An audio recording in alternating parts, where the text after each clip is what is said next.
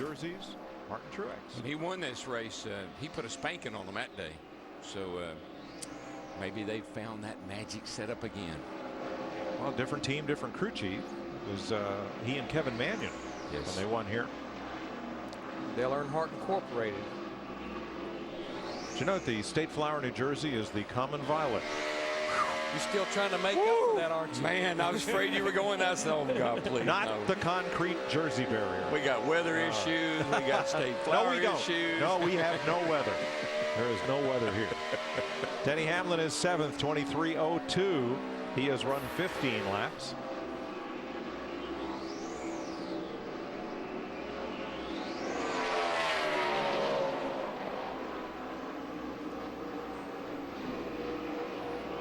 That is a pretty good looking car, and I like that paint job. Yeah, Jeff Gordon, top 5. They're pretty happy because, as you can see, nobody's giving any hand signals here. Nobody's talking about what the car is doing. I think they're working under the hood. Well, they've spent 50 minutes, it appears, working on qualifying. You almost get a feeling now with about 30-35 minutes to go in this practice, they may try to get a race run in before this practice ends, with another practice coming later on this afternoon. Mark Martin, who we're told has switched over to race setup with the 6th fastest lap. Matt? Mike, the rest of this session could be very interesting for the guys in qualifying trim. About 30 minutes or so left. Jimmy Johnson's car up on jack stands. We're trying to cool it back down. He told Chad Knaus that the car cuts very well in the corner, and he says it's very comfortable. He feels like they can go a lot quicker, so it should be interesting to see what Chad can pull out of his hat here.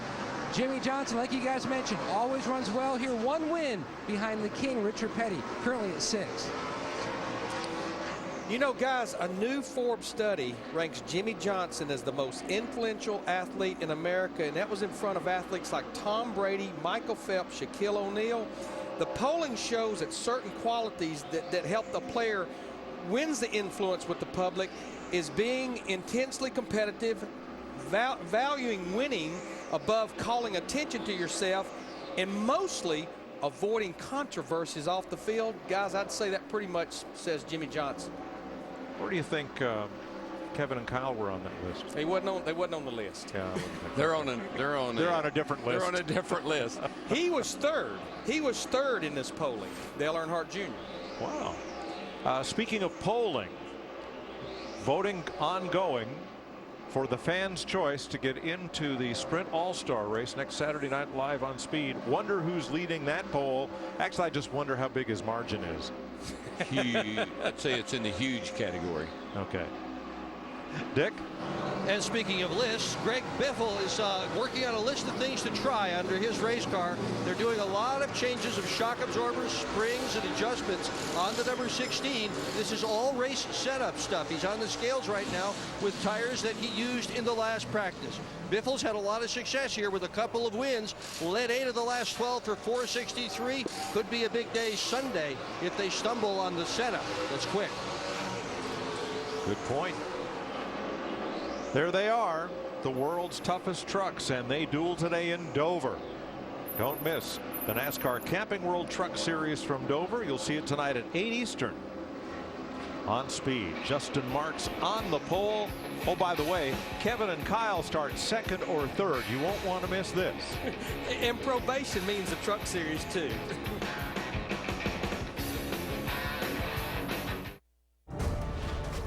One of the most exciting nights in all of motorsports. It's a good night to get even with somebody. The NASCAR Sprint All-Star Race, Saturday, May 21st, 7 p.m. Eastern, only on Speed.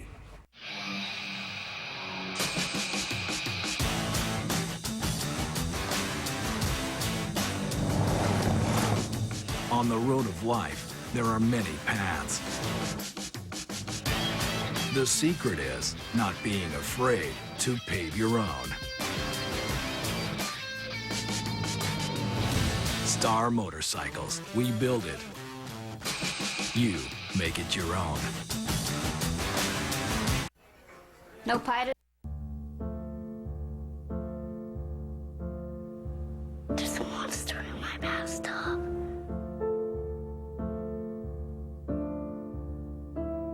There's one on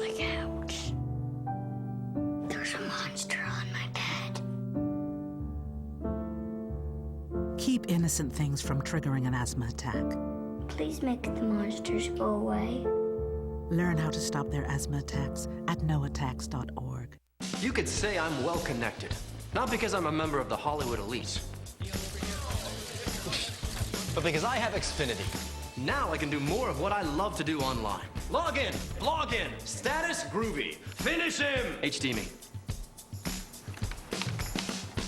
Easily surf, download music, and share pictures online. Get started with Xfinity Internet for $19.99 a month for 6 months. Call 1-800-XFINITY today.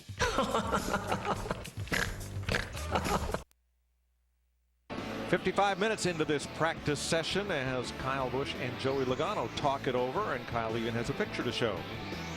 And 5-time to the top of the board, Jimmie Johnson. Now they got to be looking at the attitude of their car, where they are in the turn, what line they're running. I'm thinking that he and Joey are having a conversation about where are you, where are you entering the corner, where are you exiting the corner, things of that nature. Well, that conversation began before we went to commercial, and it has continued for some time. You're going in higher than I am. You're entering the corner later than I am, one way or the other. So they're just talking about corner entry and what the line they're running, I believe. And that's probably some pictures that they're looking at. Well, no, I'm sure it is. Joey is 19th. Kyle now 3rd. A.J. Allmendinger to the top of the board. And here's Paul Menard, who's 23rd. And the Dinger just clipped off a lap at 22.70 in the Best Buy Ford. Oh, they'll inch it on down there. The track record 22.28. Jeremy Mayfield, June of 2004. Oh, excuse me, 2004. These cars have, I think the balance on this car is pretty good now, front to rear. They got good downforce, and that's a big bonus for the guys. Plus, unbelievable amounts of horsepower. These cars are, pardon the expression, they are ate up with horsepower. Back to A.J. Allmendinger, as we watched Paul Menard in the 27 car, I can't say that's a huge surprise, Mike, because last September, A.J. qualified on the outside of the front row and led 143 laps of that race, had an issue on pit road, and ended up finishing 10th. Jimmie Johnson back to his garage after running what's now the second quickest lap of the day. Matt? Mike Chad Canals just told Jimmie Johnson what A.J. Allmendinger ran on the stopwatch, and Jimmy simply said, yep, I wasn't going to tell you a whole lot more earlier, but we can definitely go a lot faster. So it should be interesting to see what they can pull out next time back out on the racetrack. Casey Kane being shadowed by Dick Bergman, or was... Yeah, got a little hitch in his giddy up there. He's still favoring that knee a little bit, looks like. He's only, what, 3 weeks, maybe 3.5 weeks from having that procedure on his knee. Right around the off weekend we had a few weeks ago. David Gilliland, now he will have to qualify on time. He is 32nd on the speed chart. Nope, excuse me, I'm mistaken. He does not have to qualify on time. And he was 32nd, now 33rd. Dick? Well, Casey Kane, the last 2 weeks, you and your team have simply come alive with your 2 best finishes of the year, a pole, leading a lot of laps. What's cooking? It's been good. It's the whole Red Bull team's doing a great job. Toyota engines are running strong, and it's been fun. Kenny Francis, he's great to work with in this team, so we've been communicating really well, and the pit stops have been awesome. It's been a solid team effort, and we have a long ways to go. I feel like we're doing pretty good right now, but we definitely have some things where we can gain still. And this car's good again today. In practice, I feel really confident with it, and we're getting ready to do some qualifying stuff now, but it's been good. It's been a great couple weeks. How are you feeling? How's the knee? It's pretty good. It still gets a little swelling. I try to keep it going and do things with it, bike and therapy and things like that, so it swells a little, but it actually feels really good, and it definitely feels better now than it did 3 weeks before I got the work done. Probably better now after a couple of top 5 finishes and leading a bunch of laps at the pole. Absolutely. And he had a great race car last week at Darlington.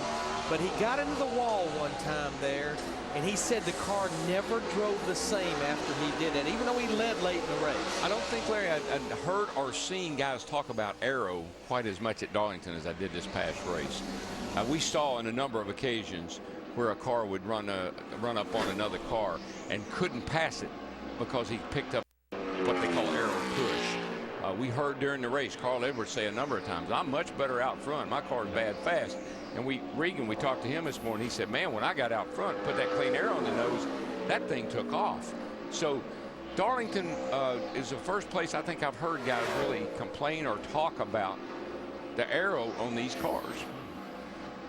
And Larry, I think you had maybe had a crew chief to tell you that there might be a reason for that at Darlington. Yeah, because you don't have a lot of options of grooves, that you almost have to run in the tire tracks of the driver in front of you, and I think that kind of enhances why the front end won't turn as good. Here's one of the 3 drivers on the better get going go or go home list. Tony Raines, Mike Skinner in the number 60, and David Stremme. Right now they are the 3 who are most at risk of missing this race. You will not sully the family name with that commoner.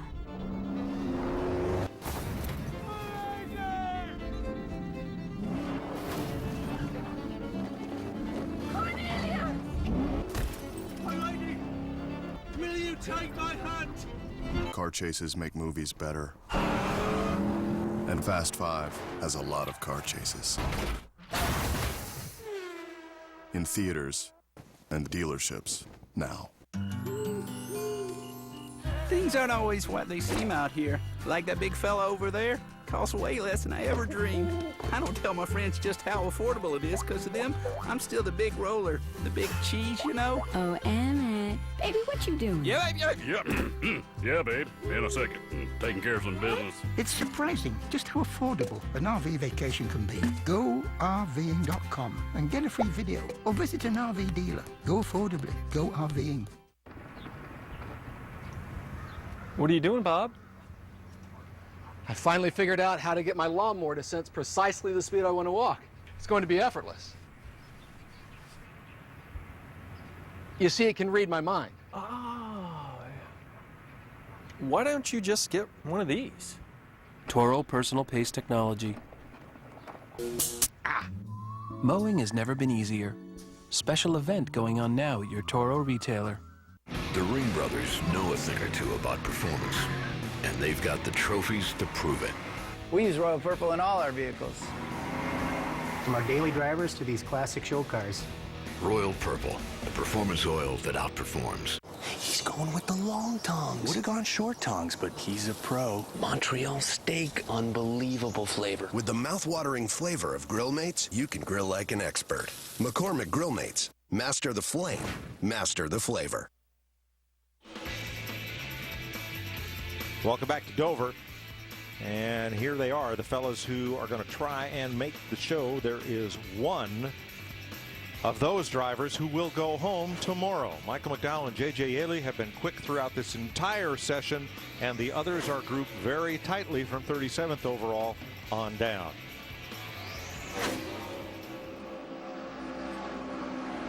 Jeff Burton is 13th right now. His teammate Kevin Harvick 5th. But the difference between them is only about a quarter of a second. Jeff Burton's team, they just keep looking for a place to stop the bleeding. Their best finish this year, 11th at Texas, 24th in the points, but he did finish second here in both races last year. One of them was a coulda, woulda, shoulda, won it affair. Had several of those last year, actually. Yep. And he jumps up to 13th with that one. Darrell, I found it interesting talking to Richard Childress's teams this morning in the garage area. You know, realistically, they had 2 engines that had problems. Jeff Burton blew up, had been running hot most of the night. Paul Menard actually blew up on the last lap. And what it was is the radiators clogged up. with like sand. Yeah. And one of the crew members told me, quite honestly, it was self-inflicted. I don't mean to get too technical here, but you can have a radiator where the fins are really spread out or really tight, and he said we had too many fins per inch. The fins were too tight and the stuff just clogged the radiator up. What we used to do there, Larry, was we would actually run a different screen on the grill opening to keep that sand, and then we would also run, like on a dirt car, a shaker screen inside the radiator, or in front of the radiator inside the ductwork, to keep that sand and stuff, because I've had that happen there a number of times in a 500-mile race. Used to have rubber, but now it's a yeah, sand and sand stuff. and rubber. Yeah, and when you took that radiator out back at the shop, you threw it away. That stuff would pack in there so tight you couldn't get it out. Brian Newman is 27th. He and his teammate Tony Stewart are running just about identical lap times.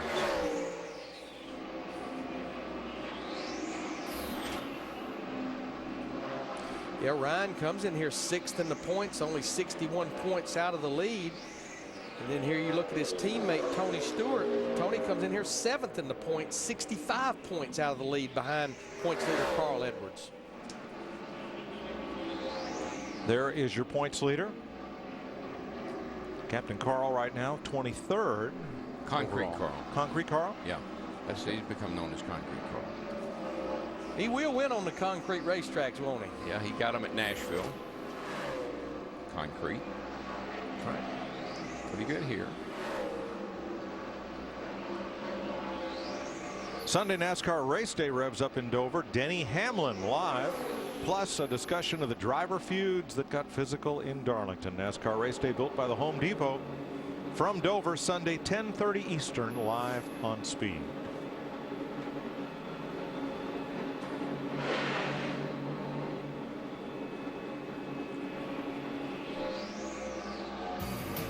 One hour and 6 minutes into this practice session. AJ Allmendinger is quickest. We'll be right back. Tonight, the trucks duel in Dover, where a monster is lurking, waiting to claim its next victim. Oh, wow! The NASCAR Camping World Truck Series from Dover. Tonight at 8 Eastern, only on Speed. Who has the best baby back ribs in America tonight? We're talking all-you-can-eat baby backs. Fall off the bone good. On an endless dinner buffet. For around $10. Golden Corral does it again. Our endless mouth-watering baby back ribs are back. Non-stop fall-off-the-bone baby backs drenched in our signature barbecue sauce. All on our endless dinner buffet, still for around $10. $10? I am blown away. Golden Corral. Help yourself to happiness. We just tested Quaker State motor oil that had driven thousands of miles in New York City taxis. And that used Quaker State still passed these critical tests for brand new oil, even when it's ready to be replaced. Quaker State, real, durable oil.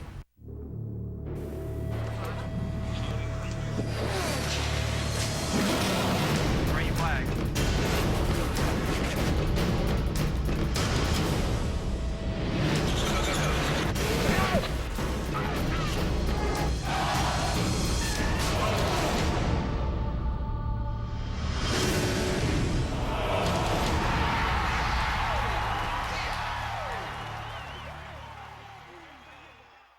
Well, I know one thing about marketing. The more logos you put in one place, the better. Having something unique is better. Check it out. The Shell nitrogen-enriched cleaning system acts as a barrier to help protect against performance-robbing gunk.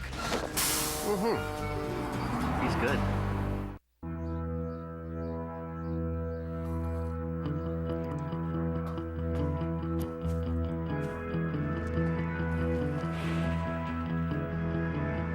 There's a new team in the garage. NASCAR and the American farmer are working together to introduce American ethanol. A renewable energy solution that is the right choice for the future of our sport, our country, and our planet. It's a brand new race day. Sprint brings you an inside look at what's happening now inside the NASCAR Sprint Cup Series. Most laps run in this session, 44. For Brian Vickers. Remember, Vickers missed both Dover races last year due to illness. Good to have him back. For more NASCAR stats, in-car audio, live race radio, check out NASCAR Sprint Cup Mobile at sprint.com/speed.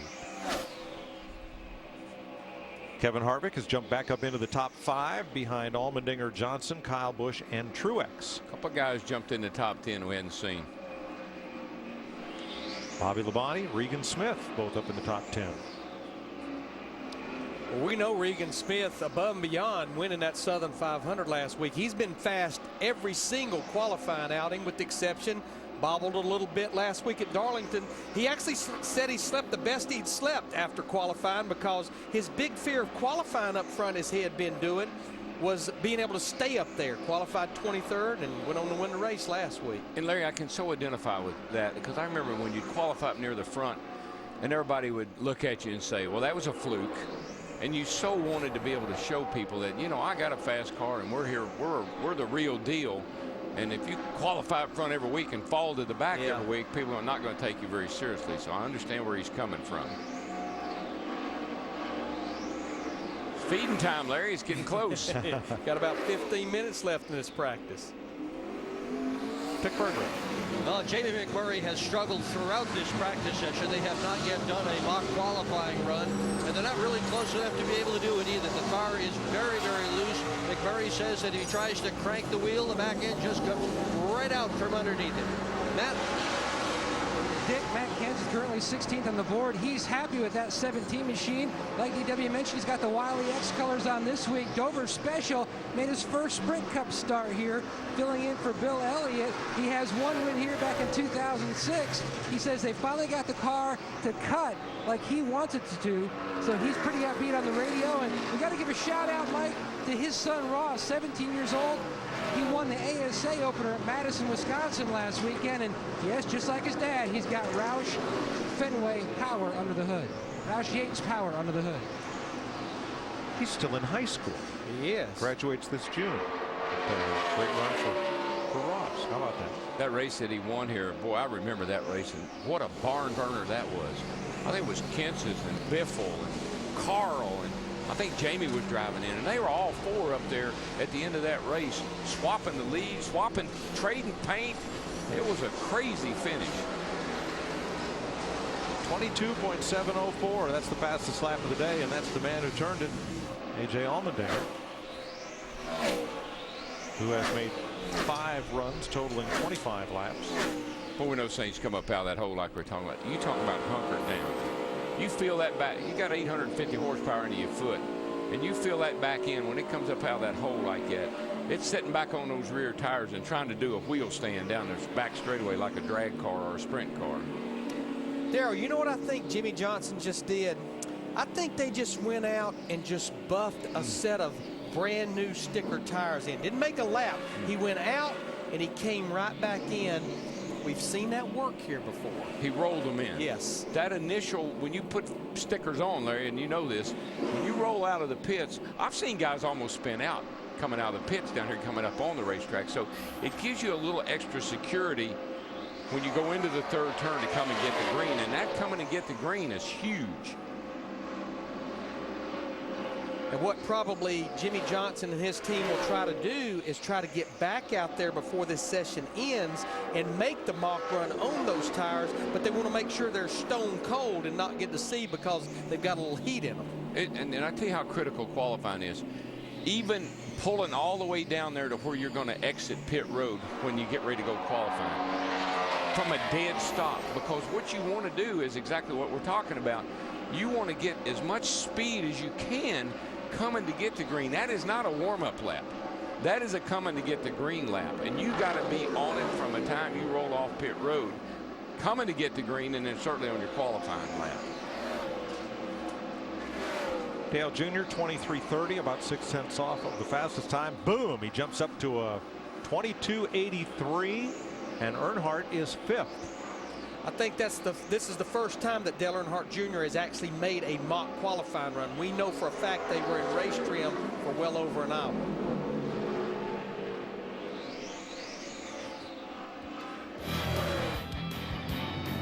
Hour and 13 minutes into this practice session, A.J. Allmendinger still quickest.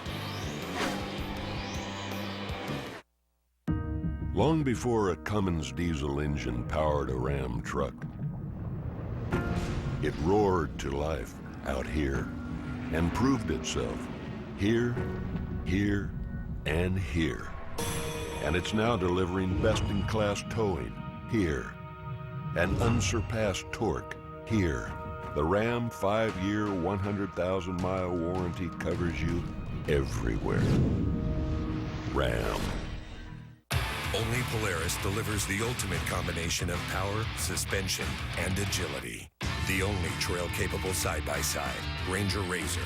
The only sport performance side-by-side, RZR S. The only 4-seat sport, RZR 4. And the only extreme performance side-by-side, the 88 horsepower RZR XP. Razor sharp performance only from Polaris. Huge rebates and low financing are available right now during the Polaris XP sales event. Well, everything looks good. I think someone at my friend's school has this thing called autism. My friend's brother's son has autism. My neighbor's son has autism. My son has autism. Autism is getting closer to home. Today, 1 in 110 children is diagnosed with autism. That's a 600% increase in the last 20 years. Learn the signs at autismspeaks.org. Good night, sweetheart. Rest time to The year was 2011. Overwhelmed by the more than 60,000 on-demand choices offered by Xfinity, on TV and online, satellite TV began its slow but inevitable retreat. Xfinity, now with 10 times more on-demand choices than satellite.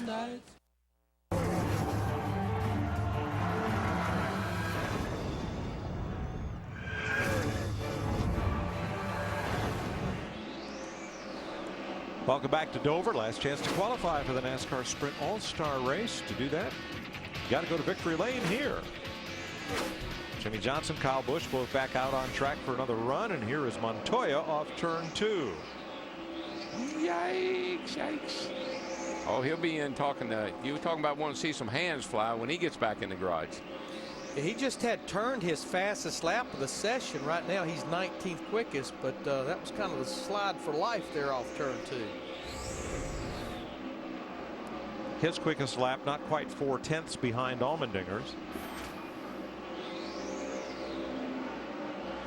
Yeah, that wasn't what you'd call chopping wood. That was swatting bees right there. Uh-oh, hood up on the 18, Matt. Mike, 9 minutes left in practice. You can see the guys already preparing to take the motor out of the 18 of Kyle Busch. It has blown up. And if you remember, Joe Gibbs Racing had a lot of engine woes in the beginning of the season. They felt like they had their arms around it. So what this means here is they'll still be fast, I'm sure. They'll still qualify well, but no matter what, he will have to start this 400-mile race on Sunday at the end of the field because of this engine change. So that'll be exciting. Well, it will be exciting to watch him try to work his way through, because this place, when the guy that starts up front on the pole, front row up there, it's a lot like Bristol. You will catch up with the back of the field here in a hurry, so you can't mess around. You got to go. And forget about gaining spots on pit road, because you're going to be, you're likely to be in the midst of other cars, rather than have one of those prime spots that goes with qualifying well. No, for instance, if he sits on the pole, he still gets #1 pit selection. Okay. You still pick your pits by where you qualify. You just have to go to the rear of the field for the race. Understood. But I'm sure this makes the entire Joe Gibbs camp a little nervous with everything they've been through this year with engines. Looked like they were working in the valve train area right there, though, didn't it, Larry? Rather than hooking up to pull that engine out right away. And you know what? I saw Jared Eggerts there. A lot of the guys from the engine shop at Joe Gibbs Racing, before they pull the red alert switch, they may absolutely make sure something is definitely big time wrong with it. I saw the oil pump belt off, which means they're probably going to look and see if there's any debris in the oil itself. That's a good indicator. The air cleaner was still on the engine. Normally, if you're going to pull the engine out right away, now it's gone. So, but you see the oil pump belt there. That usually they'll pump a little oil out of it. That's what he's doing right there. See if there's anything in it or not. All right, so they're working down at the oil, getting that oil pump, getting that hose routed to probably take a look at the oil. They just see want what they see. They'll analyze the oil. If it's got pieces of metal in it, then they know the thing's coming apart.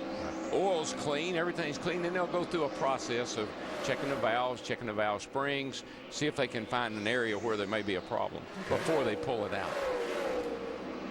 Bobby Labonte coming off track. He is 14th quickest. Now, as this happened, listen in.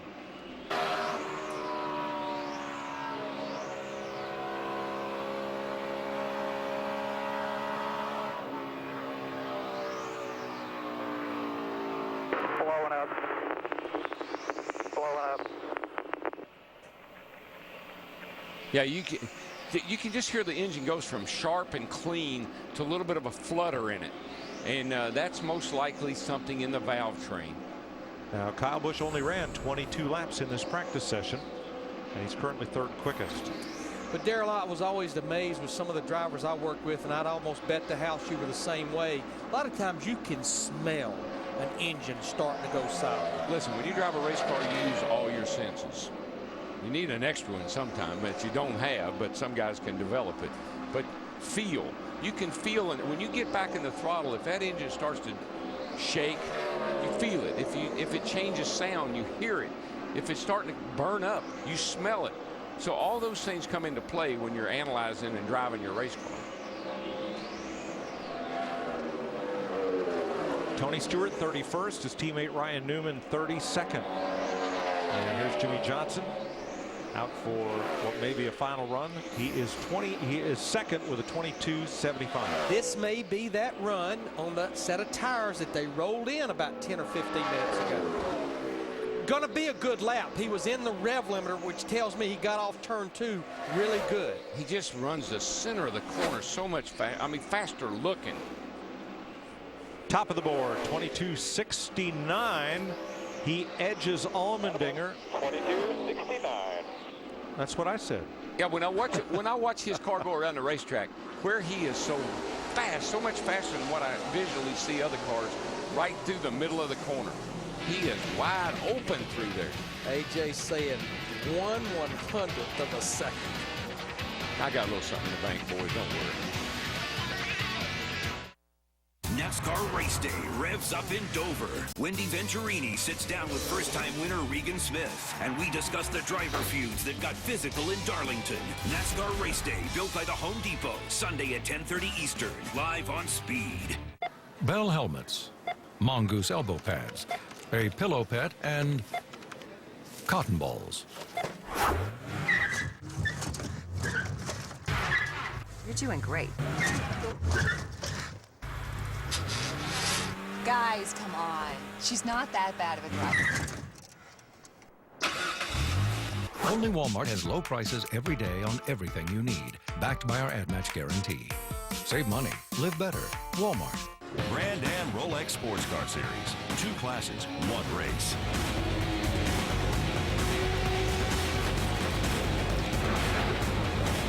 See it on Speed. Saturday, 5 p.m. Eastern, 2 p.m. Pacific. Go spend a little more time and a little less money. Go to Bass Pro Shops for great deals at our stores and at BassPro.com. And now for a limited time, buy a Sun Tracker Party Barge 24 and save $1,300 on an optional trailer. This copyrighted telecast may not be reproduced, retransmitted, or used in any form without the authorized written consent of NASCAR Broadcasting. NASCAR would like to thank all of our loyal fans for your continued support, and we hope you enjoyed today's broadcast.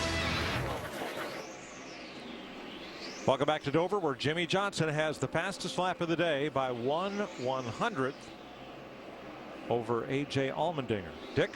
And the Dinger almost won here last fall, led 143 laps after starting second. What do you got for us Sunday? We know you're going to be fast in the time trial. Yeah, it's the best by 4 is really fast. We did the Goodyear tire test here and felt like we made our stuff better around this place. And my favorite racetrack, I love this place. It's awesome to show up here and drive this. So not too bad in practice right now. I feel like race trim we're pretty good, qualifying trim we're pretty good. We're not sure what the weather's going to do, so got to go out there and put up a good lap. So far so good. We'll just keep working on this best by 4 and see what we got. When a guy likes a racetrack, he's fast at that racetrack. Good job. You bet. Dale Earnhardt Jr., third fastest, 22.71. So we've got a 69, a 70, and a 71.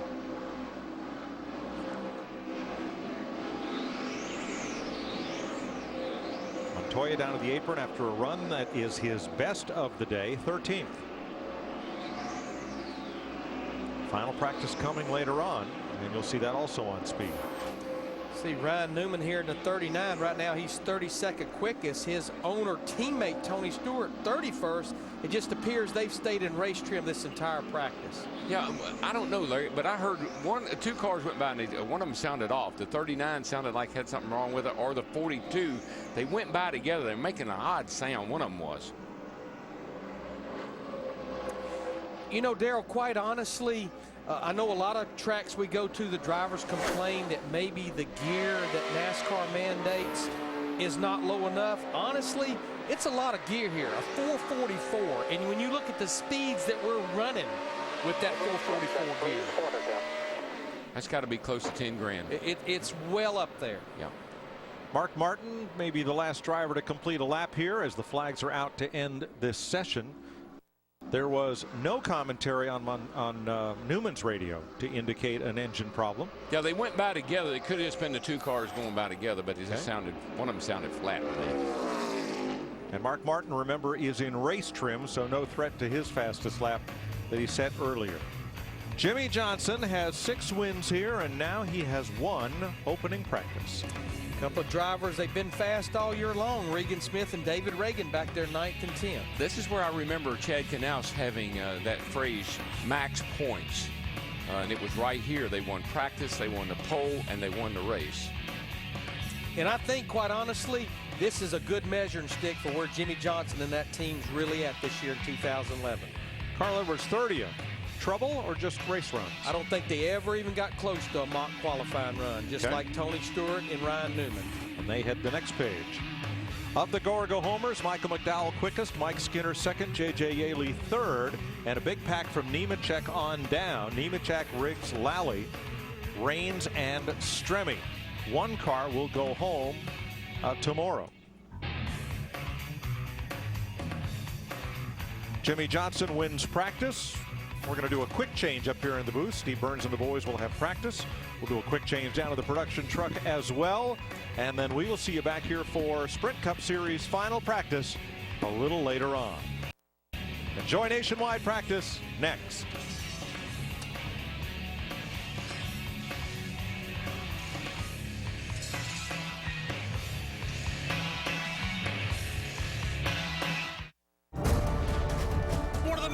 Exciting nights in all of motorsports. It's a good night to get even with somebody. The NASCAR Sprint All-Star Race, Saturday, May 21st, 7 p.m. Eastern, only on Speed. Like racing? Like money? Like Speed on Facebook for your chance to win $10,000. Watch the All-Star Race to get a special code that'll give you more chances to win. With 10 grand on the line, what's not to like? Wonder where the Durango's been for the last 2 years? It toured around Europe getting handling and steering lessons on those sporty European roads. It went back to school, got an advanced degree in technology. It's been working out, more muscle and less fat. It's done more in 2 years than most cars do in a lifetime. Now lease the all-new 2011 Dodge Durango Express all-wheel drive for $359 a month for well-qualified lessees. He's going with the long tongs. Would have gone short tongs, but he's a pro. Montreal steak, unbelievable flavor. With the mouth-watering flavor of Grill Mates, you can grill like an expert. McCormick Grill Mates. Master the flame. Master the flavor. Well, I know one thing about marketing. The more logos you put in one place, the better. Having something unique is better. Check it out. The Shell nitrogen-enriched cleaning system acts as a barrier to help protect against performance-robbing gunk. He's good.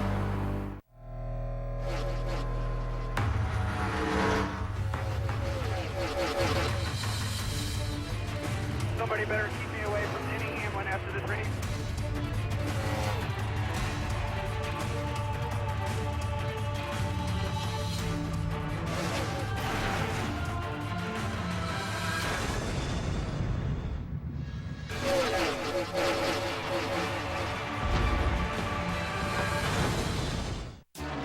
Sports mixed it up in the Music City as Kyle Busch stormed to victory in Nashville.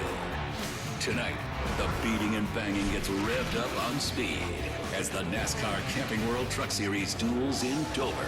But drivers beware, because a monster is lurking. These guys are all a little bit nervous right now. Waiting to claim its next victim. Oh, wow! The NASCAR Camping World Truck Series from Dover. Tonight at 8 Eastern, only on Speed. One of the most exciting nights in all of motorsports. It's a good night to get even with somebody. The NASCAR Sprint All-Star Race, Saturday, May 21st, 7 p.m. Eastern, only on Speed. Like racing? Like money? Like Speed on Facebook for your chance to win $10,000. Watch the All-Star Race to get a special code that'll give you more chances to win. With 10 grand on the line, what's not to like?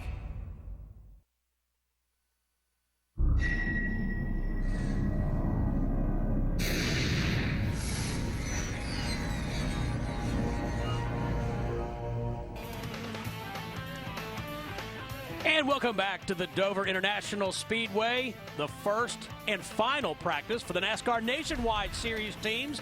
Makes it of the utmost important, a 2-hour session to get their cars dialed in for tomorrow's qualifying session and race tomorrow afternoon. Let's take a look at the weather here in Dover, Delaware. Just 63 degrees, a little bit of wind and overcast here at the Monster Mile.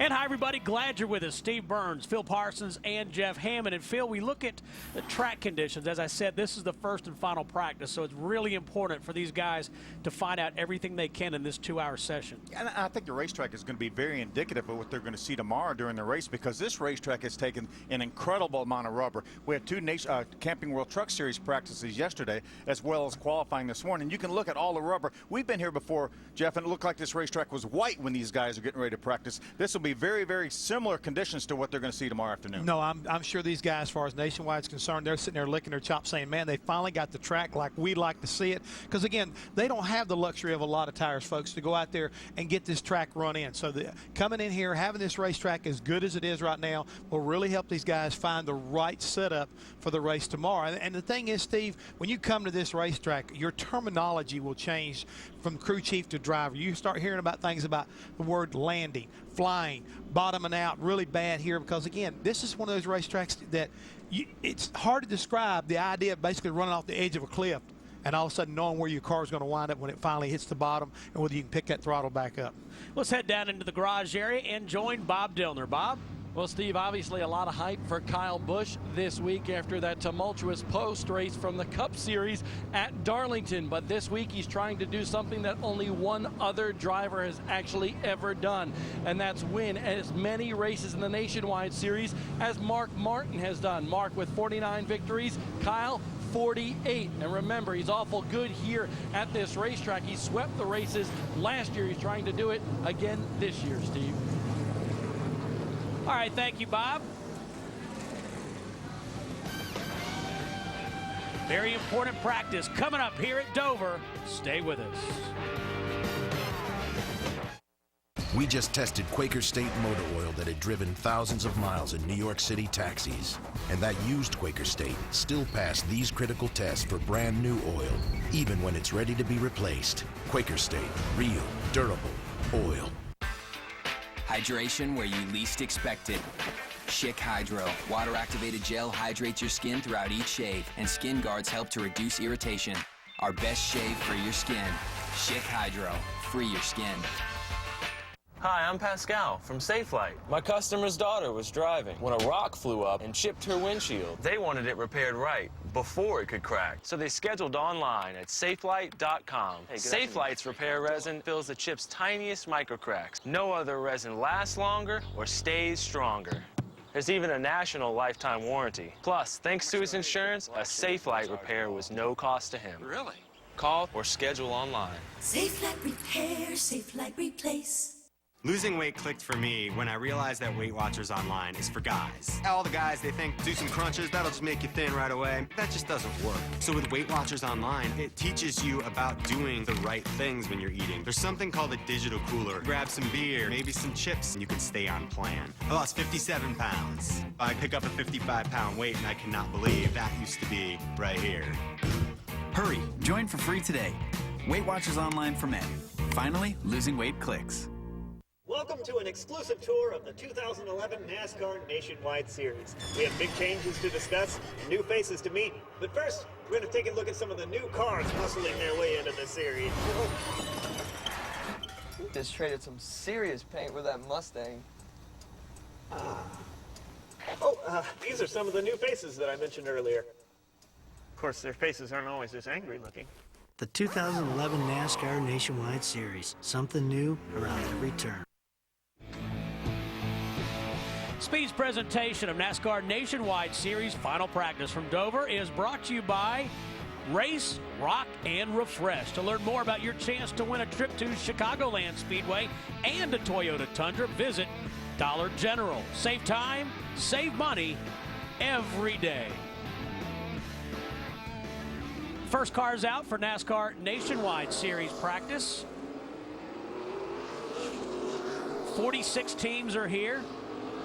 We saw the 16 car going to break. Want to update you on that. It says Trevor Bayne on the above the window there, but I spoke to an official at Roush Fenway Racing today. Kevin Swindell is in the car this weekend. Now, what they're saying about Trevor is they do expect him to be at Iowa next weekend for the nationwide race and in the All-Star race at Charlotte Motor Speedway. That's great news. I saw Eddie Wood the other day, and he said he wasn't really sure.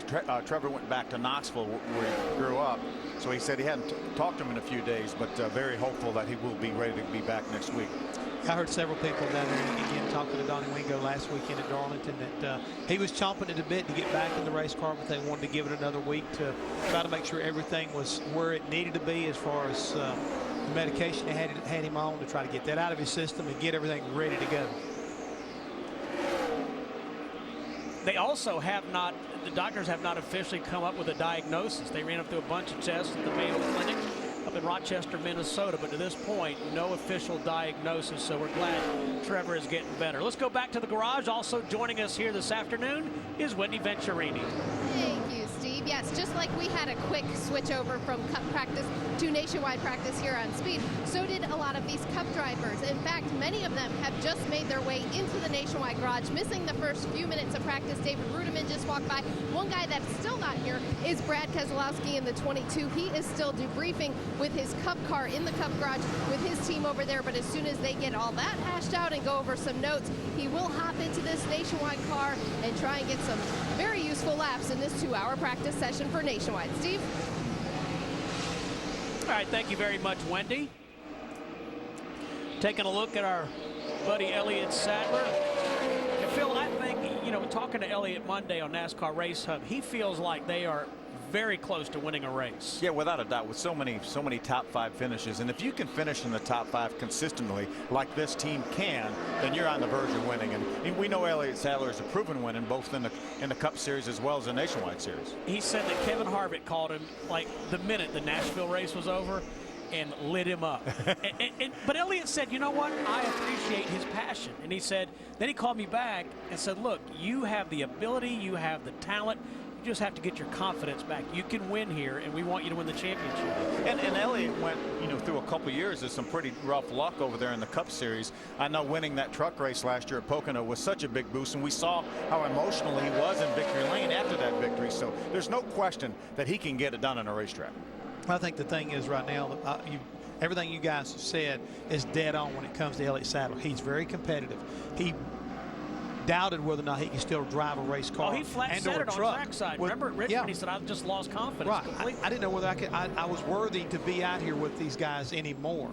And I think Kevin and Delana Harvick have boosted his confidence, and he's found a renewed desire to put forth the effort to be able to be a good race car driver and to be able to win. And right now, being this close as far as points are concerned, second to points, there's no reason. I think that Kevin and Delana, as well as Elliott, will tell you, if they don't win a championship, they don't win races, it's a disappointing year, even if they finish second. You know, they've got to win this championship. Bob Dillner. Well, before Clint Boyer gets out on the racetrack in the 33 machine, they want to make sure that he's comfortable inside the cockpit. And from the moment that he climbed into that race car, he noticed one thing when he went to snap on that steering wheel. It wasn't the right size that he's accustomed to. He said the steering wheel was just a little too small. They're looking for a little bit bigger steering wheel. So right now, they're going to put in a steering wheel, make sure that he's comfortable with it so he takes those initial laps on the racetrack. Wendy?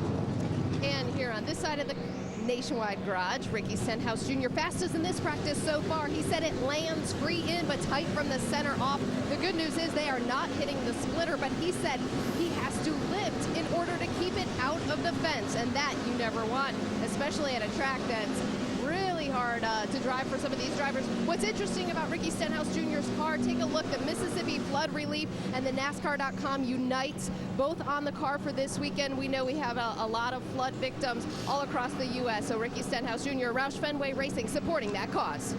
And Wendy, he is from Olive Branch, Mississippi, which Ricky told me is not too far from Memphis. So he's really concerned about the folks that are near the Mississippi River. As well as he should. I mean, I think everybody in this whole country, they're watching all these folks and how they're going to deal with this, I mean, impending disaster, because, I mean, it's kind of like one of those things, Steve, it's not going to it's not happening like a snap of your fingers. I mean, it's something that is this, the water rising. They're talking about there was like 12 inches from being over flood stage there in that one area, and it's just going to be one of those things. It's just going to really be hard to watch. It really is, and I'm glad to see Ricky and a lot of people stepping up in the NASCAR community, willing to try to, you know, be ready and be willing to help people in that area. Now, I want to go back and ask Phil Parsons. We're taking a look at Kevin Harvick's car right there being driven this week by Clint Boyer. The thing is, he wanted a steering wheel change. He wanted to go larger. A lot of times you hear drivers today say, I want to go smaller. But here at Dover, that doesn't really surprise me. As quick as these cars get around here, as tight as these turns are, I would want a bigger steering wheel, because that would kind of slow everything down a little bit. Am I correct? I think you're absolutely right. And even with that, though, they'll run a pretty quick steering box here. Mm-hmm. Some guys will run a 10-to-1. There may be even a couple 8-to-1 steering boxes, which is about as quick as you can get. But now I think Clinton's going to actually temper that a little bit with that little bit bigger steering wheel, because you get an 8-to-1 steering box here. It does. You turn the wheel and it turns those front tires. There's no slack in that thing. Now, folks, I want you to watch what's going on here. You see the mechanic in this area right here. We don't have what you would call tilt wheel, but we do have adjustment, and you can adjust these wheels up and down. You see Clinton there, you know, he's getting to where he thinks he needs for it to be as far as the relationship, as far as his body's concerned, and as far as the angle of his arms. All of these things I think are very important to the comfort of a driver, and we talk about it a lot. But Phil, having driven, if you're not comfortable in that race car, you know, you can't focus on what the car's doing because you're too busy trying to hold yourself in the seat or wrestle with the steering wheel, or your arms will get tired. I mean, there's so many things that go into it. You have to make that driver feel like he's basically, I'm going to use the term, almost like being held in his mother's arms. That's right. And especially at a racetrack like this. Mm-hmm. You go to Daytona, Talladega, you can get away with a little bit there. If the steering wheel's not exactly right, your seat's not exactly right, but there's so much pressure and centrifugal force in the corners of this racetrack, you better make sure that that seat is tilted the right way, both fore and aft and side to side, and as well as that steering wheel being exactly where you want that thing.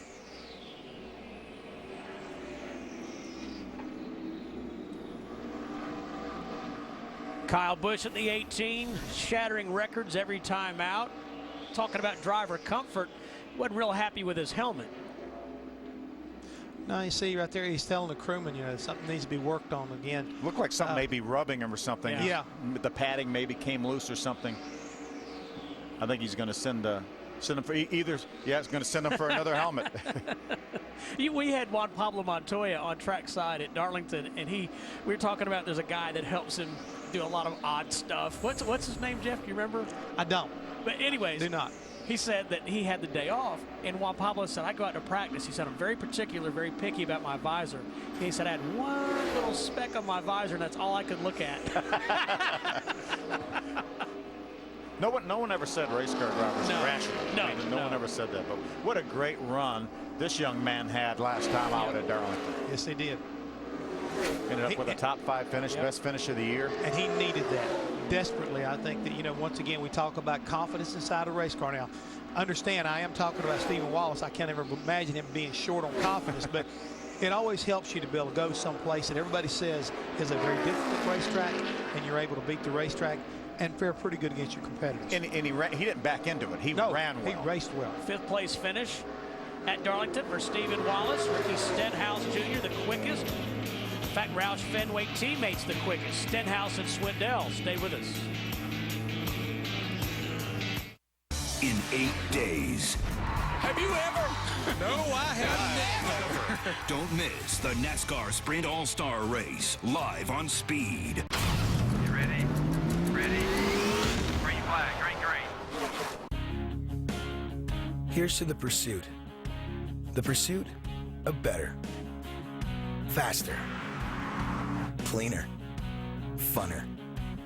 Here's to the pursuit of advancements that help make new engines possible and dreams a reality. Here's to the pursuit of another 100 years of earning America's trust. Not just oil, Pennzoil. Is your computer running slowly?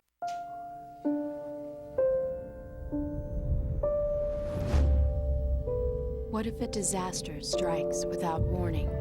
What if life as you know it has completely turned on its head? What if everything familiar becomes anything but?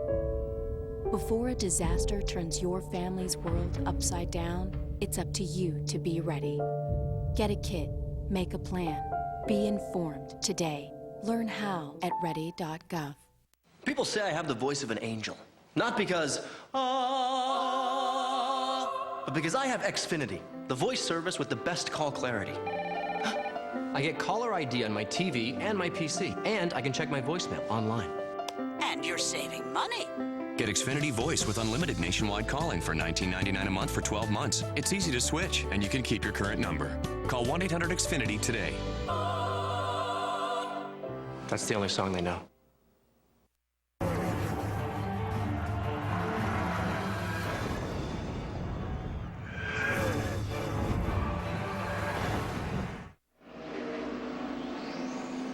Back in Dover, Delaware, 24 of 46 drivers have taken on the Monster Mile here early, just 11 minutes into practice.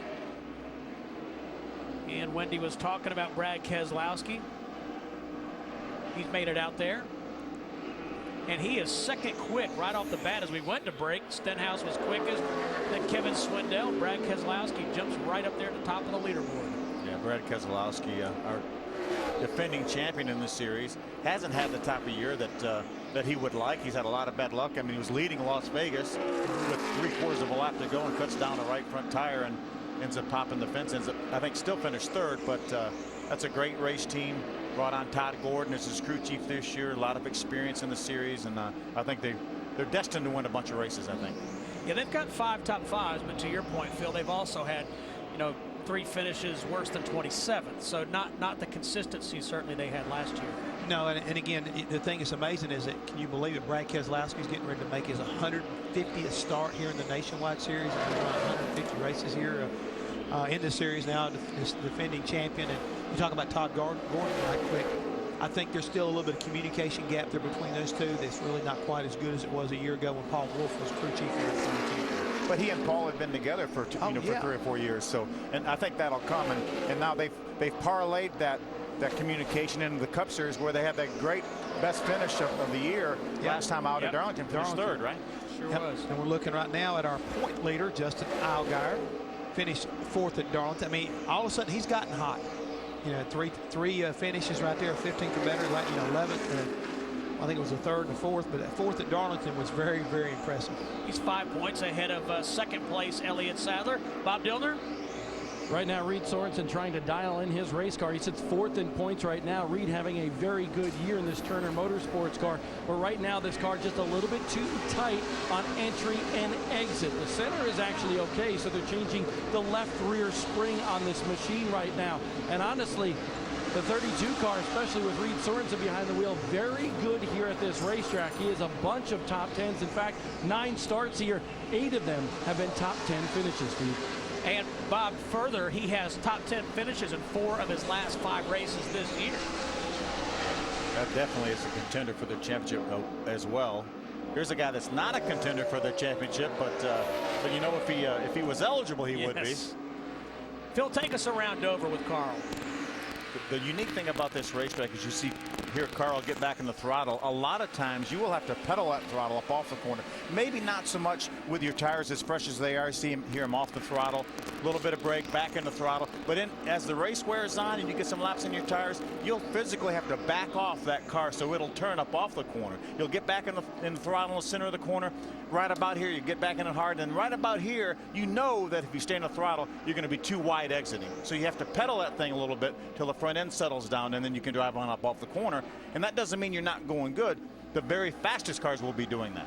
Jeff talked about landing. We just went into turn 1. Then Tony Stewart told me the other night, coming off turn 2 right there, the car can just kind of hop if you don't hit the exit just right. Yeah, and this racetrack obviously is a very smooth concrete racetrack, but there's still some ripples and some seams, and these cars will have a tendency to bounce on this racetrack. You can see Carl's car bouncing at a slow rate of speed as he's just going down the straightaway as he makes his way back towards the pits. But a very, very tricky racetrack, and one that's a lot of fun for the drivers because it's very challenging, and you get a sensation of speed at this racetrack. Some of the other racetracks, the mile and a halves, you never get down below 170 miles an hour. You don't get that much of a sensation of speed, but when you get to 175, 180 miles an hour at the end of the straightaways, you know you're going fast. Yeah, and right now, Carl, even though his car may not be perfect, good enough for third. Bob Dillner. Well, Jason Leffler is part of that Turner Motorsports group, guys, and we were just talking about Reed Sorensen. He's doing pretty good on the racetrack right now, top 10 on the speed charts. Well, he just walked over to talk to Reed Sorensen just moments ago, and I said, hey, what are you doing? He says, we think the 32 is the best of our bunch so far. Jason Leffler likes this racetrack very well. He says right now his car is bottoming out on that splitter in the corners. And Bob, Jason Leffler, another guy who's finished in the top 10 in his last 5 Dover starts in the Nationwide Series. You talked about Reed Sorensen. Hey, Phil, I have a question. How similar or dissimilar is the concrete here to what they race on in Nashville? I think it's very similar. Again, the same people in Dover Downs Entertainment or whatever owns the racetracks. It's very similar. I think Nashville may be just a little bit smoother than this race. This was the first one of this size that we turned into concrete. Look at all that rubber we were talking about at the very open of the show. It is laying down for sure. But this is a very unique racetrack. You don't drive this racetrack like you drive any other racetrack. You can't go to somewhere to test for this racetrack. This is a beast all of its own, or a monster, as it were. Monster. Because this one will take a big bite out of you when you make a mistake. This place opened in 1969. The King, Richard Petty, won the very first race. Phil talked about concrete in 1995. Kyle Petty won that race. Hi, this other store has these for 20 cents less. What? Match it. Match it. Match it. Match it. Match it. Match it. 20 cents less. What? Just match it. Match it. Match it. Match it. Match it. Match it. Match it. Match it. Match it. Match it. Thank you. Got it.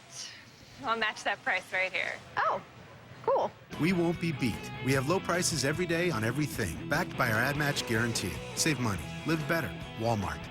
He's going with the long tongs. Would have gone short tongs, but he's a pro. Montreal steak, unbelievable flavor. With the mouth-watering flavor of Grill Mates, you can grill like an expert. McCormick Grill Mates. Master the flame. Master the flavor. Everyone on my team always wants something different for dinner, and I am not a short order cook. That's why we're headed to CC's Pizza for their $4.99 endless buffet. The variety is unbelievable. I know I can finally relax when I hear. Hi, welcome to CC's. We're here in this auto graveyard to demonstrate a remarkable car polish. New Finish, the once-a-year car polish. Simply wipe it on and just wipe it off. It's that easy. And look, New Finish restored a deep, hard shine even to this weather-beaten car. We polished this car with New Finish and ran it through 52 car washes. Even after heavy-duty detergents and powerful scrubbing, the water still beads. So get New Finish. Available at Advance Auto, Target, O'Reilly Auto, Walgreens, AutoZone, Walmart, and other leading stores. How to choose car insurance without feeling like you've been ripped off. Take identical cars. One covered by Geico, the other by 21st Century. Then you file the same claim. Let's say, theft. Both are covered. Both get new stereos. But drivers who switch to 21st save around $474 a year. Now that's a steal. Call 877-244-5177. 21st Century Insurance. The same great coverage for less. NASCAR Nationwide Series final practice continues here on the Monster Mile. Who's quick? Ricky Stenhouse Jr.'s fastest lap is a 23.62 seconds, Phil, which equates to 152 miles an hour. Yeah, that's wicked fast around this racetrack here. These guys, when they get in qualifying trim, will probably be at least 3 or 4 miles an hour faster than that. Well, Jeff Hamm is going to be busy tonight. The biggest party in racing will be rocking and rolling at the Monster Mile. Tune in as Kevin and Delana Harvick join in on the fun. Trackside tonight at 7 Eastern on Speed. And Regan Smith, last week's winner, will also join us. Wendy? And another guy that's going to be really busy, and they just found out, is Parker Kligerman. And why is that? Well, he's in the truck race, of course, just qualified, and he ran over here because he'll be stepping in this Nationwide car for Brad Keselowski. Brad has the flu, and he's not feeling well at all. So he took the car out, ran a few laps. You see Parker had just finished up an autograph session, ran over here, literally was out of breath. And what they have to do is see if Parker even fits into the seat. I just chatted with Parker, and he said, as soon as Brad gets out, I'm going to get in the seat. We don't even know if this plan's going to work, he told me, because he's not sure about the height of Brad. Brad's a little bit taller than Parker, but Parker's going to try and fit into Brad's seat and see if it all works out. But we know that Brad is not feeling very good at the moment. And we should mention also, Phil, Jeff, that Parker is under Penske contract. Yeah, and actually drives the truck for Brad Keselowski Racing. I think it's a great choice right there. And again, Brad must be feeling pretty bad if he's willing to get out of the seat of this 22 car. Because again, this is a racetrack I know that he loves, and he's run well. You can see the difference in the height of these two guys. It looks like maybe it's about 4 inches difference right there. And it doesn't sound like a whole lot, but we talked about at the very beginning of the broadcast is getting everything as comfortable as possible. Phil pointed out, here at Dover, you've got to be comfortable. Let me ask you guys this. I think the good news is that they're both slender men. Right. I mean, Similar build. Their physiques are similar, but being shorter, considerably shorter, Phil, can you move the pedals? What can you do? You can actually put a block on the pedals. I know I did some testing back in the day for Rick Crawford in one of his trucks, and Rick is several inches taller than I am. I'll go ahead and tell him the truth. He's a foot taller than you are. Well, I don't know about a foot, but I was able just to put a block on the brake pedal and the clutch pedal and a little bit on the gas pedal, and I was able to fit in that truck without moving anything other than the steering wheel. Obviously, they're going to try to pad Parker up a little bit, but that may be something they may have to resort to, is putting a block on the pedals. And because the steering wheel, as we saw Clint Boyer doing, is fully adjustable. It's telescopic as well as you can move it up and down. So that part's going to be okay. It's just a matter now. It looks like he's going to be built up in the seat a little bit. It looks like they're putting that padding in the bottom of the seat. Well, to me, what I want to point out is that they run carbon fiber seats at Penske Racing.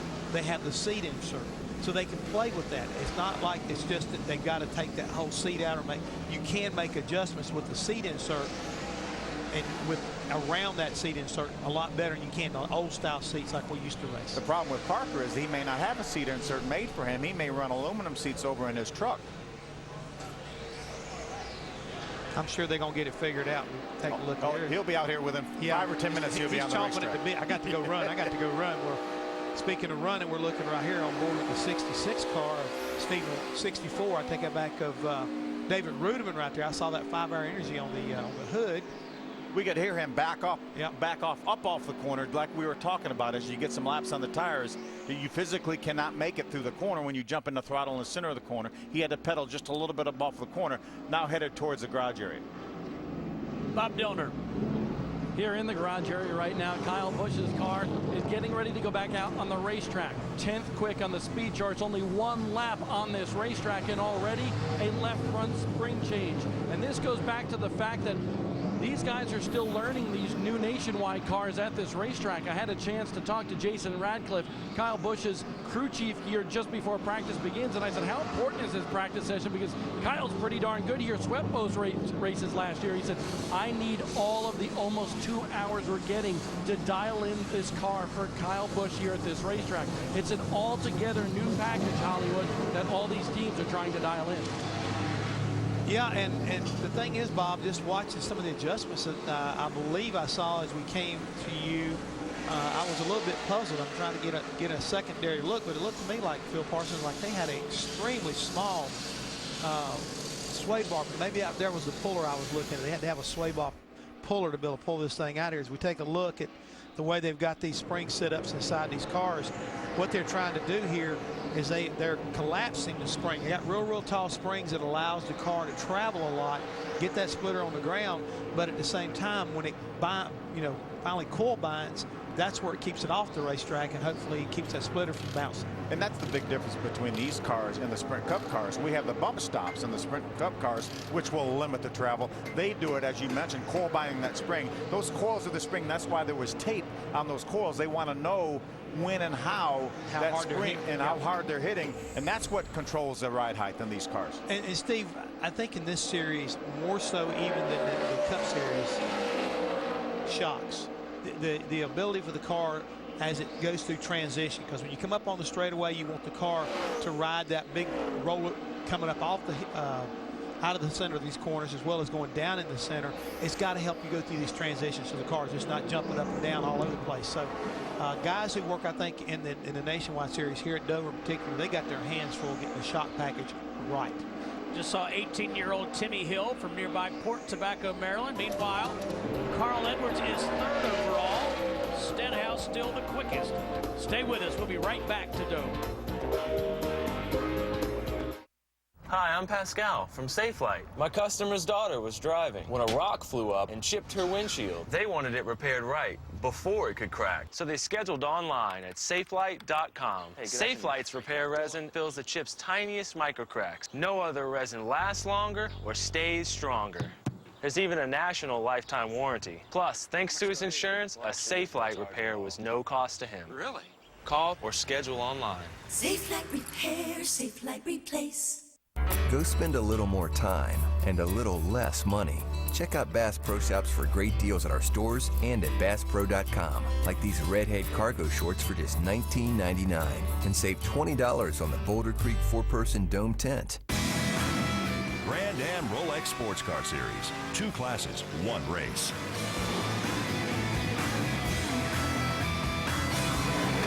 See it on Speed. Saturday, 5 p.m. Eastern, 2 p.m. Pacific. Well, everything looks good.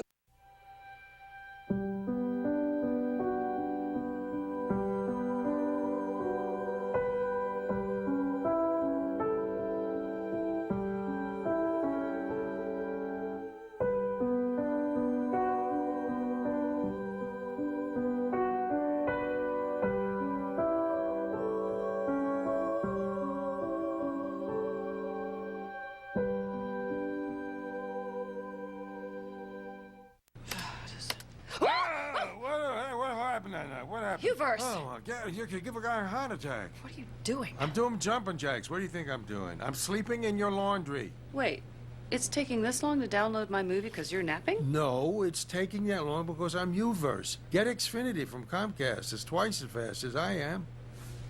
We're done here, right? I'm pretty sure we're done here. Uverse's old phone wires can't handle what Xfinity can. Visit Xfinity Can to learn more. Tonight, the trucks duel in Dover, where a monster is lurking, waiting to claim its next victim and crush any hopes of victory. Don't miss the NASCAR Camping World Truck Series from Dover tonight at 8 Eastern on Speed. What do you think, Phil? I see him covered up. Is there a monster slayer in that group? Who's going to win? Who's going to win? There's a lot of monsters. You know, we've had 11 previous truck races and never had a repeat winner in the series here. What does that tell you? Yeah. But it's a mean old monster. Yeah, exactly. It's a mean old monster. But we do have a little bit of a side story in the fact that Kevin Harvick and Kyle Busch will be starting second and third. So they're going to be very close proximity, which they were somewhat close proximity at Darlington last Saturday night.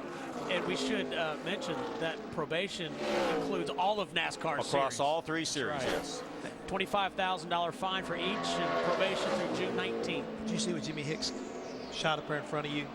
I think you kind of didn't see. I did not. The last 3 times here were first-time winners. Wow. In the truck series. That's right.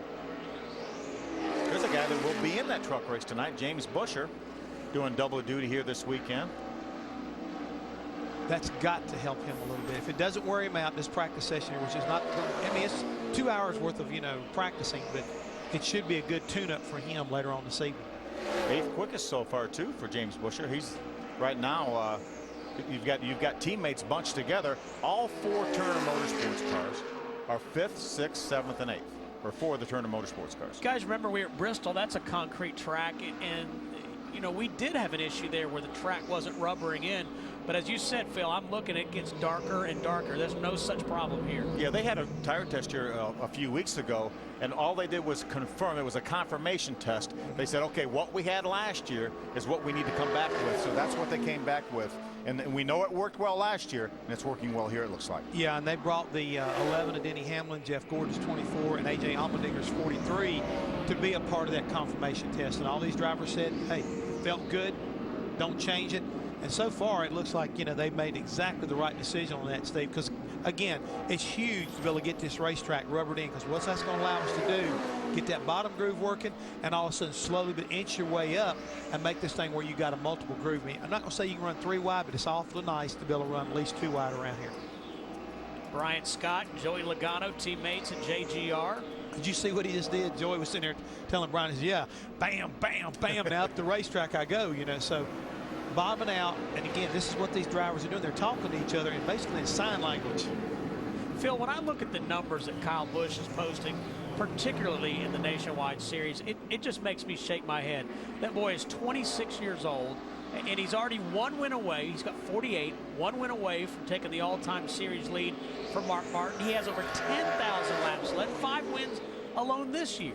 It's phenomenal, really, what he's been able to do in this Nationwide Series. And look at the competition he's had through all these races. He hasn't had any gimmies. I mean, No. he's had Kevin or Carl or Clint or all these guys here. So it is really unbelievable. Tony Stewart. And Mark Martin. Mark Martin. Yeah. I mean, it's amazing the record he's put up so far. And there's no telling where he may go. If he continues to run the Nationwide Series regularly, which I think he loves to do it. I know the other day he was bored because somebody else was driving the car. So I think there's no telling how many wins he's gonna have in this series before he's done. I just read he's going to run a late model race, I think in Wisconsin coming up. So you know, he just likes to race. We see J.R. Fitzpatrick come to pit road, and we go back to the garage and Bob. And 10th quick is Brian Scott, and you were talking to Joey Logano, your teammate there, and he likes to use his hands a lot. What was he trying to explain to you? We were just talking about the differences in our Joe Gibbs Racing cars. We have a really good short launch Toyota right now, working on a couple things to get better, but drivers, we use our hands a lot to describe what the car is doing, because when we talk to each other, that seems to be a good way to relate, almost like sign language is a second language. He's saying that his car is floating the nose and then landing, and I'm saying mine's not, I'm just tight. So they're working on a little entry, we're working on center and off, but everybody here, Joe Gibbs Racing does a great job. We unload with good cars every week, and it's nice just to be able to fine tune and try to beat everybody else here this weekend. All right, thanks, Brian. And Steve Burns, did you get that lesson? Yeah, oh yeah.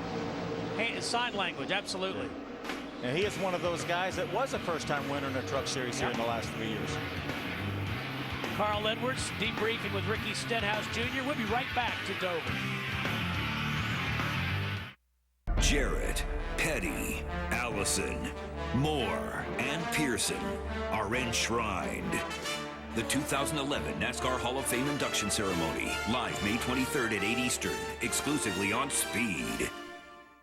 You deserve world-class emergency roadside service. Good Sam Emergency Road Service has performed over 1.5 million rescues to date. Developed and road tested for RV owners who demand the best, we also cater to truck, motorcycle, and passenger auto owners. Good Sam does not charge extra mileage for towing your vehicle to the nearest repair facility. Call 866-GO-GOOD-SAM today and pay just $56 for the first year. That's a savings of 50%. You must act now to take advantage of this exclusive offer. 1-866-GO-GOOD-SAM. Call now.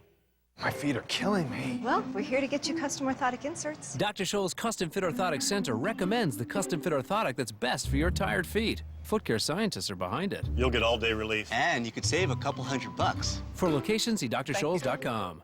It's time for the Polaris XP sales event. Sportsman XP, Ranger XP, Ranger Razor XP. 3 extreme machines, 1 extreme event. Get up to $1,000 in rebates and financing as low as 3.99% on select models from the world's best off-road lineup.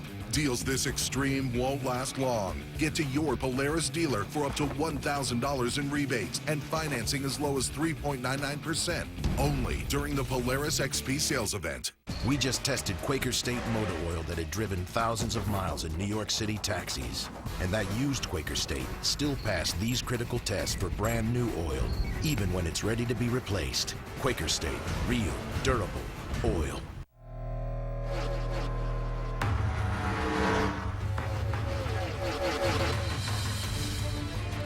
Somebody better keep me away from any Hamlin after this race.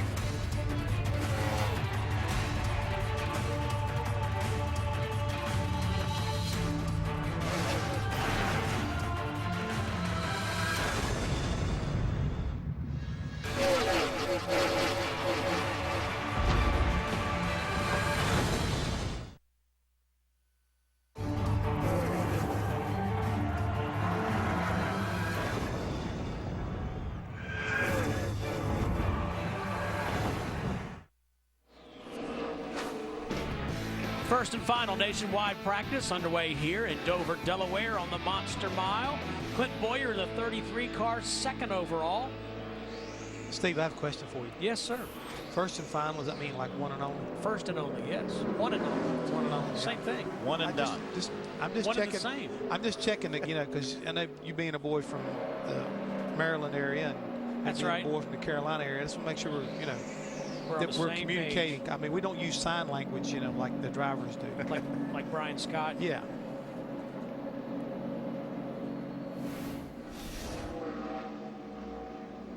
Teammates again at Joe Gibbs Racing talking now. This is Joey Logano and Kyle Busch. Hands aren't moving there.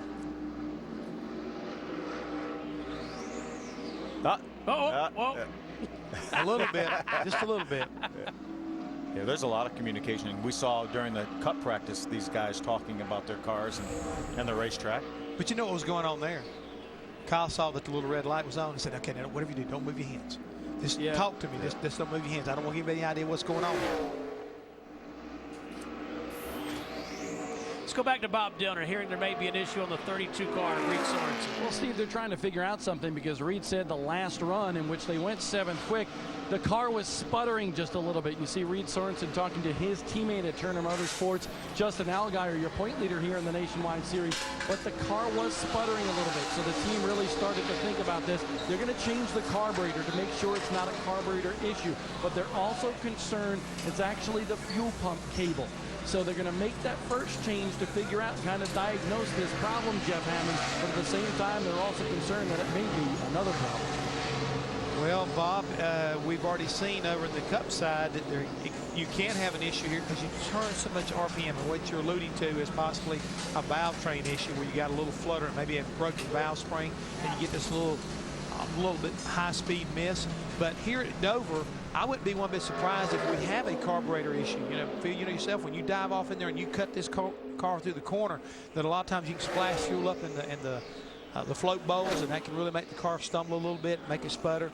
And with the mechanical fuel pump that everybody's running nowadays, if for some reason it's losing fuel pressure, it can also make it feel like it's not running right. Yeah, starve it for fuel a little bit. It really, almost two completely different things will act the same on the racetrack. Right. Either it's spilling over the float bowls as you're talking about, or starving it of fuel, and it will stumble on the racetrack the same way.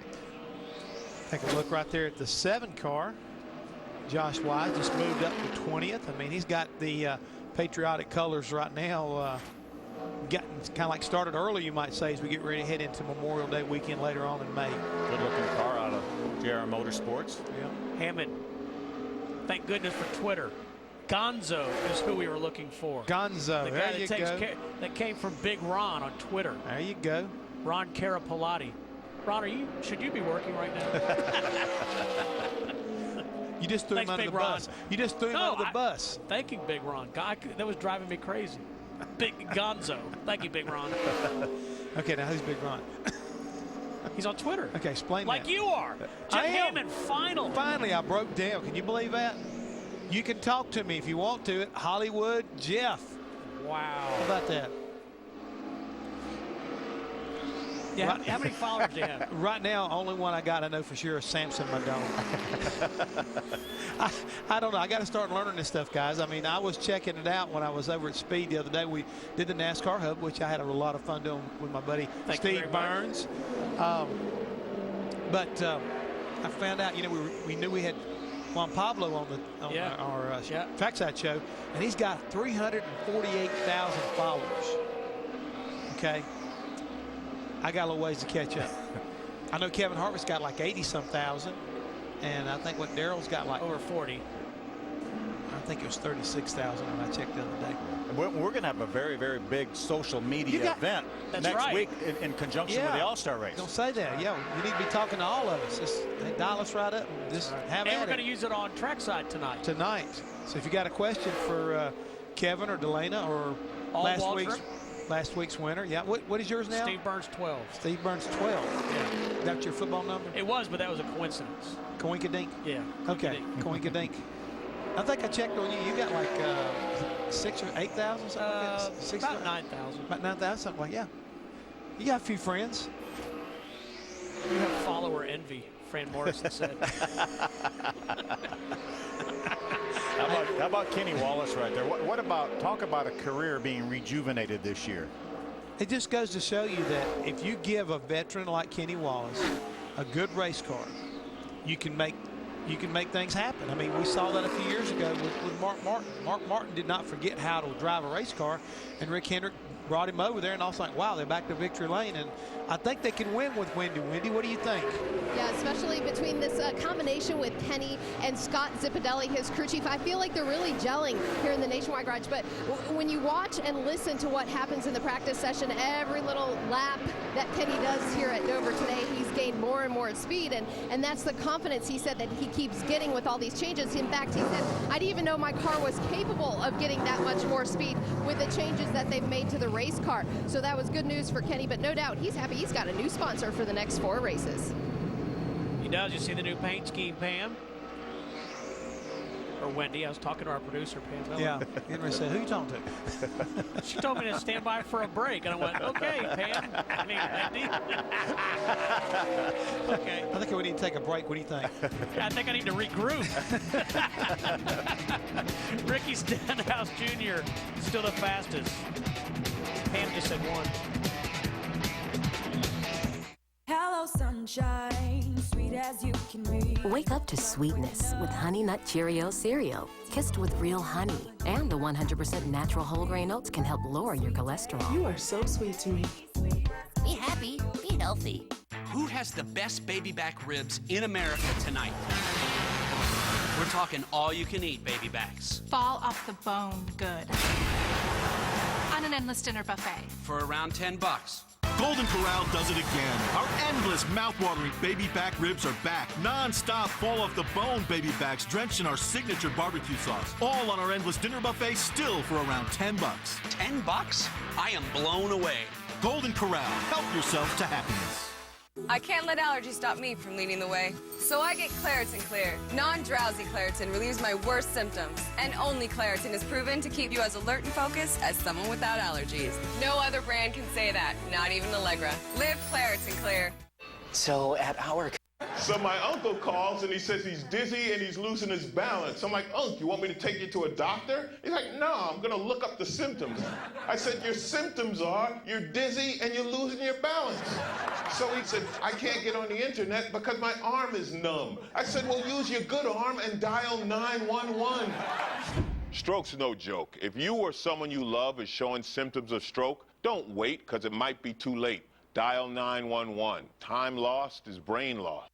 If you're living with diabetes and have Medicare or private insurance, here are some great news. Call United States Medical Supply today, and we'll send you the smallest glucose meter in the world, absolutely free. It only takes a speck of blood, and it gives me my results in 5 seconds. And there's no coding for easier, more accurate results. Don't let diabetes get in the way of living. Give us a call today at United States Medical Supply and get the smallest meter in the world for free.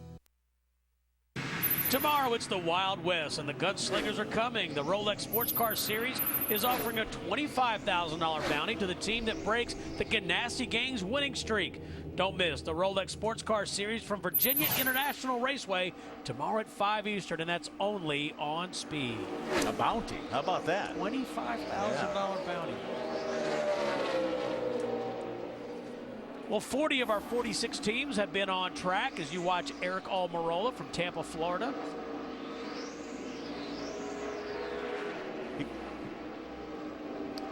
He's another one of those guys that got his first career win in the Camping World Truck Series right here in the last 3 years. Didn't Jason Leffler get his first Truck Series win here as well? He did. Yep. He did. We've had 5 first-time winners, including the last 3.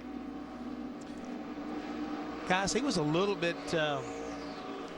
miffed the other week, wasn't he? Yes, he was. He did not like the way he got raced at Darlington. No, he did not. Watch Eric right here. Moves way up the racetrack. He's a little bit higher up the racetrack. He got loose getting down in the corner. I think that's why he had to chase that car up the racetrack. Wendy's been following the story with Brad Keselowski and Parker Kligerman. Wendy? Yes, and Parker is still waiting to get in this race car. I see the guys have been under the dash. Explain to the race fans what's going on. Well, you know, the best way to put it is we're far past the days of just throwing a phone book in there and calling it a day for switching drivers. You know, these days you've got pedal sets for drivers, different wheels, we have carbon seats which are molded to the driver. And, you know, it's hard for a guy that's about 6 feet tall. Brad and myself is about 5'8", 5'9", and to sit in the same seat, same feel, and be able to reach the pedals. And so we're having a little bit of trouble having me reach the pedals, but I think these guys, you know, on this Ruby Tuesday team will get it all together. And they're good at this. They take pride in this, you know, been cheating the car to make it work. So we'll be all right. We'll get out there and do a couple laps. Hopefully they'll be good for tomorrow. As a driver, are there any nerves getting in on another driver's race car? Well, I did this for Brad last year, you know, and for a couple races, obviously I drive his truck for him, so I know Brad pretty well, and I think, you know, I know what he wants.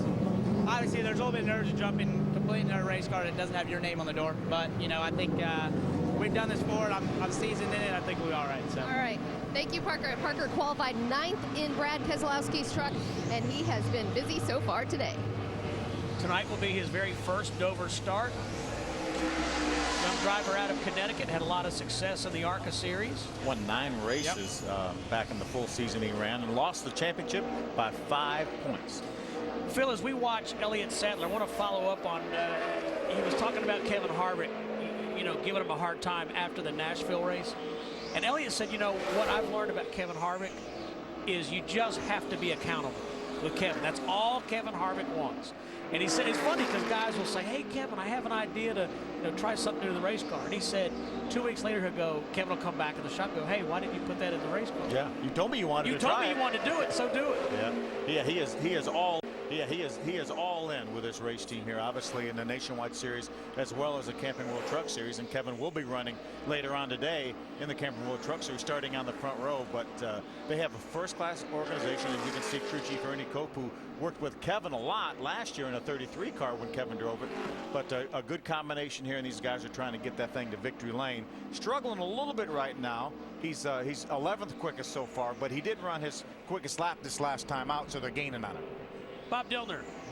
Elliott Sadler climbed from 14th to 11th with this particular run, but Elliott Sadler still saying the car is really loose. And just before he went out there, I went up and spoke to him and I said, Elliott, where is it loose? He says, all over the place. We just cannot get the rear end to stick to this racetrack. So that's what Elliott Sadler is trying to do right now. And he's actually just reporting right now that the car has tightened up just a little bit for him on the racetrack, but maybe just a little bit too much. And Bob, I was just telling Phil and Jeff that was the same problem Elliott said they had at Nashville. They just were loose from the time they unloaded and just never could make the adjustments to fix it. Yes, couldn't get the back end down in the racetrack. It's just the back end just on top of the racetrack. It doesn't just doesn't feel like it's under it. And again, this is one of those places that you can't have that kind of a feel. I mean, there's no grace at all as far as this racetrack is concerned. To be able to be fast around here, you have to drive it off in the corner.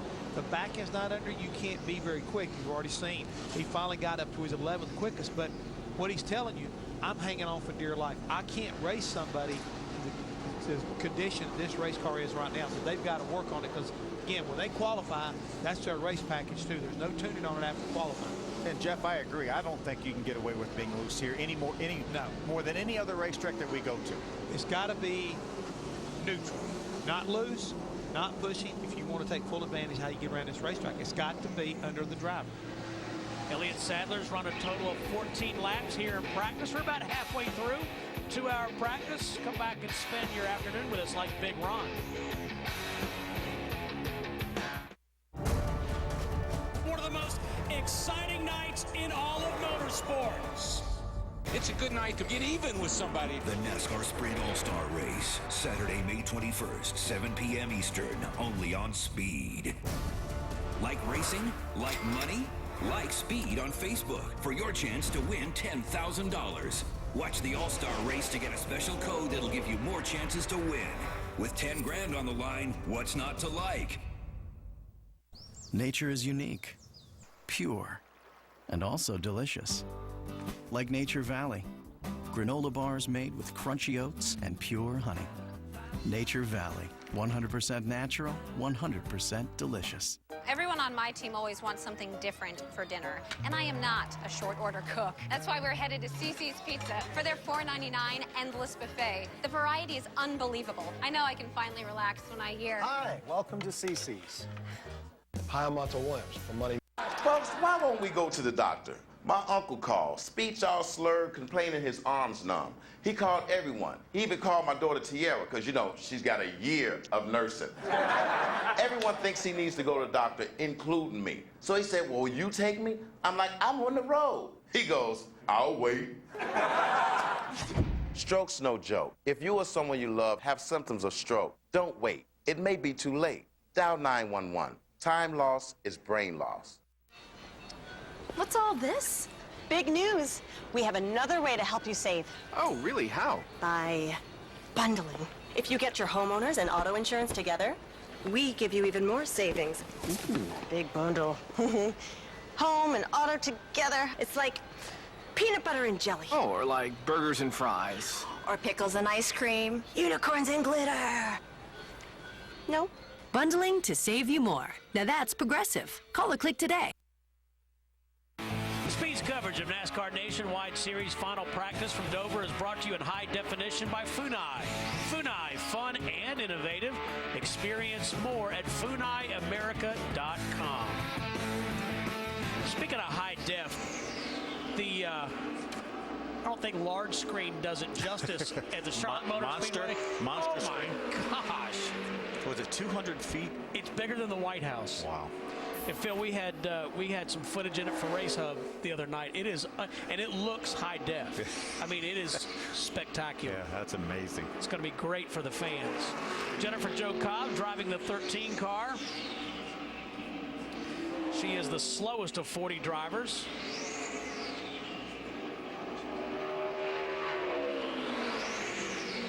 And we've been following Brian Scott. He told us that he likes his car. The 11 is 11th. He's run 15 laps in this practice. His last lap just now was a 24.05, and that's only about 0.14 of a second slower than his fast lap, which is indicative of a pretty good car. Phil, let's talk agendas. In watching Cup practice, you know, those guys would do a certain amount of race runs and then switch over to qualifying. Will it be different here for the Nationwide teams? I think it'll be similar. I think we'll see most of these Nationwide cars spend most of the time. Again, this is the first time here with this race car, this new Nationwide race car. So I think most of them will spend the majority of the practice trying to work on their race setup, and then towards the end I think they'll throw a set of tires on. Again, a limited number of tires for the Nationwide cars for the entire weekend. Cup guys have 5 sets of tires for practice and qualifying, and then they get an additional 10 sets for the race. So Nationwide cars have a limited amount, so they want to be a little discretionary with their tires. Yeah, and that number is 6 for the weekend, 6 sets total. So they have to be very, you might say, judicious. Yes. I say frugal. I like discretionary. Just saw veteran Dennis Setzer in the 70. Matt Carter, the son of Travis Carter, longtime crew chief and car owner. Travis gave me one of my first jobs in racing back about too many years ago. A lot of years ago. Won't even mention 2 years. That was a matter of fact. Century. Well, as a matter of fact, you see Matt's age, 30 years old.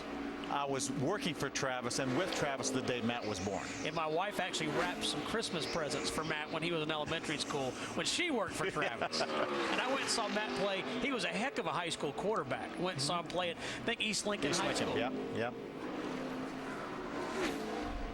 Let's go to Bob Dillner. Well, the number 60 for Carl Edwards, fourth quick so far in this practice session, but the big question is, did you get that splitter off the racetrack?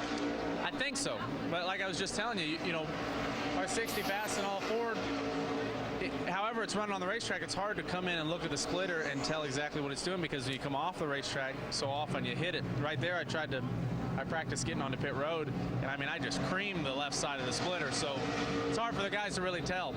But the car seems really fast. Stenhouse is screaming fast, so kind of leaning on him. Say, how are you going to get to where that 6 car is? Great thing is we know exactly what he's got in the car.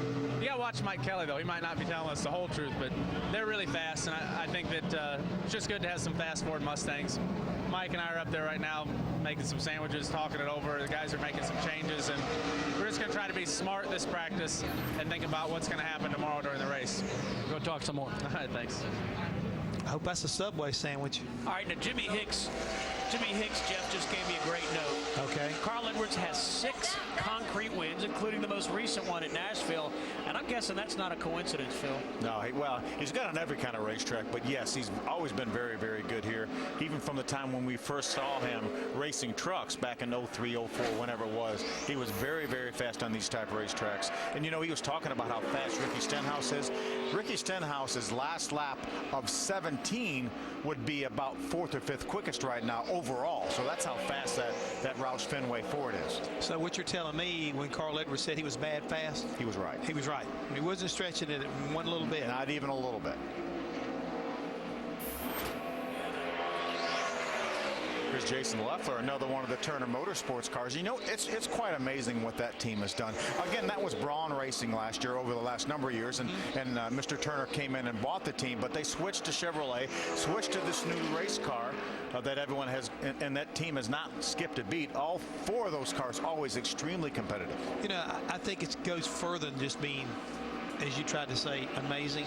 It's just like, it's inconceivable what they've been able to pull off, because you may get one team be good, 2 teams, 3 teams, 4 teams. Sometimes 5 cars coming to the racetrack and running like they're running. I think it defies logic is what it does. It really bodes well of how well they've got that thing working right now, and the approach they've taken it's comparable to Roush Fenway or Hendrick. I think a lot of people raised eyebrows and said, nah, I don't know, they're biting off a lot here, but Jeff, you're good. right, they've made it work. They are good. We'll take a break here. We're going to go back to Charlotte, North Carolina, to the Speed Studios and get caught up with Adam Alexander. Adam? We got it all going on here in the Speed Center, Steve. Thank you so much. We're going to begin on 2 wheels. MotoGP round 4 this weekend in France. 2 practice sessions today. And in practice number 2, race 1 winner, Casey Stoner on top of the charts. Marco Simoncelli not far behind in 2nd. And the most recent winner, Danny Pedrosa, quick as well in 3rd. American Nicky Hayden 4th on the board. The Rolex Sports Car Series back on track for round 4 tomorrow in Virginia. Ganassi drivers Scott Pruitt and Mimo Rojas try and continue their win streak.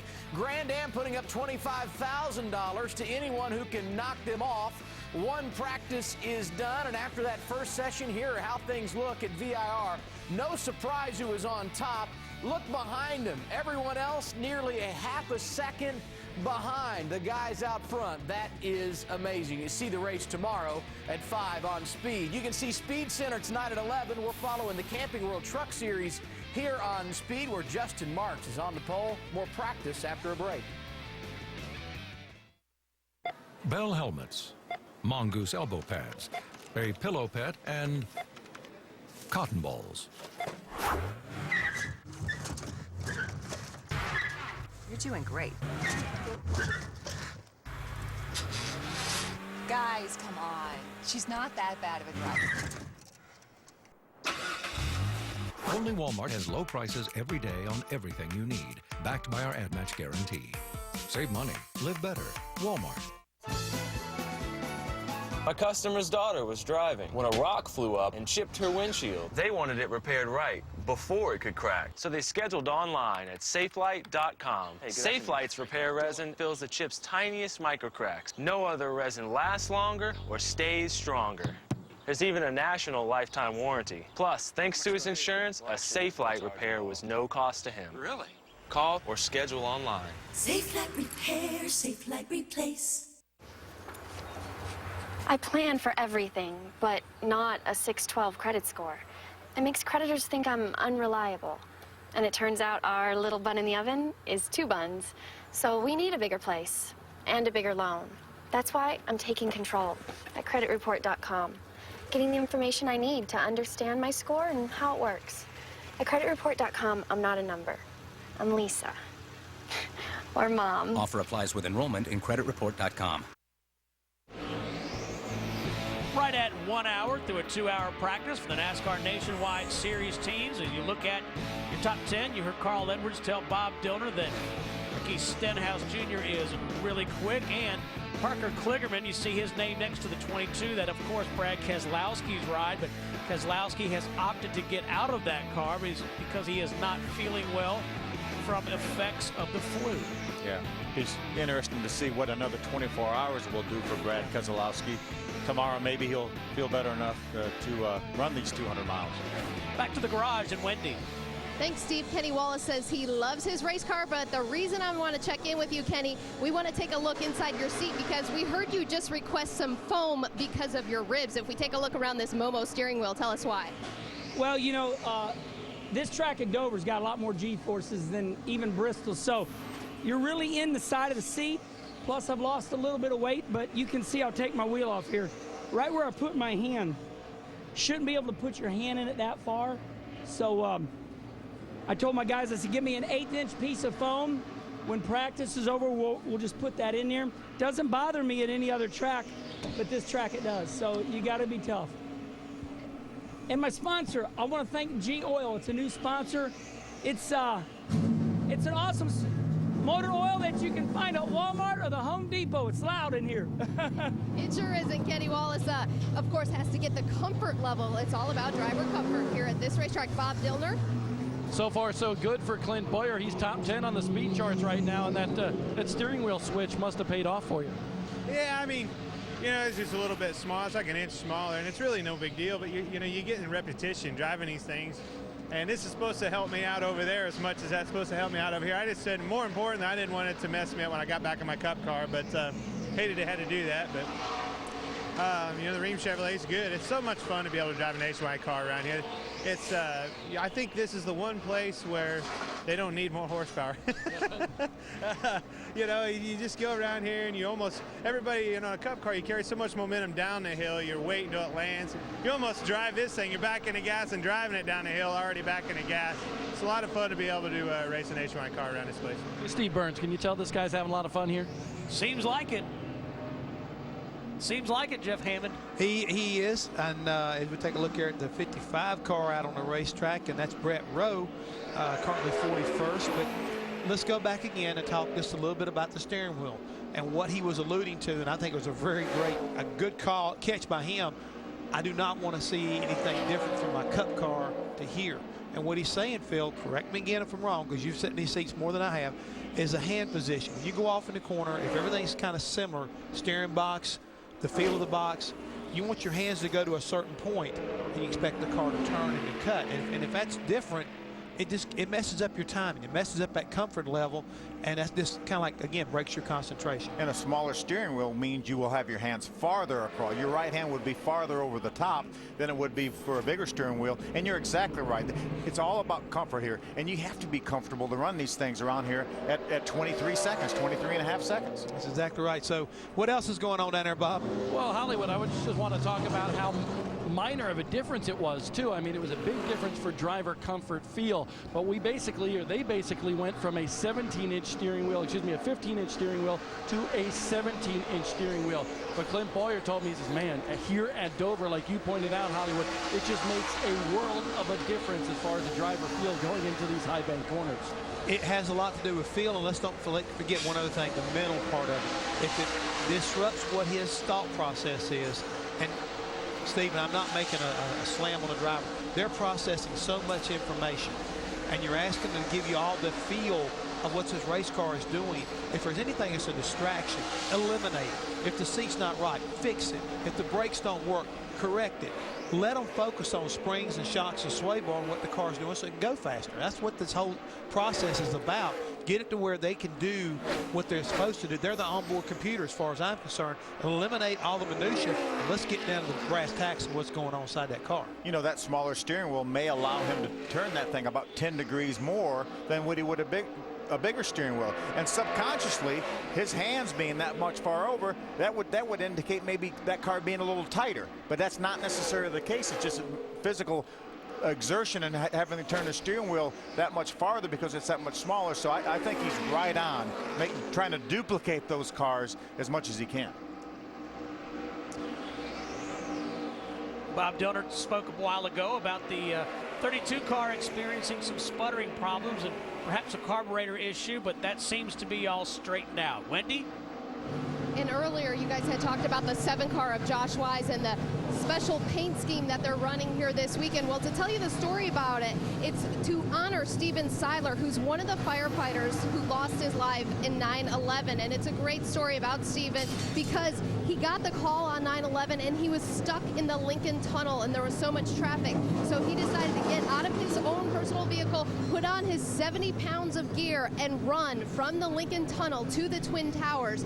And he was able to save some lives there before his life was taken. And so in honor of Steven Seiler, what Dale Earnhardt Jr. has done at Junior Motorsports, running this paint scheme, and all the proceeds from the diecast will go to that foundation.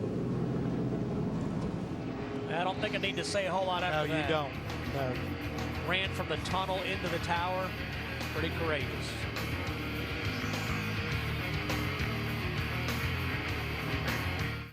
NASCAR Race Day revs up in Dover. Wendy Venturini sits down with first-time winner Regan Smith, and we discuss the driver feuds that got physical in Darlington. NASCAR Race Day, built by the Home Depot, Sunday at 10:30 Eastern, live on Speed. Jimmy Johnson, the 19-year-old sensation. One turn remaining from nearby El Cajon. He's got his birthday win. As long as he's been racing. And Jimmy Johnson is the 2006 NASCAR champion. Jimmy's been winning. Open up the history books. As long as he's been winning. Jimmy Johnson, the checkered flag. Jimmy's been racing Chevys. With a few exceptions. We just tested Quaker State motor oil that had driven thousands of miles in New York City taxis. And that used Quaker State still passed these critical tests for brand new oil, even when it's ready to be replaced. Quaker State, real, durable oil. Losing weight clicked for me when I realized that Weight Watchers Online was for guys too. I'm like, it's not rainbows and lollipops. After I read this beer cheat sheet, I knew what the difference was between a light beer and a dark beer as far as points go. I use the grilling cheat sheet, drag it over onto the grill, and it gives you a point value. This is a plan for men. I lost 109 pounds. Oh man, you're on Weight Watchers Online. That's funny. And I go, really? I look a lot better than you right now. Hurry, join for free today. Weight Watchers Online for men. Finally, losing weight clicks. Brand and Rolex Sports Car Series. 2 classes, 1 race.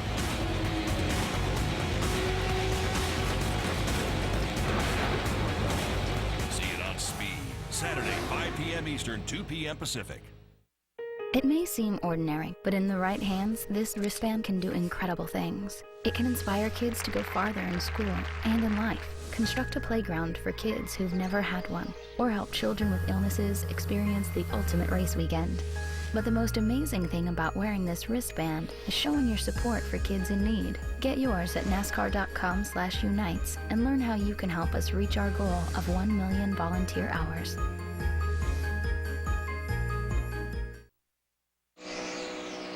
Sunday, NASCAR Race Day revs up in Dover. Denny Hamlin joins the show live. They'll discuss the driver feuds, or they'll all discuss the driver feuds that got physical in Darlington. NASCAR Race Day, built by the Home Depot, from Dover, Sunday, 10:30 Eastern, and that's live, of course, here on Speed. Been a lot of boys have at it discussion this week. they had at it. Well, and Jeff had a great point. We saw tempers flare at Richmond, then again at Darlington. I think there's not going to be a change here, is it, Jim? Well, it's what I was trying to explain to him was, Phil, we come from the action track at Richmond. We go to the track Too Tough to Tame or the Lady in Black, and then we come to the monster. Come to a monster. I mean, come on. We're just ramping everything up. I'm glad they're not racing today. It's Friday the 13th, you know. You had to bring that up. The trucks are, however. They are. Yeah. And we will have Kevin Harvick and Kyle Busch in that race. Let's go back to Bob Dillner. Where Kyle Busch's car sits here in the garage area right now. The team going to go to work on this machine 9th quick in this session, but the team just told me the car won't turn in a 10-acre field. It's a little tight for Kyle Busch around this racetrack, but I also want to talk about this paint scheme.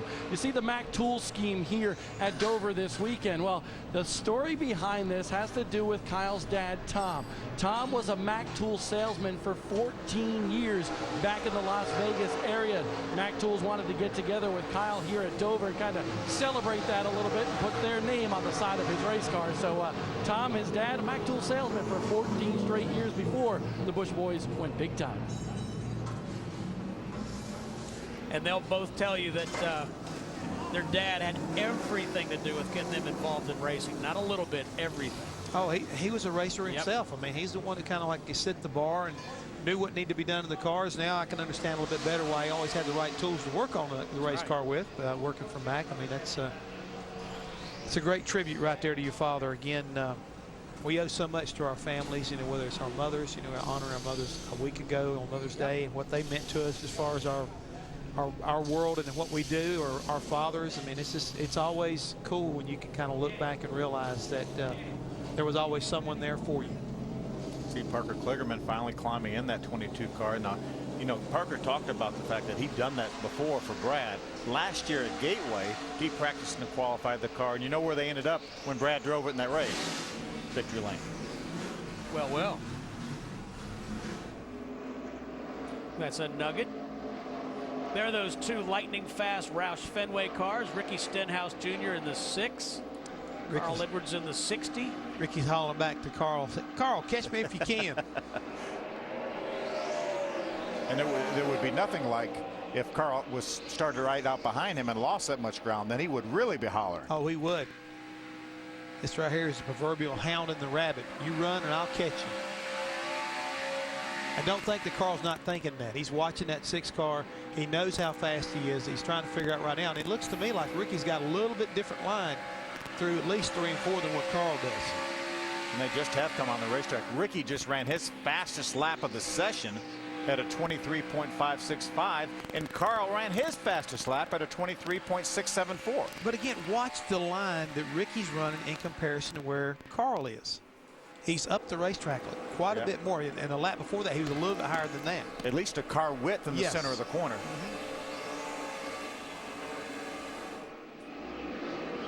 They ran within 2 1/1000ths of a second of each other that last lap. Wendy.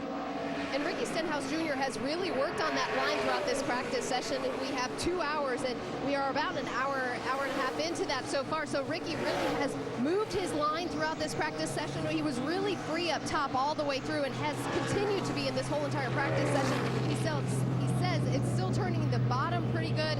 And of course, that's you see that line just cut in right there. That's exactly what Ricky's been working on in this practice session, and it's paying off. He's been fast all day long. Yeah, Ricky got loose entering that corner that time.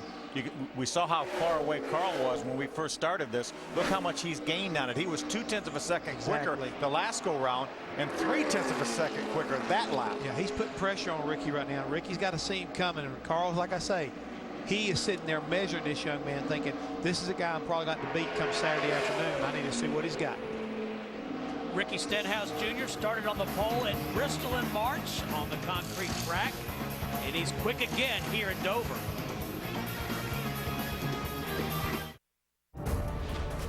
One of the most exciting nights in all of motorsports. It's a good night to get even with somebody. The NASCAR Sprint All-Star Race, Saturday, May 21st, 7 p.m. Eastern, only on Speed.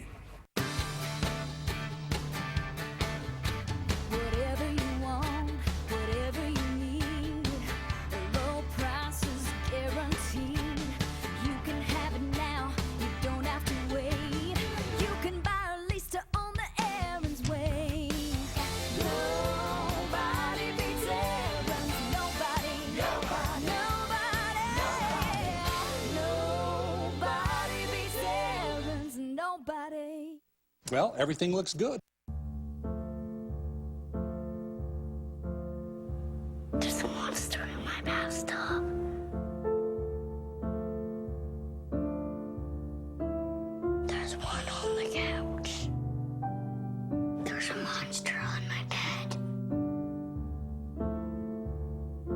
innocent things from triggering an asthma attack. Please make the monsters go away. Learn how to stop their asthma attacks at noattacks.org. Let me tell you some of the reasons people get into trouble with credit cards. A job loss or salary cut, an unexpected expense, a divorce. As founder of Consolidated Credit, I understand that credit card problems are not about overspending. It's about emergencies and unexpected situations. There's a lot of ways to get into trouble with debt. There's only one trusted way to get out. Consolidated Credit. Call Consolidated Credit now. Call toll-free 1-800-435-8710. Saturday, May 21st, the stars come out and the gloves come off for the NASCAR Sprint All-Star Race on speed. The best of the best lay it all on the line in a no-holds-barred 100-lap dash for a $1 million payday. The NASCAR Sprint All-Star Race, Saturday, May 21st, live here on Speed. You know, Steve, we talked about what went on at Richmond. We talked about what went on in Darlington. That's only a week away, and there are no points involved in that race, and it's $1 million. What are you trying to say? There's no telling what we're going to see next Saturday night. No telling.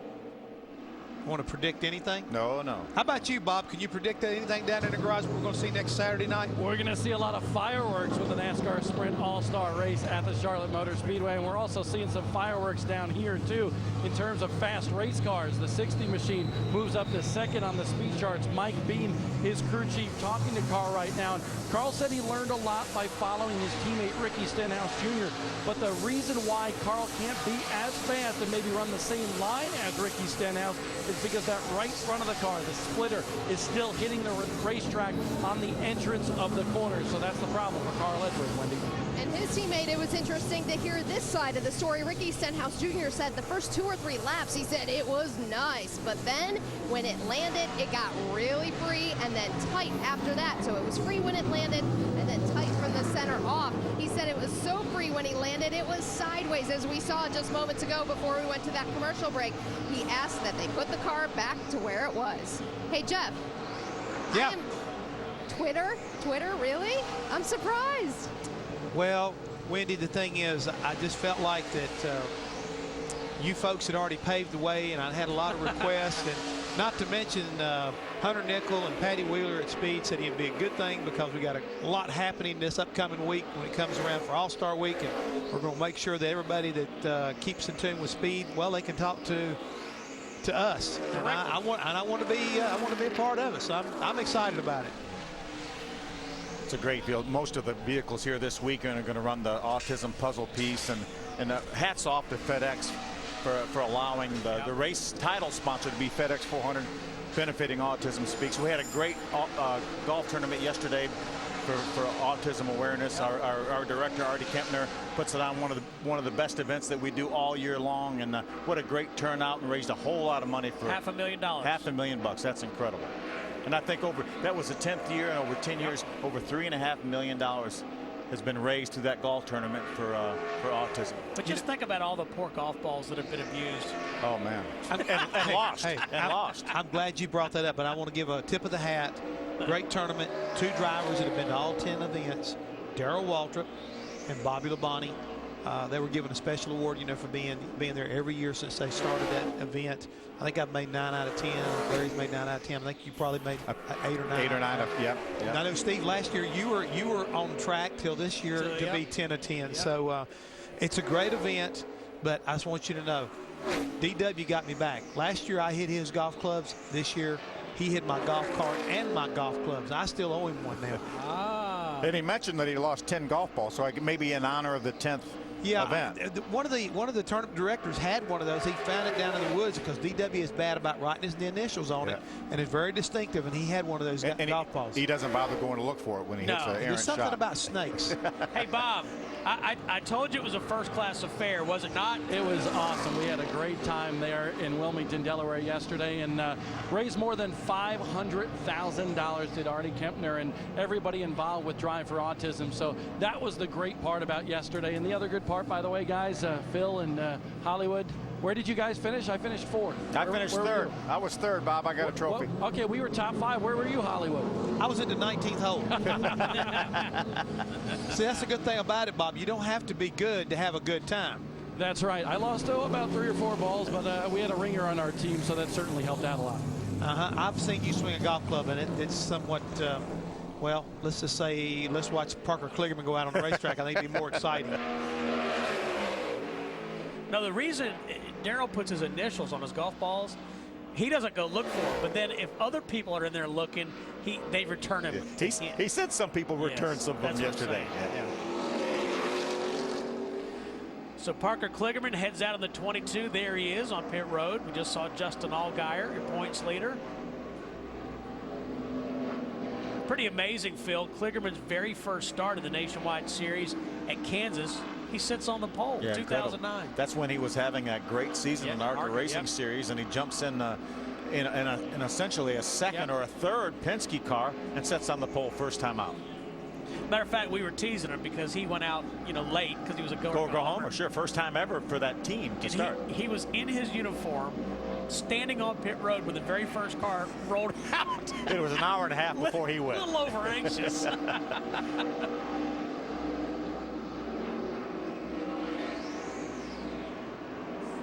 Phil, we were kicking this around during the commercial break. It's, a young guy like Parker Kligerman, and he's just 18, 19 years old. It's difficult. Those guys are chomping at the bit, and they want to get in those race cars and race every week, but they have to start, stop as the schedule or funding allows. Yeah, it's really difficult for them. Really difficult. And the great thing, as you see Todd Gordon, a crew chief for this 22 car, the great thing for Parker Kligerman, that it looks like he's going to get a full season in the Camping World Truck Series in Brad's truck with Penske Truck Rental on board now. So that's great news for Parker Kligerman. Last year, he didn't get to run that much. He just ran sporadically in the Nationwide Series, a few Camping World Truck Series starts. But this year, he's going to be full-time in the Truck Series, and so that's going to be huge for him. Yeah, that's good news, because when I spoke with him last, he thought that they had funding for about half the series, so that is great news for him.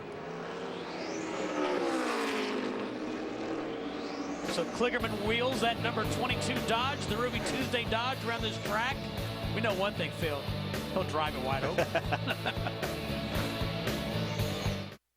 It's time for the Polaris XP sales event.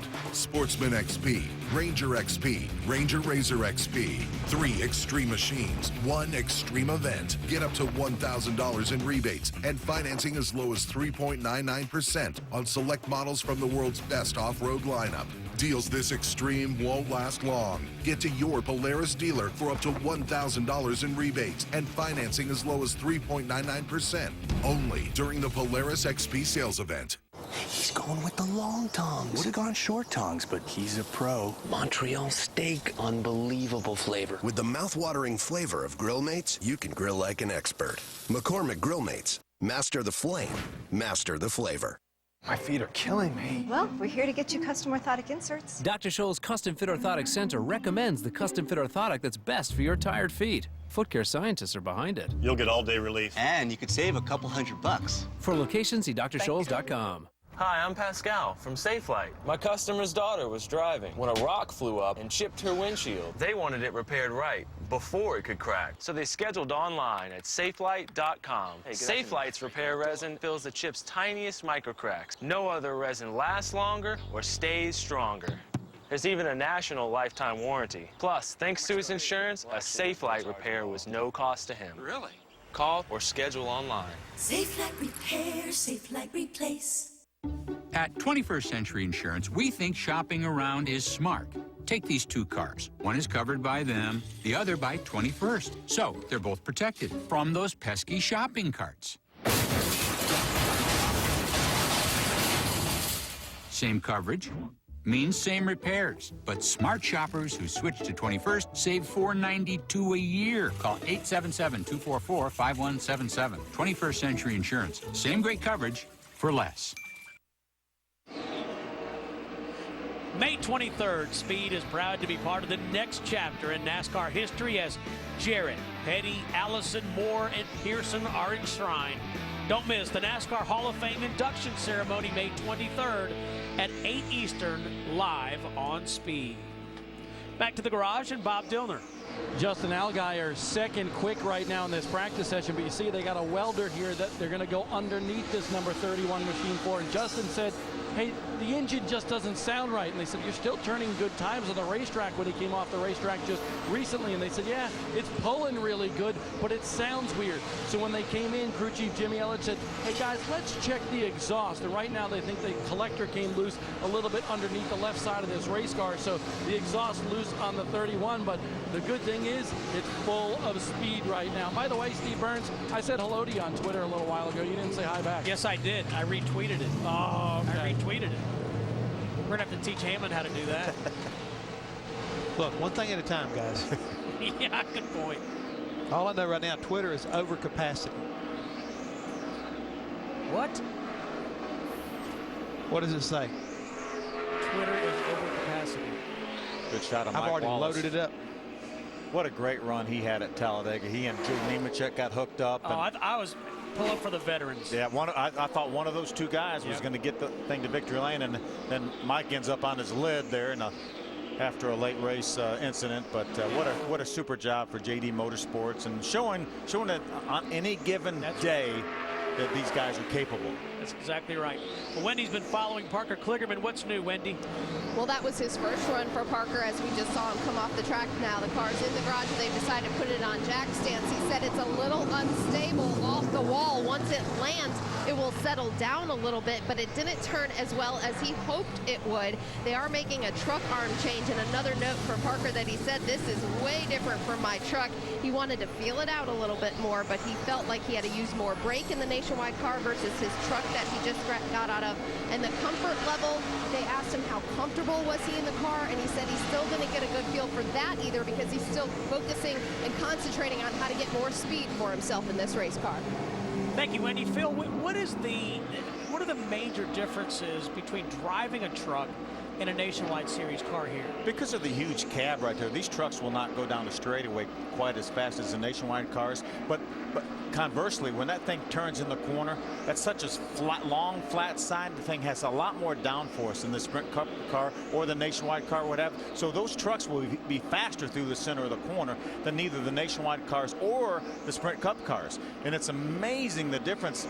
The guys were telling us that they were running these things wide open around here, these trucks. Now, nowhere near, Parker's talking about using more brake. Right. Well, they're running wide open, as you can see the Camping World Truck Series points after 5 races. Phil, as you look at the point standings, who surprises you up in there? Cole Witt has been the major surprise to me this year. Been fast, Jeff and Steve, from lap 1 on. Actually did not qualify for the race at Daytona. Ended up jumping in a truck that made the race. Had a pretty decent finish. That's what's kept him up there in the points. Went to Darlington. Never seen the racetrack before. Sits on the pole. That's unheard of. He was on Race Hub. He was on Race Hub the week before, and I said, are you intimidated at all about going to Darlington? He said, no, not really. Looking forward to it. Yeah. I went, okie dokie. That's all I need to know. Just fast. And he does have a little experience here at this racetrack because he ran the K&N Pro Series East race here last year and had a top 10 finish. Alex Kennedy aboard the 23 car.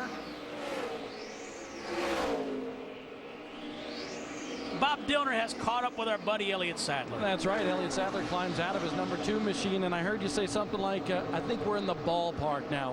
What is the ballpark? Well, we're getting closer to the field that I'm looking for, that I need to be fast and be fast on the long run. So the One Main Financial Chevrolet, we start off a little free.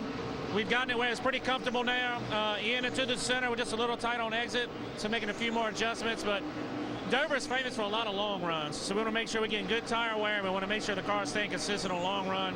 And we're using all 4 tires the same, so we're going to throw another little adjustment at it right here and see where that takes us. All right, we'll watch it when he gets back out in the racetrack.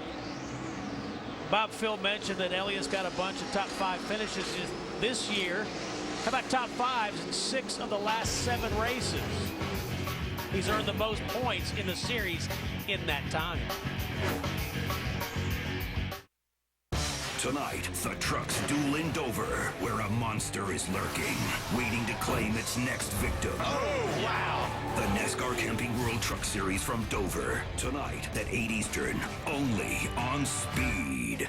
It's basically a computer. It has up to 48 gigs of memory, so it can hold work files, pictures, videos, music, whatever you need. And this is just the keyboard. All my stuff stays on the phone when I pull it off the laptop. So it's a computer that's a phone. Or a phone that's a computer. Really, either way is correct. Well, which is it, sir? You seem to be changing your story. The power of a computer, the portability of a smartphone. AT&T presents the Motorola Atrix 4G, the world's most powerful smartphone. AT&T, rethink possible.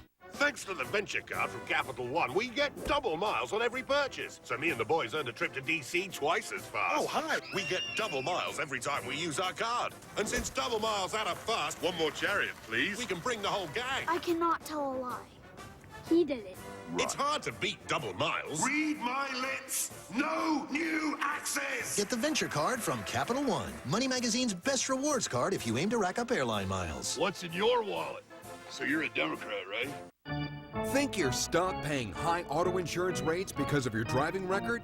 Then now is the time to change the game. Just go to thegeneral.com or call us for a super fast quote. All it takes is a couple of minutes. You'll get a great low rate, low monthly payment, and a down payment as low as $59. You'll also get instant proof of insurance. Show off. For a great low rate you can get online, go to the General and save some time.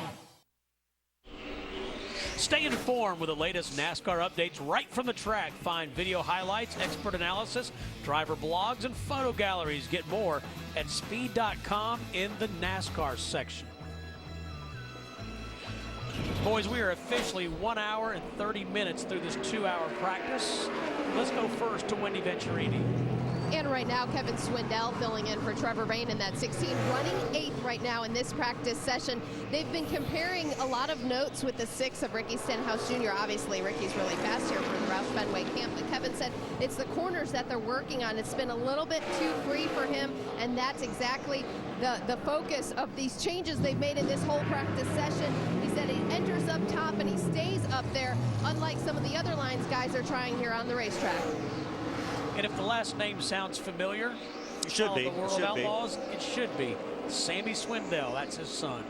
You know, unfortunately, what a horrible break for Trevor Bayne. You know, being injured like this, or sick, I guess you would call it, and hopefully he's going to be back next week. But it sure has created a nice opportunity for Roush Fenway to take a look at a couple guys. We had Chris Buescher in for the last 2 weeks, who's a Roush Fenway driver development driver, runs the ARCA series for the Rulo brothers, and now an opportunity to see Kevin Swindell jump in one of these cars and see what he can do. A lot of talent. Kevin Swindell won the Chili Bowl the last 2 years, and I think he outraced his dad, passed him on the last lap. That's saying something. This year. Yep.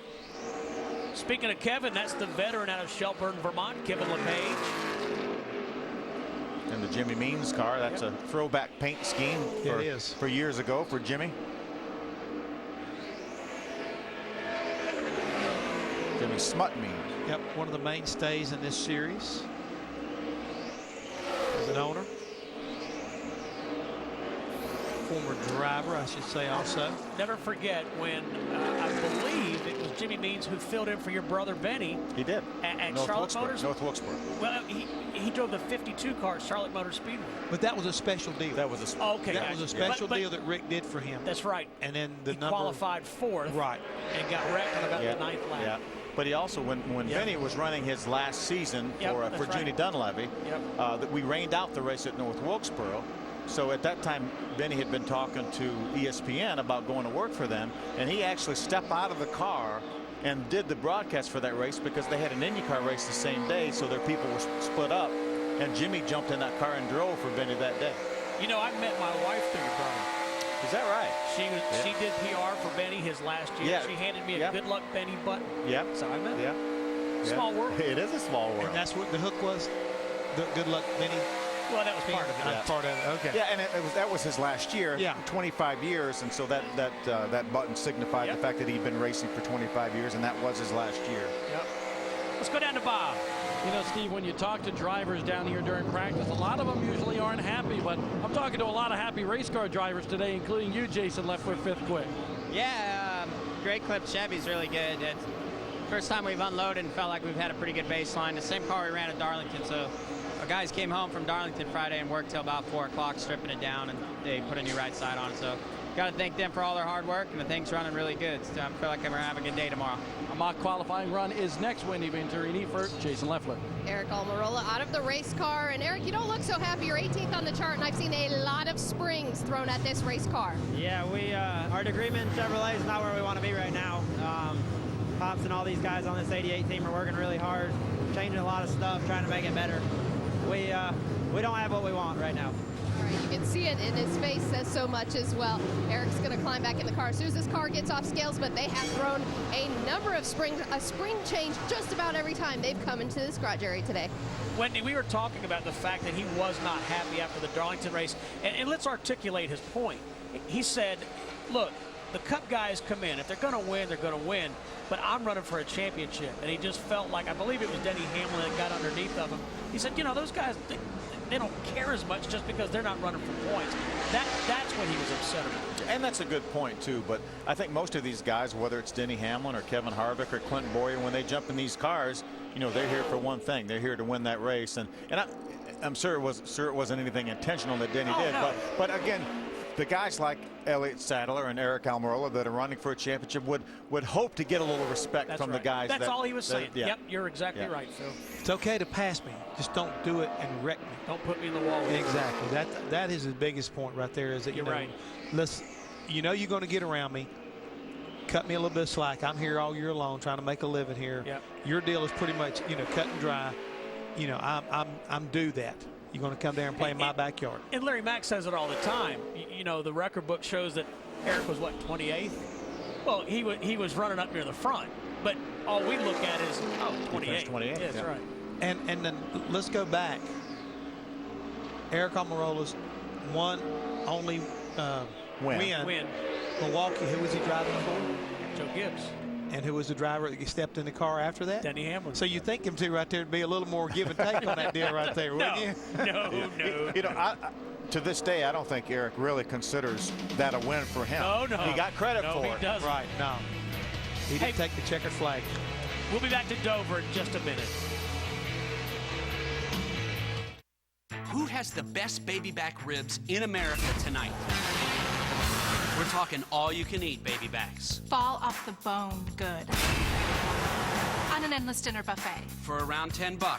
Golden Corral does it again. Our endless mouth-watering baby back ribs are back. Non-stop fall-off-the-bone baby backs drenched in our signature barbecue sauce. All on our endless dinner buffet, still for around $10. $10? I am blown away. Golden Corral. Help yourself to happiness. Do you have a structured settlement or an annuity but find yourself waiting for checks every month? Stop waiting and call Peachtree Settlement Funding today. We'll turn your future payments into cash. Instead of waiting, you'll get all the money you need in one lump sum.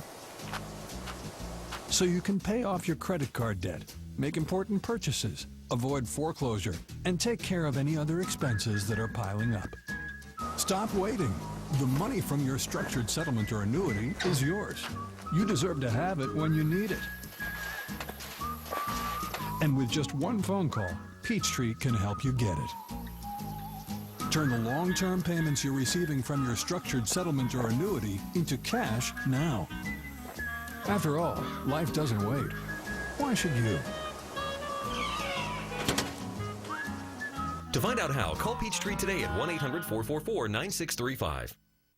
This is more than a ticket.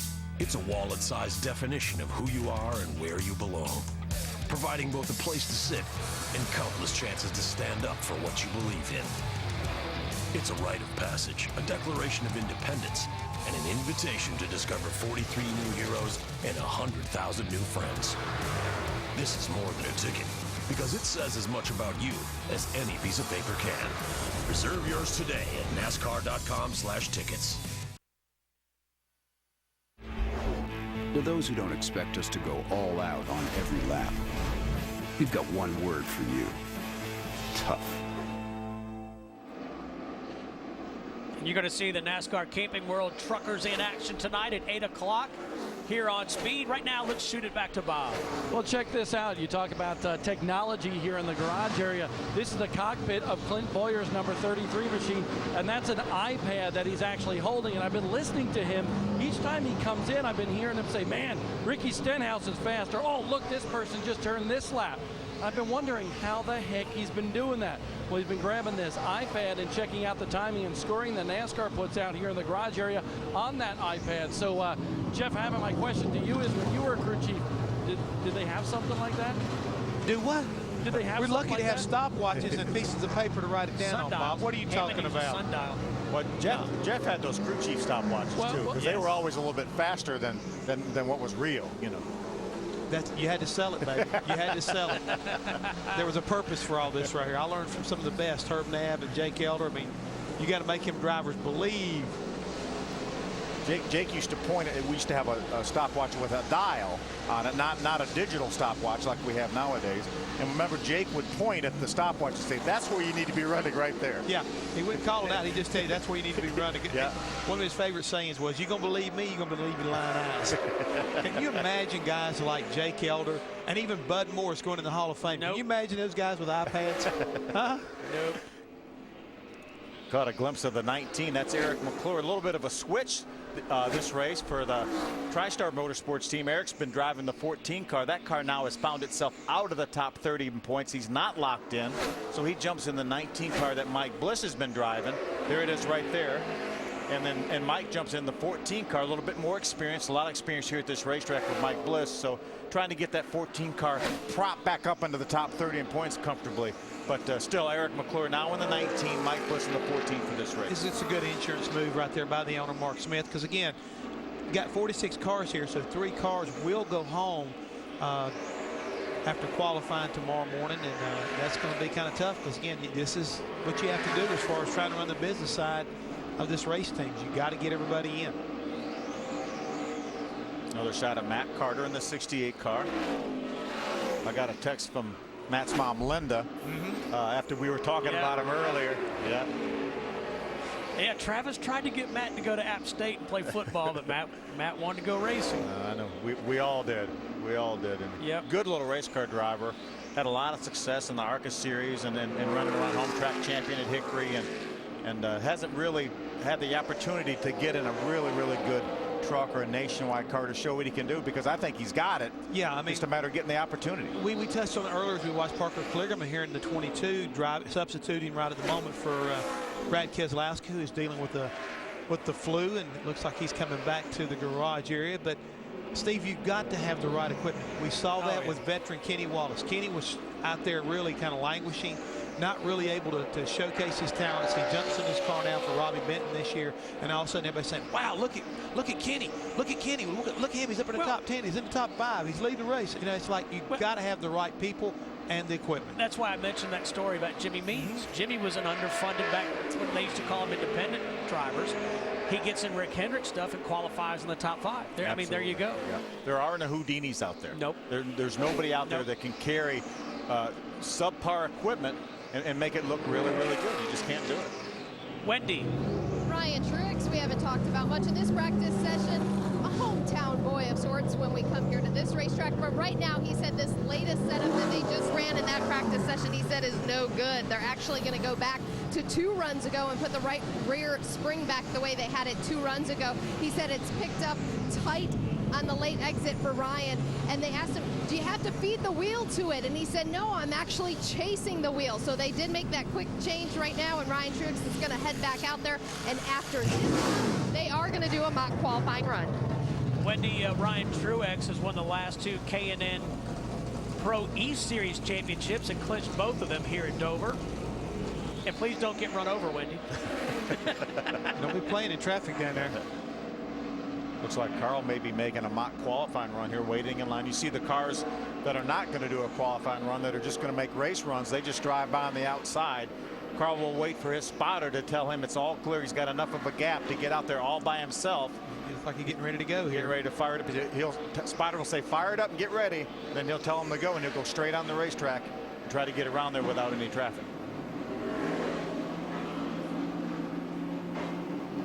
Like he's ready to go there. The spotter's up on top. Right, really, actually, we can look out our window. We're up here almost right across from him as we watch the number 60 roll off pit road.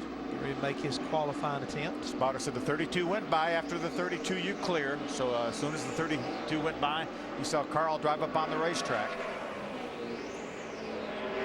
Noticed him behind him. It looked like the 66 of Stephen Wallace also maybe making a qualifying run. And here at Dover, a car behind you or one you can see in front of you really doesn't have a lot of effect as far as aerodynamics is concerned. So you won't get a false read. It's going to be all about handling, how the driver really attacks the corner. His fastest lap has been a 23:58. As Phil said, he did that on his 19th lap. Let's see what he goes here. He's already had 4 poles this year, looking for his 5th pole. Was talking to Mike Beam and said, man, your cars have been fast. He said, yeah, it's been a lot of fun. Obviously, you have a driver like that. And right to the top of the board he goes with a 23.318. So about 2.5 tenths. Yep. Yeah, faster than what he'd run in practice. Well, just like that, Carl Edwards is the quickest here at Dover. We'll be right back.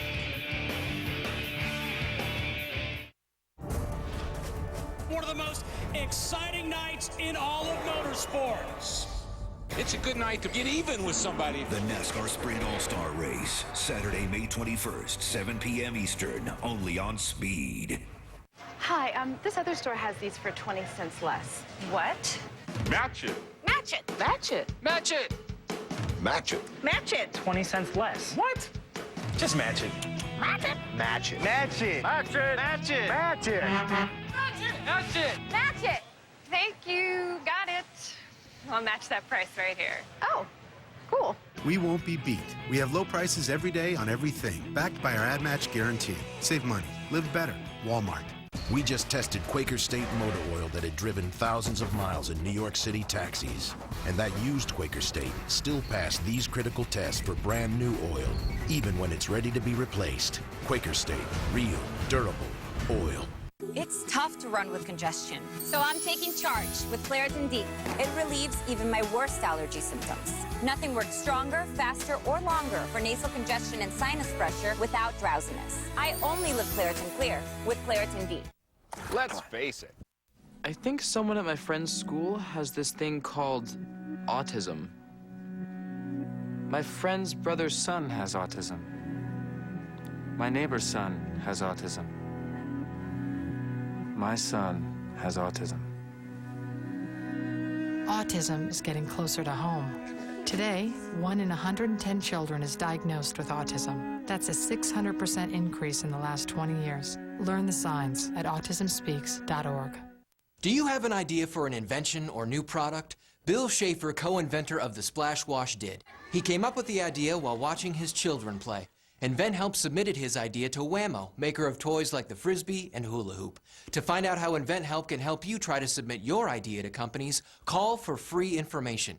Bill Schaefer made a financial gain with his invention. Bill's experience is not typical, and most inventions are not successful. For your free inventor's information, call 1-800-311-1884.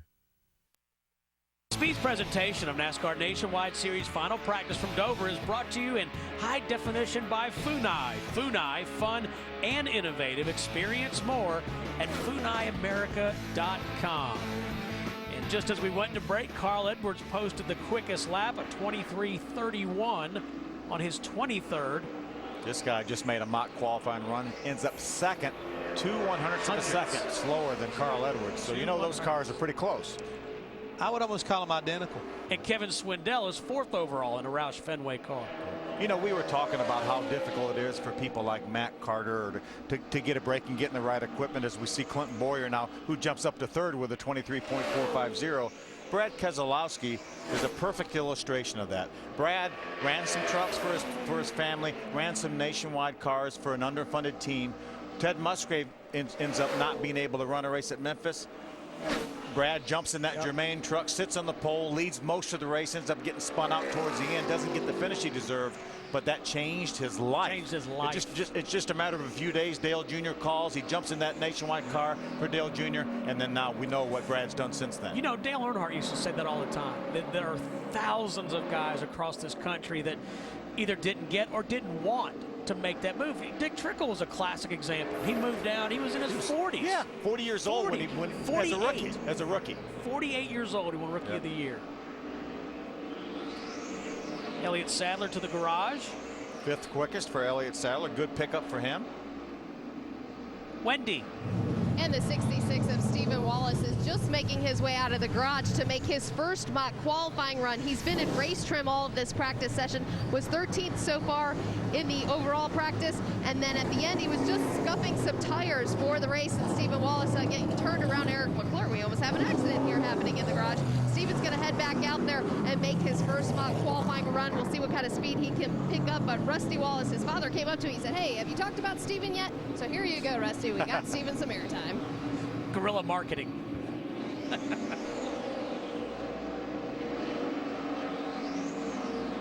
Let's see what Kyle Busch has. Just 12th overall. He's run 25 laps. Quickest was lap 12 at a 23.81. He slows down. I think he may have just gone out there to scuff his tires in because he never even ran a complete lap. He came by the start-finish line to start the timer and then never finished that lap. And I was going to say that when we talked about Stephen Wallace making his going out to make a qualifying run, was right behind, if you remember, Carl Edwards when he made his fast run. He may just basically just scuffed it in, and that was it as far as the 66. His tires are scuffed and he's ready to go.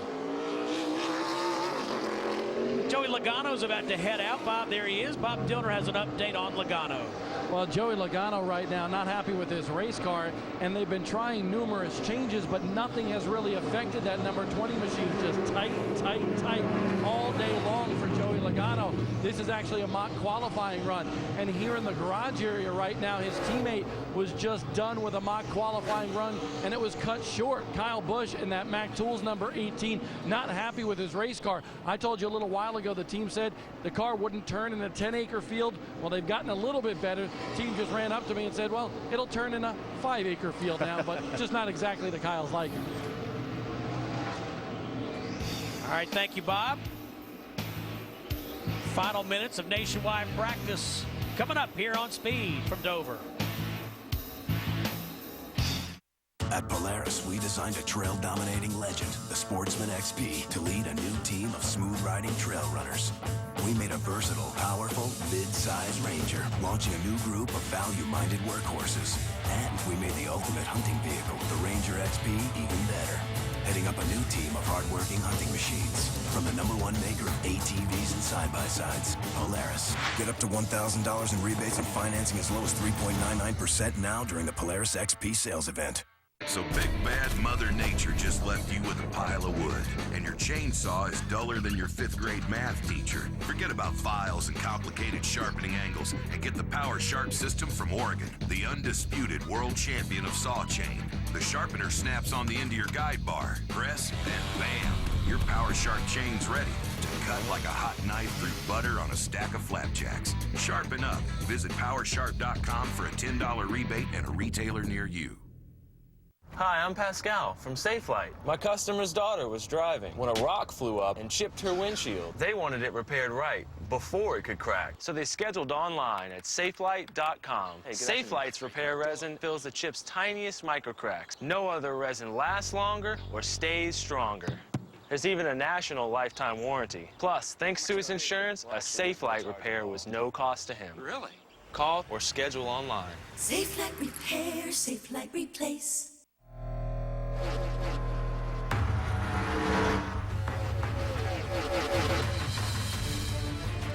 Somebody better keep me away from any anyone after this race.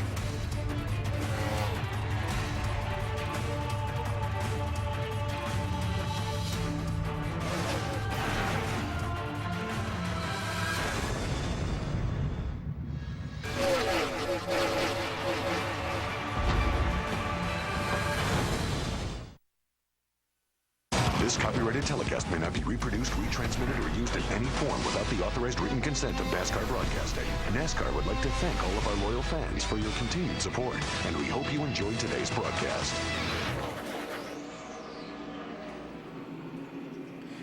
Martin Truex Jr.'s younger brother, Ryan Truex, to the garage. Take a look at what happened to him just a second ago, Phil. He had a bit of a moment. See him in the center of the corner. He gets sideways. Has to chase that car all the way up the hill. Gets all the way up to the outside wall. Look at that dirt, too. He's kicking up. Big slide for life. Let's go on board with Ryan Truex.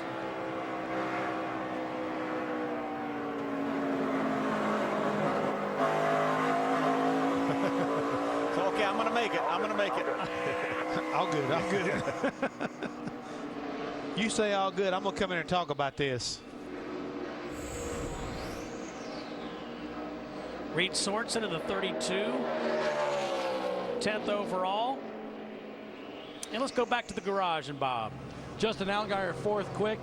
Despite the exhaust leak you had there, how happy are you with this race car? I'm really happy. The Will Packard Chevys, it's been good all day. You know, we've worked on it and made it better, and I think that's the beauty of this deal. You know, the team that we've got around us, everybody at Turner Motorsports, the Hendrick engine package. I mean, these guys do a great job, and I'm excited about the race. I've always come to Dover and been a little bit unsure of where we were going to run, and being good at Bristol, they always say you should be good at Dover. So I think we're taking a lot of stuff we've learned over this year and putting it in the car. I don't know where that's going to end up, but if it rains tomorrow for qualifying, that'll be a good starting spot. We don't want to have to do what we did in Darlington. Good starting spot because he's your point leader, Wendy.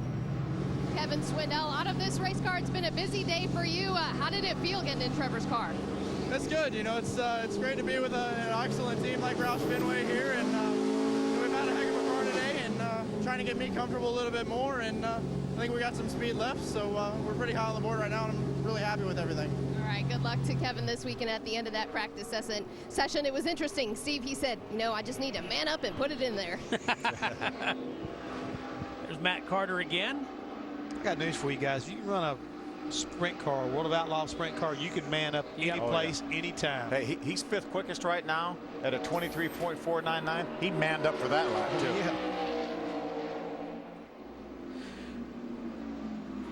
3 cars will not make the field tomorrow. They qualify in the morning. As you heard Justin Allgaier refer to. By the way, want to mention Kevin Swindell, just 22 years old. And it looks like this practice is over, guys. Let's take a look at the top 10 quickest. Yeah, Carl Edwards, Ricky Stenhouse, both those Roush Fenway cars right up front. Doesn't really surprise me at all, but I guess the question will be the guy in the 6th place will be Parker Kligerman at 22, or will it wind up being Brad Keselowski back in there for tomorrow? Veterans Sadler, Leffler, and Sorensen.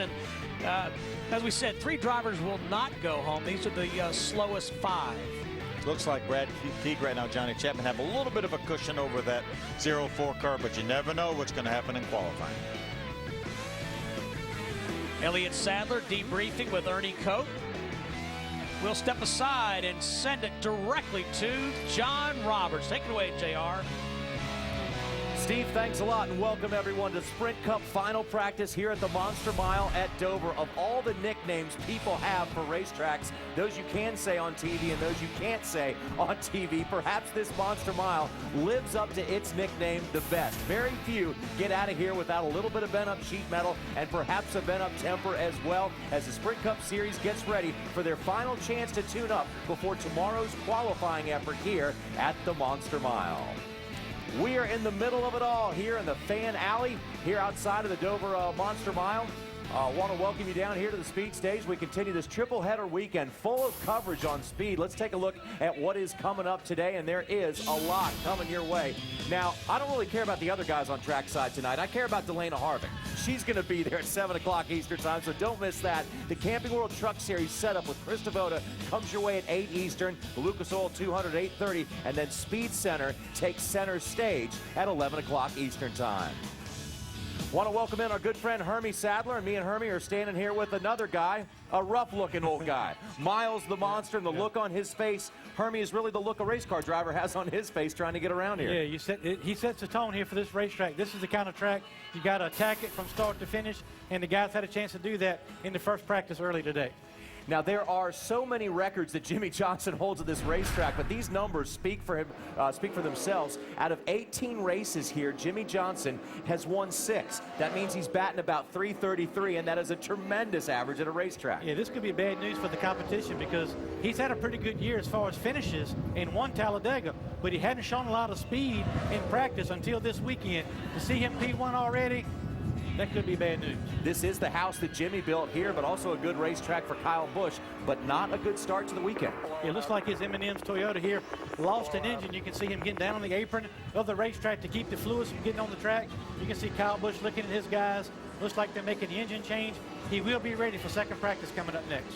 All right, so a lot of work for the number 18 to do, but once again, unless you were living under a rock last weekend, chances are you saw the brush up, if you will, between Kyle Busch and Kevin Harvick after the Darlington race. Well, NASCAR hit them both with a fine and probation, but today the war of words continued between these two drivers. As far as us getting along, I'm not sure we ever really did.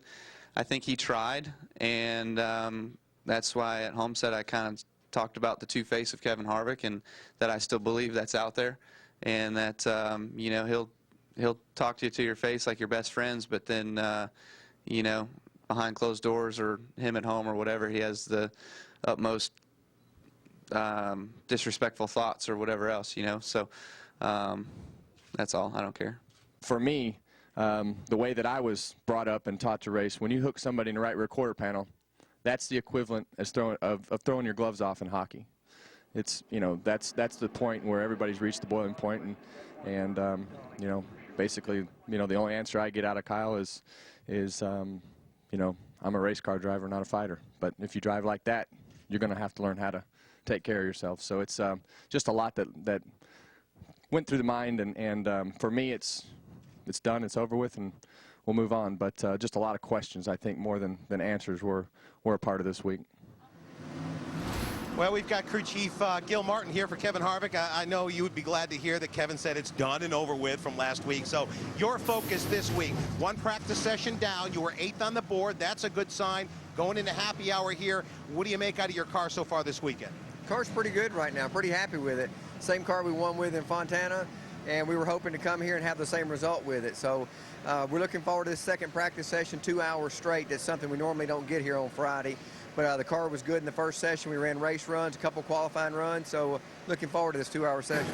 So this is going to give you a great opportunity to really do all the work you want on race setup here. I think so. The track's rubbering in good, and that's usually something that we don't have the luxury of having on Friday. And since all the cars have been on the track's blackened up nice, and so I'm looking forward to it. All right, good luck here in practice and the rest of the weekend. You know, one of the things that's interesting here is this is one of the very few times, Hermie and Johnny, that they brought the same tire back to a racetrack that we ran the previous year. So I know a lot of these competitors, Gil Martin included, are very happy about that.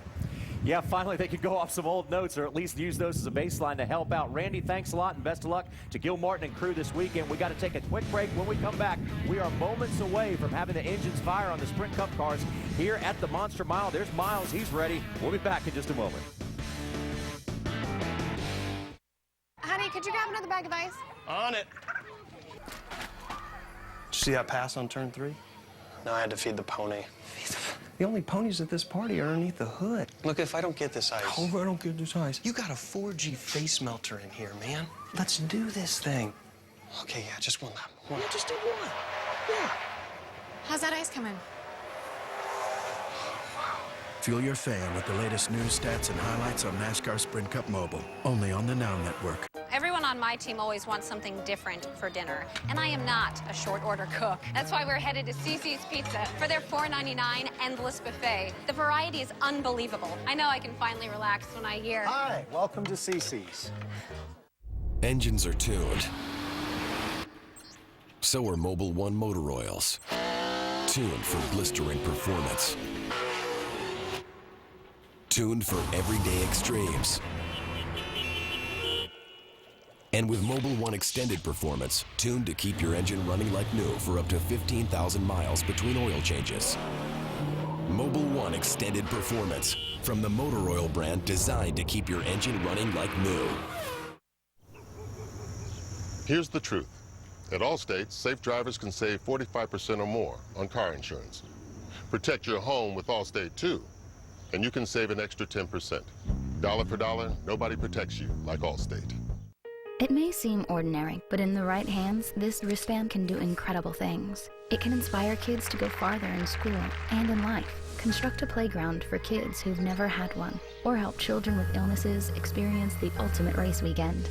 But the most amazing thing about wearing this wristband is showing your support for kids in need. Get yours at NASCAR.com/unites and learn how you can help us reach our goal of 1 million volunteer hours.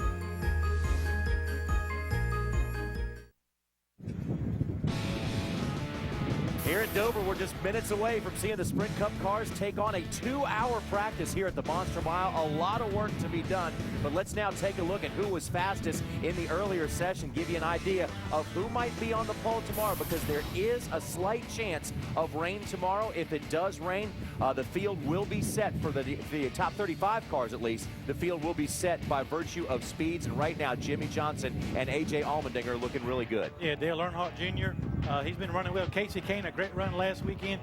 Joey Logano needs a good run, and we've talked about Kyle Busch losing that engine, but before that he had a fast car. Brian Vickers fast as well as David Rudiman. Juan Pablo is up there, and Paul Menard as well. Jeff Gordon has an outstanding record on this track, and this is hometown to DuPont, one of his sponsors, so he definitely likes to put on a good show here. Labonte, Mark Martin, Denny Hamlin, and Michael McDowell round out your top 20. Yeah, a lot of different brands. We got Chevrolet, Toyota's there, and Ford's up front as well. So a lot of mixture, and we'll see who's able to back this up with another fast run in this next practice. All right, so Kyle Busch has won twice so far this season, wants to add a third one this weekend, but Randy, he's off to somewhat of a rough start with that engine change. What's the situation with the number 18? Well, it's kind of interesting. If we go back to early in the season, I'm sure everyone remembers the engine issues that JGR, Joe Gibbs Racing, suffered at the beginning of the year, and they didn't know exactly what the problems were. They lost several engines.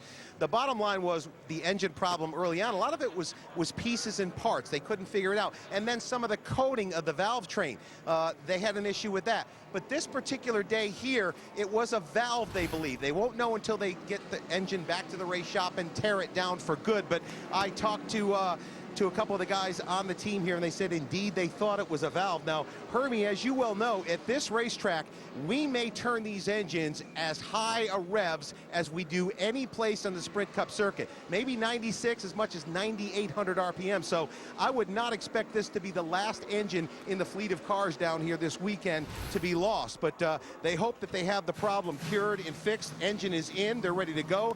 Kyle Busch not yet ready to get in the race car, but neither is Kevin Harvick. He just walked by just moments ago, so they're feeling pretty good. The car's got some speed, so he'll be one to look at here this weekend. Johnny? Yeah, and Randy's got a good point. What you look at here, Johnny, is this racetrack. You have long sweeping corners at Dover. You stay in the accelerator a lot of throttle. At a place like Dover, you keep that engine speed up, you keep the RPMs up, and Randy's right. If you don't have your engine package exactly right, you could find yourself with some problems. And here at Dover, the straightaways are banked as high as the corners at some other places, so it's definitely a high-banked, high-action racetrack, and there is still plenty of time for you to get on down here and join us here this weekend. We got race day, trackside, all kind of fun stuff going on outside the track, and of course, some of the best racing in the Northeast comes your way on the track as well. And you can also come up and see Miles the Monster, who's actually holding a life-size race car in his hands. On the other side of the break, Mike Joy and company will have Sprint Cup Series final practice for you, so keep it right here on Speed. In 8 days. Have you ever? No, I have never. Don't miss the NASCAR Sprint All-Star Race live on Speed. You ready? Ready? Green flag, green. Wonder where the Durango's been for the last 2 years? It toured around Europe getting handling and steering lessons on those sporty European roads. It went back to school, got an advanced degree in technology. It's been working out, more muscle and less fat. It's done more in 2 years than most cars do in a lifetime.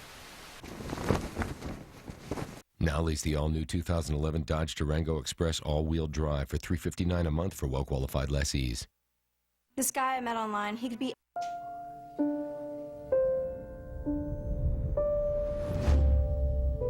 What if a disaster strikes without warning? What if life as you know it has completely turned on its head? What if everything familiar becomes anything but? Before a disaster turns your family's world upside down, it's up to you to be ready. Get a kit, make a plan, be informed today. Learn how at ready.gov. If you have diabetes and you're on Medicare, call now to get the new talking meter. These new meters are more accurate, they're easier to use, and the best news is you don't have to prick your fingers anymore. Arriva makes it simple. They bill Medicare directly. There are no upfront costs. And they deliver your supplies right to your door for free. For more information, call 1-800-966-0827. Is Carl Edwards ready for final practice, or is he still replaying last Saturday night's finish in his mind? How about Jimmy Johnson, who seems to be able to do everything right when it comes to Dover? Or Kyle Busch, who spent more time in the principal's office this week than anyone except Kevin Harvick. I love it when a plan comes together. And it's coming together for final practice for the NASCAR Sprint Cup Series here in Dover. Temperature hasn't much budged since we were last on the air. However, there's a lot more sunshine in the sky and brighter shadows along pit road. So what does all that mean? Well, we're about to find out. Hi, everybody. Mike Joy, Larry McReynolds, Darrell Waltrip with you for final practice in the land of concrete and crab cakes. Well, Larry, you've done everything to the car you know to do. And now what are you working on? Trying to make it comfortable for you, because the only way you can be aggressive is to be comfortable. I was thinking more like that. It's the way it always with me. They work on the car, and when they couldn't think of anything else to do to the car, they'd start working on me. Oh, come on, buddy. Which you might can, not be you a can bad idea for this place. You can do it. You have to. It's all up to you. I like that. Absolutely. But I think we're going to see a lot of the same thing that we saw in the first practice. But the one thing I will make notice is the sun has popped out here a little bit. So those guys that cranked off those pretty quick slaps in the first practice, it may be hard to top that in the second practice. But we saw some teams like Tony Stewart, Carl Edwards, Ryan Newman, never got in qualifying trim in that first practice, and it seems like Jimmy Johnson, Mark Martin, a lot of the Hendrick guys, they did a little of both. So I think we'll see some of the same mixture in this practice. Well, one of those fellows who did crank off a quick lap is down at the garage area, Matt Yoakum. Mike, Trevor Bayne, and Regan Smith pulled off first career wins at Daytona and Darlington. A.J. Allmendinger, as you mentioned, very fast in the first practice, second quick. He's hoping to score number one right here at Dover. No doubt his best racetrack, led more laps here, 143, than every other racetrack combined on the circuit. He told me his car from late center exit was absolutely flawless. He wants to work a little bit on entry and landing, but he's very confident about his race setup and qualifying on Saturday afternoon. To Nick Berger. I'm at Jimmy Johnson's garage because this guy is probably the favorite to win on Sunday. Dover is surely one of his very best tracks. He has won 2 of the last 3 poles here. He has won 3 of the last 4 races here. And in the last 4 races, he has led the most laps in each and every one, 62%. He has raced 18 times here in NASCAR's top division and won 6 of them. That's 1/3. And oh, by the way, he won the first practice as well. Jimmy Johnson, and one of his very best tracks, Dover. This is one of those tracks where once upon a time, not that many races ago, Jimmy Johnson won everything here. All of the practice sessions, the pole, and the race. Max points. Take us for a lap, Darrell, with Kyle Busch. Oh, yeah. There we go under the Pont Bridge back there, down into turn 3. He's up the track a little bit. Got to watch the exit here. Soft pedal a little bit. Get really, touch that wall sometime. A little short straightaway. Again, down to the bottom of the racetrack. Pick the throttle up. Try to get wide open right here. Come up off this corner. Back wants to fishtail a little bit. Got to hold on to her. Sail her down into 3. Back off early. And now nail the throttle. Wide open out of there. Right now, it looks like he's having to play with the throttle a little bit. And then up on these little short straightaways. Man, it's a quick lap around this joint. Mike, this is a fresh engine in this 18 car. When we last left you for first Cup practice, the 18 team, Kyle Busch, they had an engine failure. So no matter what, they'll have to start this race at the rear of the field Sunday. I get so many people that get so confused about that one rule, Larry, the engine rule, and you have to start in the back. If something happens, you don't have to go to the rear. Can you explain all that? It's actually pretty simple. There's always an oh, by the way. But if you have to change your engine during the course of the race weekend, it doesn't matter before or after qualifying, before the race, it doesn't matter. You have to go to the rear of the field. If you have to go to a backup car before qualifying, you're okay to start where you qualify. If you go to that backup car after qualifying, you go to the rear of the field. I know we understand it, and it makes a lot of sense to us, but if you're a fan at home, I get it all the time on Twitter and everywhere else. How come, you know, he has to go to the back, and why does he have to start here or there? And it's just really good to explain it every now and then. Top of the chart, Kurt Busch. Michelle Penzo, 22.796 seconds. Pretty good lap. That's pretty close to what we saw in that first session. That's right.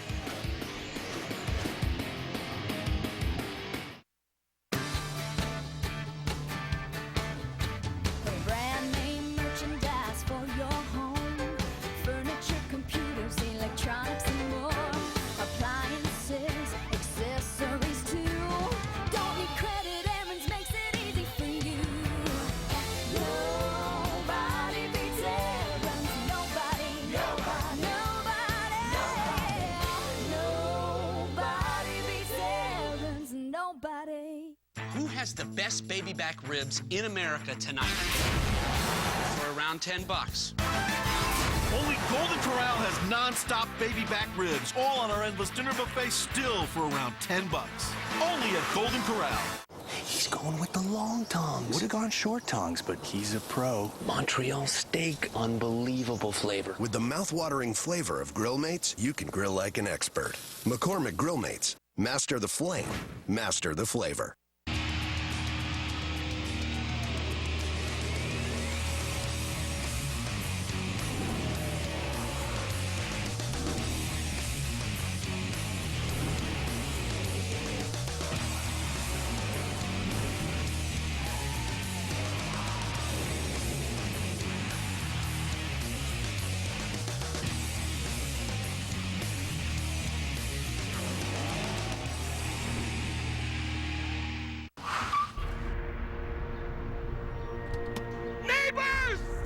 It's time to stop wasting our weekend going back and forth to some home improvement warehouse.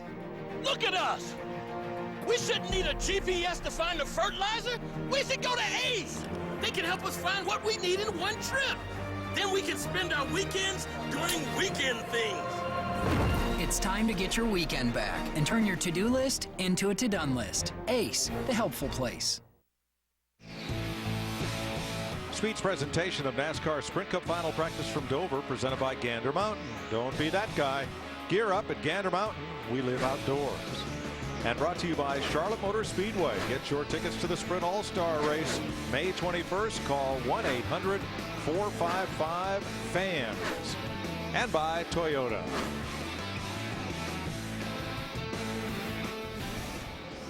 That is a trash bag. That was a trash bag. And that is a race car. And that race car and that trash bag met. Yeah, Regan Smith picked that up. Right now, Regan is 17th quickest, our Southern 500 winner from last Saturday night. And Larry, you're going to love this. I was listening to Jeff Gordon. You know, he was up here for the tire test. The tire that they brought here that they really thought would be good for this racetrack was the one that turned into dust. And so they couldn't use it. This is the old standby, the tire we got on here this time. Well, the one that would turn to dust wouldn't put any rubber on the racetrack. It would just dust up. Which is what went on at Bristol and Martinsville. Same thing at Martinsville. Yeah. At Bristol and Martinsville. So they put this tire on, and guess what it does? It puts too much rubber on the track. this is the better of the two evils. Oh, yeah. Right. But what they would like to have been able to do is, okay, well, let's practice and everything with this tire, get some rubber in the track, and then we can put the other tire on for the race. You can't do that, obviously, but it just shows how hard tire testing is to come with a tire that can just withstand all the things that happen here at Dover. I mean, these things are loaded up, man. But this is about as black as I've seen this racetrack, and we still have 3 races this weekend to go. Yeah, Jeff said this tire put down so much rubber that it actually makes the track get slick because it's got such a patch. See how dark it is off to there. Casey Kane. The Red Bull Toyota. Here's David Rudiman and Landon Castle. Landon has had a problem. People just going too fast because they keep catching him at a worse spot. It's almost like when Landon comes out in the 09 car, he doesn't really go up the speed quickly. You talked about that earlier. When you leave pit road, you better be getting it. Well, because that's the mode that everybody's in right now. This is not to go out there and feel it out and get your groove. You got to be on it when you leave pit road, because that's the mode everybody's in right now. Jeff Burton, 6th quickest. The fastest 2 right now are the Penske Dodges of Busch and Keselowski, and then 3 of the Roush Fenway Fords, Biffle, Reagan, and Edwards. And if you were watching Nationwide Series practice, as we watched Matt Kenseth in his 17 car in his practice, Brad Keselowski is fighting a pretty severe bout with the flu. In fact, they put Parker Kligerman in that Nationwide Series car for most of that practice a while ago. Yeah, so Brad got out of the car and they made that driver swap down there. And they said, and I watched him get out of the car, and he was struggling just to get out of the race car. Wow. He felt so bad. Nice lap for Casey Mears. He is 8th quickest, 23:14. I still think when things shake out, you're going to have to be down in those 22s quite a ways if you're going to sit on the pole. Jamie Mack has run only a couple of laps. 23:50 is his best. I don't see a new track record today. 22:288 Jeremy Mayfield in 2004. But a pole in the 50s sounds like a possibility. And I think certainly, as you say, Darrell, the 60s, somewhere right in there ought to be our pole today. Excuse me, I say today. I should say tomorrow. Yes. Tomorrow, yeah. Yeah, depending on what the weather does overnight, how cool it gets, and, you know, what happens to the racetrack overnight. We could flirt with that record, but I don't see us getting down there and breaking it. Well, there's going to be a lot more rubber put on this afternoon with the NASCAR Camping World Truck Series race unless we get rain. As you said, it's going to be probably lose a little grip for tomorrow. And you'll see that race tonight on Speed at 8 p.m. Eastern Time. And if you want to really have fun, tune into Trackside tonight, because we're going to have Mr. Happy and his wife, Mrs. Happy. Mrs. Happy on. I believe you'll get as much or more out of her than you will him. You know, my wife always calmed me down, and she always would stand behind me and shake my head. Delana just keeps pushing him. Get on out there. Tell him. New colors for Travis Quapple in the root beer wagon, 11th on the speed chart for Quapple. This is his teammate, David Gilliland. And right now he is 8th fastest. You know, I want to give a call to a driver that we interviewed in that first practice. I think Dick Berggren talked to him first time here to Dover in a Sprint Cup Series car. He actually kind of tagged the wall a little bit, but Andy Lally in that 71's up in the top 15 right now, actually 15th. I think Doug Richard has gone over there, and Doug has so much experience. He was Dale Earnhardt's crew chief back in the late 70s, early 80s. Smart guy, and he can really bring a lot to the table. When you take a guy like Andy, who's got a talent, he can drive, plus he has that belt, that black belt thing. Yeah, he's got that going for him. So I really like that combination. I think Doug's going to do a lot for that team. I'm still trying to figure out how Brazilian Jiu-Jitsu is different from whatever the regular kind is, but I'm a little afraid to ask him. It's all about, throws and holds. I don't know. It's interesting. All I know is if you have one of those belts, you're bad at whatever it is. And I mean bad in bad meaning good. Bad in a bad kind of way. If we've confused you thoroughly, just stay tuned. More final practice ahead.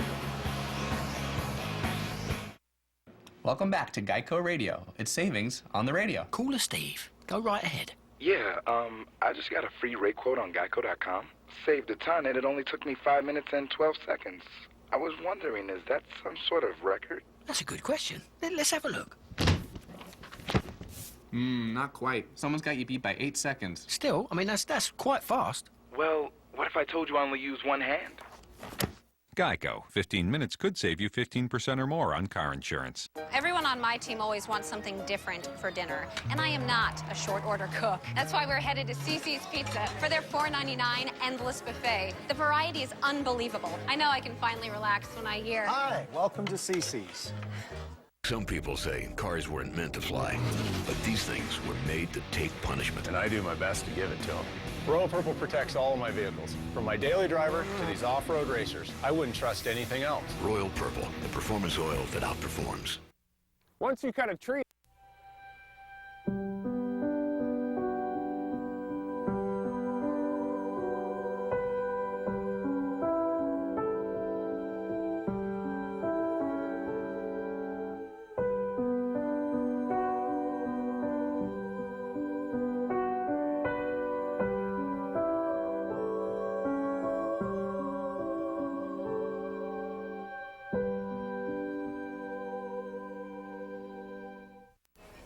No pie today, Ted? No, I just paid my car insurance bill.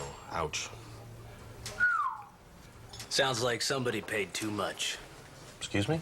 I used Progressive's Name Your Price tool. They showed me a range of coverages. Then I picked the one that worked for me. I saved hundreds when switching. Hundreds? Who are you? Just a man that loves savings. And pie. Out there with a better way. Now that's Progressive.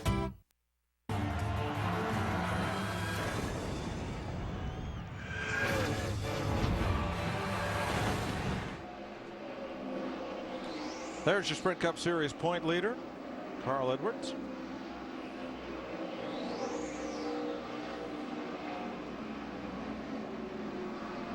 Just been so consistent this year. Got that win at Vegas. Carl is 5th in this session, and here comes Kyle. Looked like he may have been just a little too high on that exit. Was that Harvick that was coasting along there? I believe it was. Could that have been? But they were nowhere close to each other. But could he have taken his eye off the ball? That's right. Hey, I'm thinking on the radio. He said the same thing. Is that Harvick down there?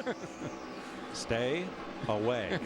That was the message that was firmly delivered yesterday by NASCAR officials. Oh, look. Oh, two more best friends. Now, see, they're playing. One's on one straightaway, one's on the other. One's on the front, one's on the back. So they heeded the warning. But when NASCAR gave that warning to Kevin Harvick and Kyle Busch, I don't think they took NASCAR Camping World Truck Series qualifying into effect there, because regardless, you mentioned that race tonight at 8 o'clock on Speed, they start 2nd and 3rd. Another thing that we need to explain is that probation is for all NASCAR events, whether it's nationwide, whether it's the trucks, whether it's the Cup race, whether it's the All-Star race. Even just because it doesn't have points next week doesn't mean that it still doesn't apply. You know how come they'll probably be just fine in the Truck Series? Who pays the bills on those 2 trucks? But guess who was supposed to drive that truck before last week? Elliott Sadler was going to drive the 2 truck last week. Saturday sometime in the late evening, I think he may have gotten a call. And doesn't it say bad boy on the side of Harvick's truck? I'm afraid it does. Matt, I hope that's a sponsor deal and not just a descriptive statement. No, that's a sponsor deal for Harvick. And I'll tell you what, you talk about a guy who has no enemies in the garage, it would be the GoDaddy guy, Mark Martin. This is a great stretch for him. Dover, Charlotte, Kansas combined for 9 wins. He's 14th in points, so he could use a little bit of a boost. And judging from the conversation between Lance McGrew and Mark, they have really hit on something. Right now, they're A and Bing different setups. The first setup, he thought they were close to their potential. The last one, he felt like it was not a gain at all, just a lateral move. So now they're making a whole nother change in setup, just going through their notebook, utilizing this practice session, because they're going to stay on this set of tires, because as Larry and DW can contend, NASCAR allots the teams in Goodyear just 5 sets between practice and qualifying. So to keep everything consistent, this is what they're staying on. Well, realistically, that's only 4 sets for almost 3 hours of practice, because you're going to qualify on 1 set tomorrow. Dick? Well, Kyle Busch missed a lot of laps in the first practice today because of an engine change. He will also have to start in the rear, as you had pointed out, on Sunday's race. So they're working pretty hard on the chassis on this car, trying to get it dialed in. And right now they're working on grip. Kyle says they simply don't have enough.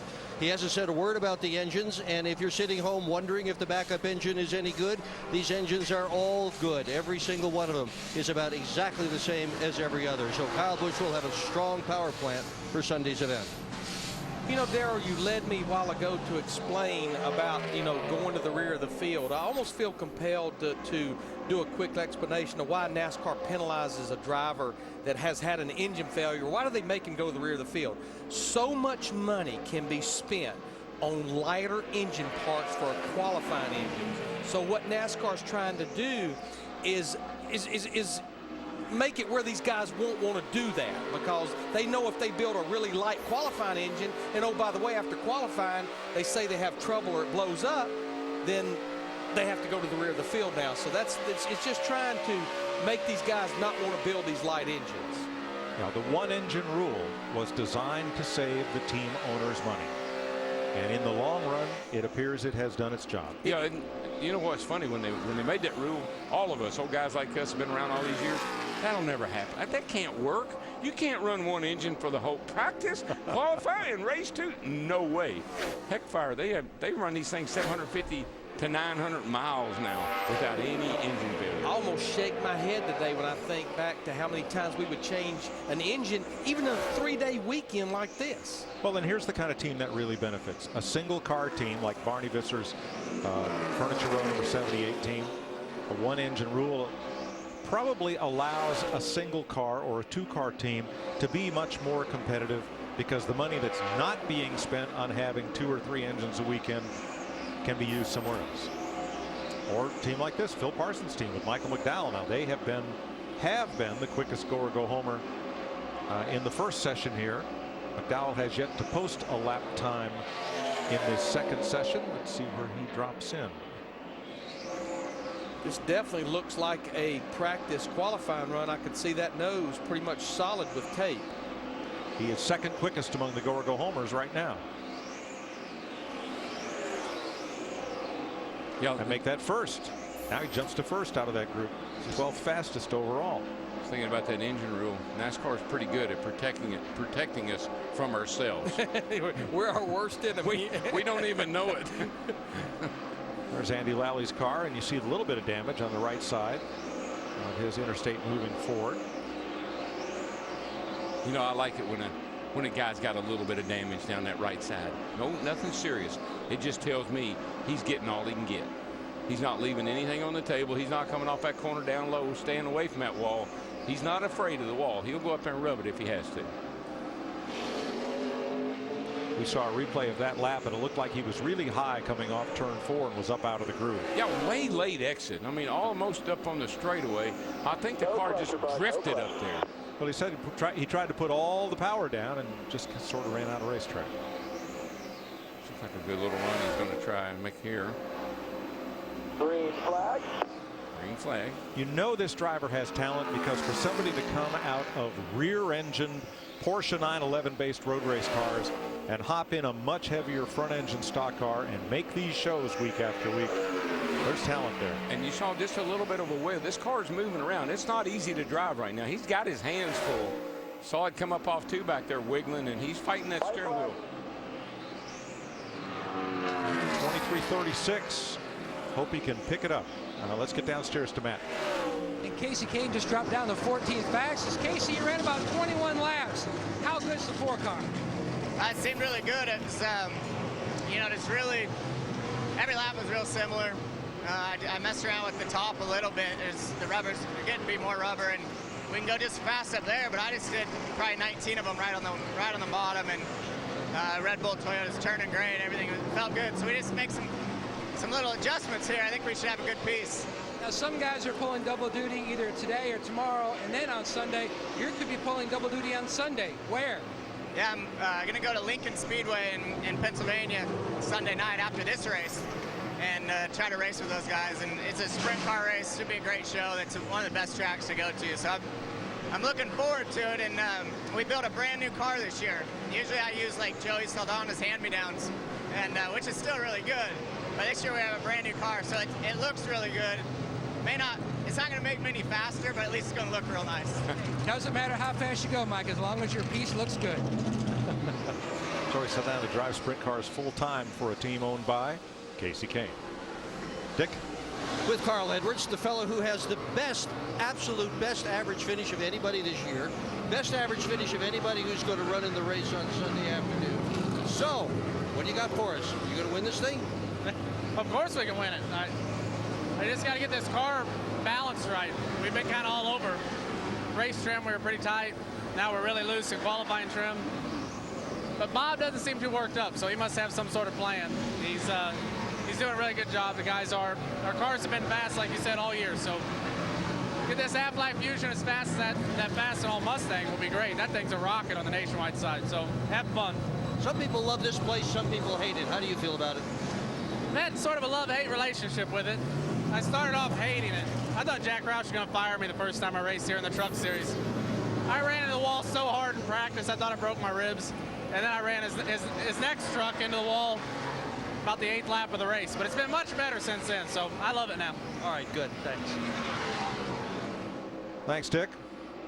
You know, we talked about Kyle Busch's modus operandi in these practice sessions, and it appears up just a little bit higher off turn 2, way high, matter of fact. Yeah. Way too high. Might want to come in and work on that.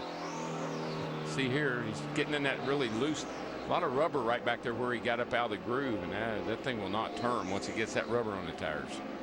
That's a pretty hard hit. It was pretty hard. I'll say. Really hard. Working these poor boys to death today. This is Scott Riggs, and suddenly he is the fastest of the go-or-go homers, 10th overall. How about that?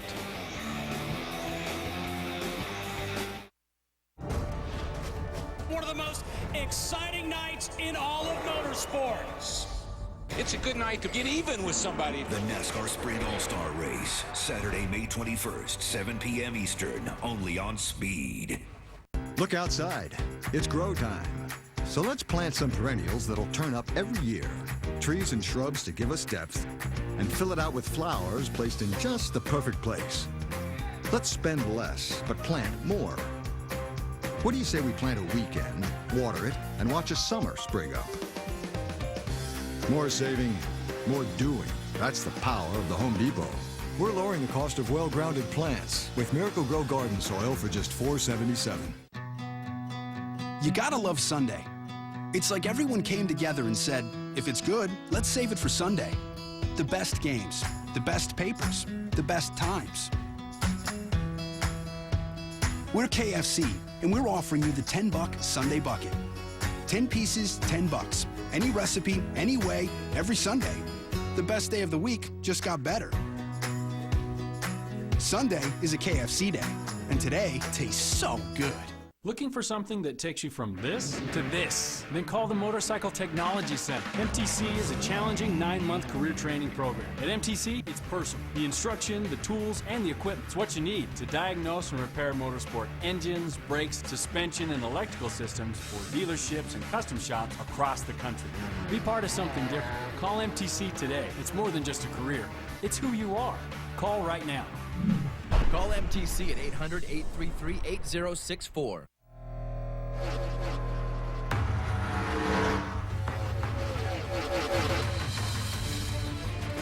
Somebody better keep me away from any Hamlin after this race.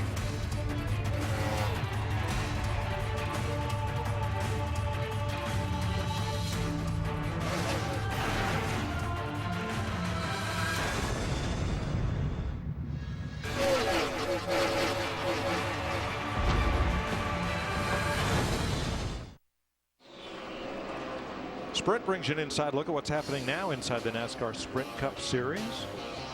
Jeff Gordon has been out front for over 2,200 laps here. Most at Dover by any active driver. For more NASCAR stats, check out NASCAR Sprint Cup Mobile at sprint.com/speed. All 44 cars have now been on the track for practice. One will go home tomorrow in knockout qualifying as we look at Paul Menard.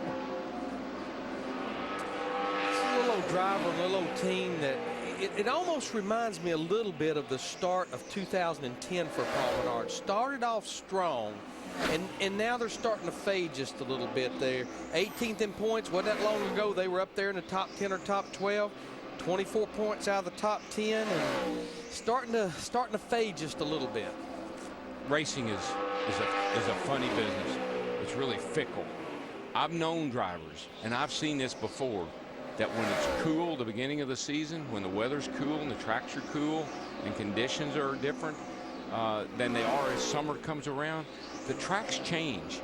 The way the cars even feel differently once it gets hot outside. There's some guys that don't have a good feel for that, and there's some guys that do. I think about Tony Stewart. He seems to have to wait until he gets that kind of hot, slimy, slick track feeling. Then he's better than everybody else. But I'm telling you, as fickle as these things are, the cars and everything else, weather just seems to have a role in how you do. For some guys, it doesn't affect them at all. Right. It's like a really great car. You can do anything to it you want to, and you're not going to hurt it much. If you're sitting on that fence got an okay car, but everything's got to be perfect, that's when you go backwards. Back in the day, as we look at Martin Truex, who's 19th, the best driver on the hottest days was Bobby Allison. Bobby used to say that he would drive around Birmingham in a car with the windows rolled up, the heater on full blast, wearing his winter clothes in the middle of July, just to stay in the right kind of shape for the really hot races of midsummer. I got to tell you, it affected him too. Dick? Well, Dale Earnhardt Jr. has just come off the racetrack, Mike, and he is asking his crew chief for what seems to be impossible, which is to get the car to run a little bit better through the center of the corner without affecting either the entry or the exit. These guys are pretty close with Dale Earnhardt Jr.'s car. Dale Jr.'s best finish at Dover since joining Hendrick Motorsports, 12th in the spring of 2009.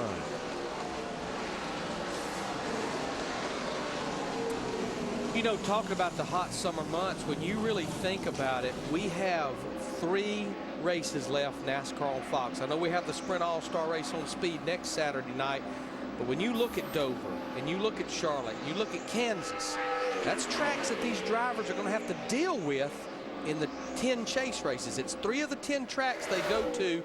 So to me, these 3 tracks are pretty important coming up over the next 3 to 4 weeks of getting that notebook built for September, October, November.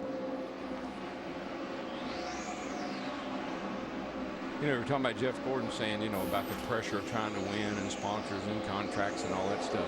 The other thing, the tracks that we go to affect some of this aggressive driving that we've seen too. At Richmond, you got to be aggressive to get by people. When we go to Darlington, it's one groove racetrack. So what does that tell you? If a guy's in your way, you got to move him a little bit. When we get to Dover, a little bit more room here to operate. We don't usually see people running over each other here that much. We get to Charlotte. Can't say about next Saturday night because who knows what we're going to get there. But the bigger the track and the more options drivers have, the less they run over each other. So, you know, you take the Bristols, the Martinsvilles, the Richmonds, the Darlingtons.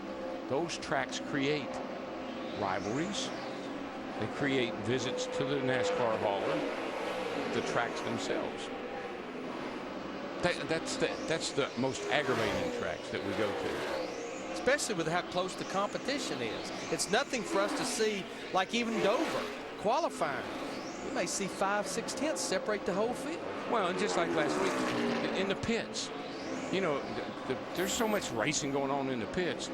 Just think about Jeff Gordon dragging his gas man almost out of the pit box. Right. I think Menard runs over, you know, almost runs over one of his crew members. Somebody in the pits every week. There's a lot of people running over each other in the pits. You saw Kurt Busch a second ago. The laps he's running now are faster than the laps of all but Brad Keselowski, Greg Biffle, and David Reagan's fastest lap. His last lap was better than anybody else's best lap in this session. That car is fast. We're about half an hour into final practice for the NASCAR Sprint Cup Series for Sunday's FedEx 400. Long before a Cummins diesel engine powered a Ram truck, it roared to life out here and proved itself here, here, and here. And it's now delivering best-in-class towing here and unsurpassed torque here.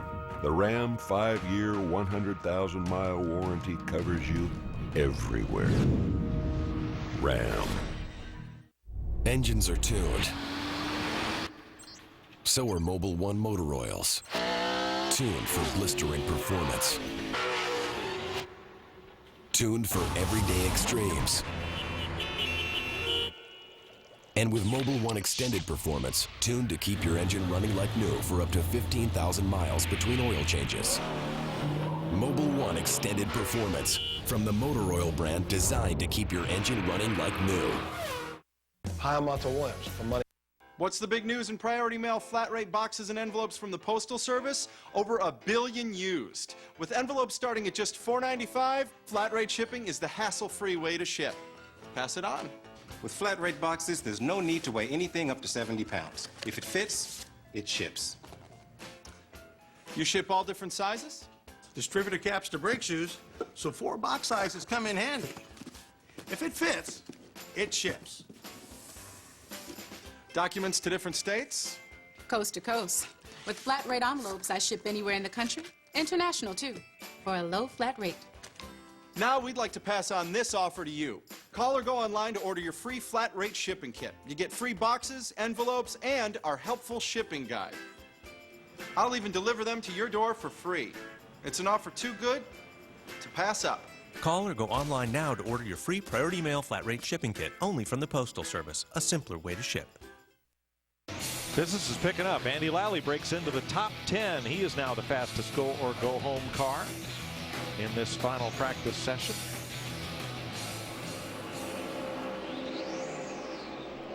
After about 33.5 minutes, Kurt Busch, Brad Keselowski, kind of tight quarters with, you see up here, this is the harness track, Dover Downs. And the speedway encircles the harness track, leaving not a lot of space for garage areas right at the inside of turns 1 and 2 and turns 3 and 4. Now here's some good advice for the speedway. Don't ever have a motorcycle race on the horse racing track when the Cup garage is full of cars. Yeah, they tried that once. I think you tried harness racing once, didn't you? I did. Didn't like it. One and done, huh? Not sure that horse liked you. No, I don't know if he did or not. I didn't do anything. You got a bicycle seat and your feet stuck straight out in front of you. You had nothing to hold on to. That's not a comfortable feeling. Let's see, that was you and Bobby Allison and Cale and Dale Earnhardt. Yeah. Wow. Yeah, it was not fun. Bobby won. He had on that coat and the heater turned up. Clint Boyer currently 31st in the BB&T Chevy. Working race runs. Clint and his team, they'd really been on a roll and kind of hit a little bit of a stumbling block last week. Had a good run going, but they were caught up in that crash that was somewhat involved with Kyle Busch, and his teammate Kevin Harvick ended up finishing 31st. He said that, he liked what Kevin had in his car. We saw him talking earlier. They were going to migrate toward that. But, man, looking at the times, I don't know. He might need to get the rest of the story. Meanwhile, here's Dick Bergman. Speaking of Kyle Busch and crash, Kyle has been into the wall, and he's hit it a pretty good one. Hard enough that they have had to take the crush panels out of the car and feed on them so that they can get everything squared away to where it's supposed to be. And this is still more practice that Kyle Busch is missing. These boys, I think they'll be glad to see this day come to a close because they have definitely had to put their work clothes on. They will definitely attest, today being Friday the 13th. Yes, it is. We saw that crash and the replay. That second replay made it look like it was really quite a bout with the wall. Kevin Harvick in the Bud Chevy. Boy, that track has really taken up a lot of rubber. Yeah, I tell you, it's like an asphalt track down in the groove. That's that old engine, though. I just am fascinated by the amount of RPM that they can turn these engines these days. So you get a lot of grip when you get rubber laid down on the racetrack, but how much is too much? Yeah, well, that's one thing Larry and I were talking about in break. You're going to see these guys move up the hill pretty quick. I think that bottom groove is going to rubber up so much it could even get that ripple effect to it where the thing builds up those little knots of rubber and you'll slip and slide across it. So pretty sure you'll see a higher groove come in pretty quick. Yeah, I wouldn't be surprised to see after this truck race this afternoon when we qualify these Cup cars tomorrow to see them up the racetrack a little bit even for qualifying. Matt? Mike, Jeff Gordon was one of those drivers that had migrated up to the middle of the racetrack. They've already topped him off with racing fuel and basically going to make another change in the front. Gordon said on the first run, the front end worked very well, but on the last run, as he went and the pace dropped, the car got worse and worse on entry, just no better. So they're already putting their heads together on their next change on this 24 machine.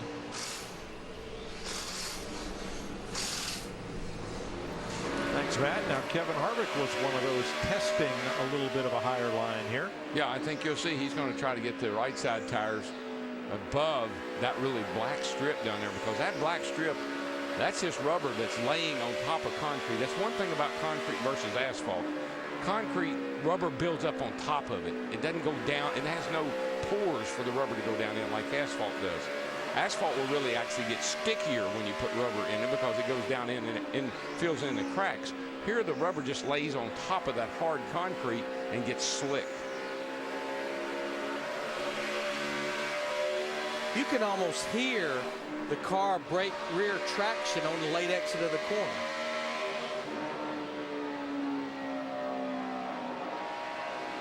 Riding with Denny Hamlin. Had to play with that throttle a lot once he picked it up. Yeah, and he's running very low. He's running right on the bottom, like which is customary. But you're going to have to pedal it a little bit more on corner exit, because once you lose that grip coming up out of the corner, the front end will push, steer into it, then the back end will snap.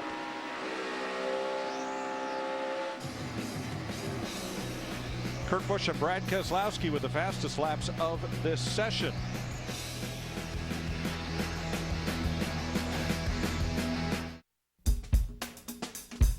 The casino. There's a beach within an hour. There's like this Japanese restaurant I go to on there. Big Bad Monster. Treacherous is my favorite racetrack. You know, the Monster Mile is intense, fast. You know, it's unique and different. Whew. Demanding. I don't know the exact speed we're going, but it feels like 250 miles an hour when you drive down in those corners. Ouch. His future, full of fun and promise. And Lucas Deep Clean Fuel System Cleaner will help keep it that way. Lucas Deep Clean Fuel System Cleaner substantially reduces greenhouse gas emissions, including nitrogen oxide, carbon monoxide, and hydrocarbons, while improving fuel mileage using less fossil fuels. His fossil fuels. Just one little bottle with each fill-up, and his future can stay that much brighter. Let's face it. 1, 2, 3. If you need dental insurance, Humana One Dental has coverage you can count on for the whole family. There are a lot of great reasons to get a Humana One Dental plan. First, there's price. Dental coverage for as low as $15 a month. 15. Then there's easy enrollment. All it takes is a phone call or visit online. 16. This is my sweet tooth.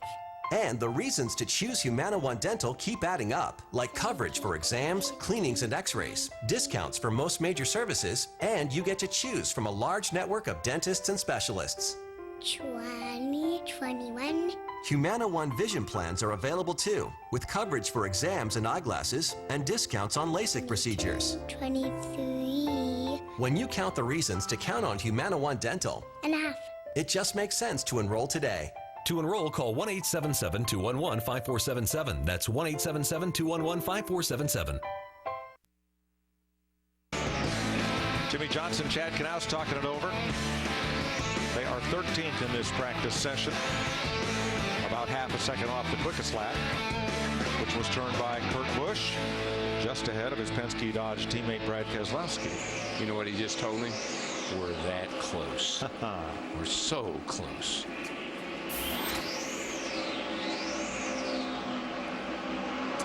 You know, back to Jimmy Johnson, look at Brad Keselowski, who's second quickest right now. Who would ever believe we would be sitting here in early May and be saying the only race that 48 team and Jimmy Johnson has won since they were here September of last year was the race at Talladega just a few weeks ago. Tonight, the biggest party in racing will be rocking and rolling at the Monster Mile. Kevin Harvick and his wife Delana join in on the fun.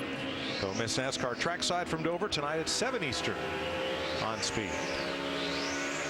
So are you going to ask DW who wears the fire suit in that family? Well, we invited her to wear it tonight, so I don't know, maybe she will. But Delana's a racer, man. Oh, yeah. She grew up in racing. Yeah, her dad was a driver in the late model Sportsman Series, John Paul Linville. She's pretty much done it all and seen it all at her young age, and she runs at KHI and runs it well. I mean, she puts together deals and she knows marketing and PR, and Delana is a sharp girl. She really is. Regan Smith knew he had to work for it last Saturday night in Darlington, and we finally got the answer to the question What did he wish for? Because on the radio, he was cackling. He says, I got my wish. And his wish was that running sixth when the caution came out, that all 5 of the cars running in front of him would pit. And they did. And he stayed out, held off Carl Edwards and Brad Keselowski to win the Southern 500. You know, we had the pleasure of sitting down with Regan Smith this morning, just the 3 of us and him, and chatting a little bit. And somewhere down the line, maybe if we're in a rain field, we can get him to tell the whole story, the expanded version. But he just got engaged recently to Megan Mayhew, a sweet little girl. They've been together for 7 or 8 years. But the short version is he basically put a message in a bottle and hid it on the beach and had her go find the bottle. And since he was scared of losing the ring in his pocket, he stuck the ring case in a fake coffee cup that he pretended to drink out of every once in a while. Once she found the bottle, he gave her the coffee cup, and there was the ring in it. It was really a neat story. He's a good kid, a really good kid. I like him a lot. I liked him before he won the Southern 500. All right. Well, Matt Kenseth is back there with Ryan Newman and Tony Stewart, back about 27th with a 23.40 in this session, while his teammate Greg Biffle is second on the board, about 0.6 quicker. Yeah, you've got 3 of the Roush Fenway drivers, including David Reagan in the 6th car, who's 4th. You've got him in the top 6. I'll ask you guys. I mean, this guy right here, David Reagan. People keep saying, who's our next first-time winner? You got to put him at the top of the list, don't you? I mean, he, A.J. Allmendinger, maybe Marcos. But David's got to be the favorite to be the next first-time winner. They've been running great. I believe he's the favorite for sure next Saturday night to possibly win that Sprint Showdown race, where the top 2 drivers will transfer into the Sprint All-Star race.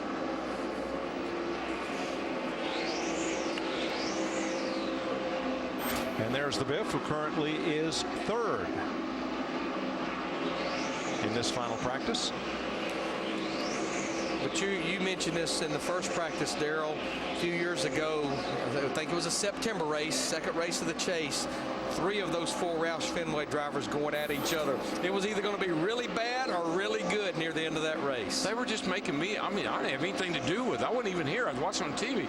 And they were making me nervous. Because they were just, I mean, it's teammates, and they were not treating each other like teammates. So. A.J. Allmendinger 15th right now.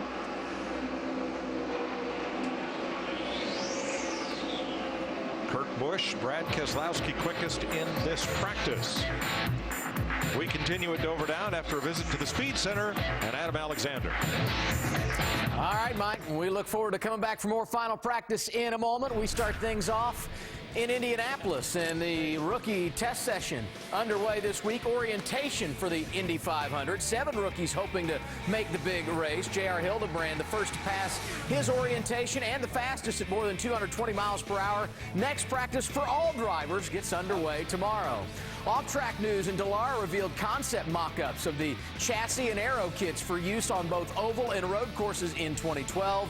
Testing set to begin in August. The Sprint Pit Crew Challenge, all about 70 grand, bragging rights and pit selection for the Sprint All-Star Race. Each team had a 1-hour practice Wednesday in a warehouse. The main event Thursday night at 8. You can see it right here on Speed. And one more chance on Sunday to make the All-Star Race by winning at Dover. More Cup final practice coming up after a break. We got the Camping World Truck Series tonight at 8. Speed Center sees you tonight at 11 p.m. Eastern Time. We're looking forward to it.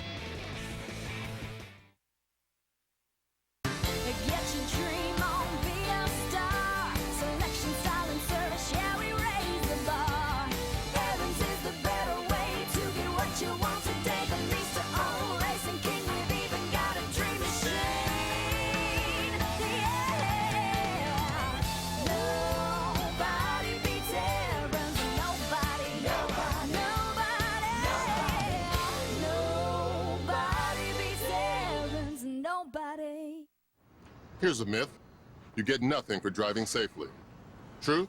At Allstate, you get a check in the mail twice a year, every year. You don't have an accident. The Safe Driving Bonus Check. Dollar for dollar. Nobody protects you like Allstate. He's going with the long tongs. Would have gone short tongs, but he's a pro. Montreal steak, unbelievable flavor. With the mouth-watering flavor of Grill Mates, you can grill like an expert. McCormick Grill Mates. Master the flame, master the flavor. Here's to the pursuit. The pursuit of better. Faster. Cleaner. Funner. Here's to the pursuit of advancements that help make new engines possible and dreams a reality. Here's to the pursuit of another 100 years of earning America's trust. Not just oil, Pennzoil.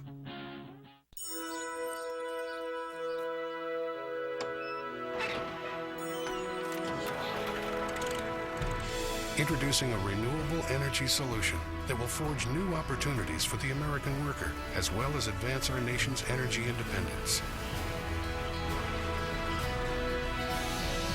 American ethanol. From America's cornfields to America's racetracks. It's a brand new race day.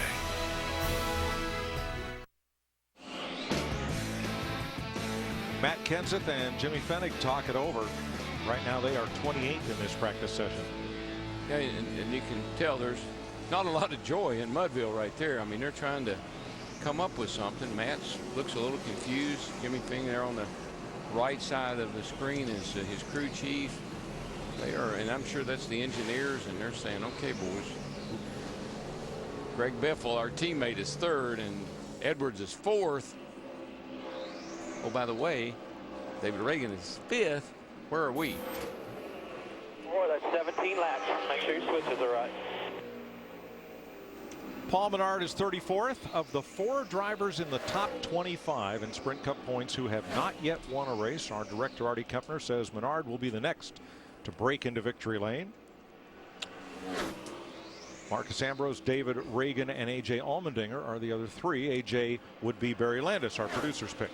And I'm thinking, Mike took the number 9. Let me see, why would he have done that? What's in about a month? That's when I realized Sonoma's not that far away. That's a pretty good pick, Mike. Remember, he was leading with 8 to go? Oh, I remember it. Okay. I'm sure he does too. But when I look at some of these tracks coming up, like this weekend at Dover, like in a couple of weeks in the Coke 600 at Charlotte, this little cat right here, David Reagan, they are fast every week, and now they're finally figuring out, he and Drew Blickensderfer, this race in September, this is when he and Drew were joined together, and now they're figuring out how to close the deal to the end of the race. See, what I like about this team and this driver is, and he's the first, he may be the first guy I've ever heard to say this on a consistent basis, they have speed. Yes. That was a term that I had never thought about, but they have the speed in the car. Circumstances work out, they could be a first-time winner. I think so, Darrell. I mean, the door has slammed shut on his foot so many times. He's going to get himself a good pair of steel-toed boots. Shove right through it. It's probably not a question of if, it's when. Yep. Martin Truex has 1 win, and it came right here in the concrete canyons of Dover, his home racetrack. Now he's 21st quickest. Look back at the first practice earlier today, he was 7th quickest. Speaking of road course winners, Juan Pablo Montoya, 27th in this session in the Target Chevy. I don't get the feeling, maybe they haven't tried a qualifying run. This car has not looked good on the racetrack. A couple times we've seen it up off of 2 over there sideways.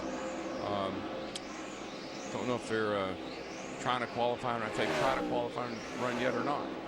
And they have been slideways as is sliding down the point system poll. He has slid from 7th to 13th in the last 4 races. And his last top 15 finish was a 13th at Texas. Well, you know what he's depending on as much as anything? Those 2 road courses. Yes. Dick? Happy Harvick's crew chief Gil Martin and the team owner Richard Childress were just in front of the car as Harvick was in the garage and laughing and smiling. They're very happy, having a good day today. Harvick's last run, rather than working on the chassis, was working on line. He tried the lower groove, he tried the higher groove, and was satisfied with both. Harvick had just returned to the racetrack with some adjustments to his car. Dick, we witnessed that. He was running the bottom 1 lap. He'd go to the top the next lap.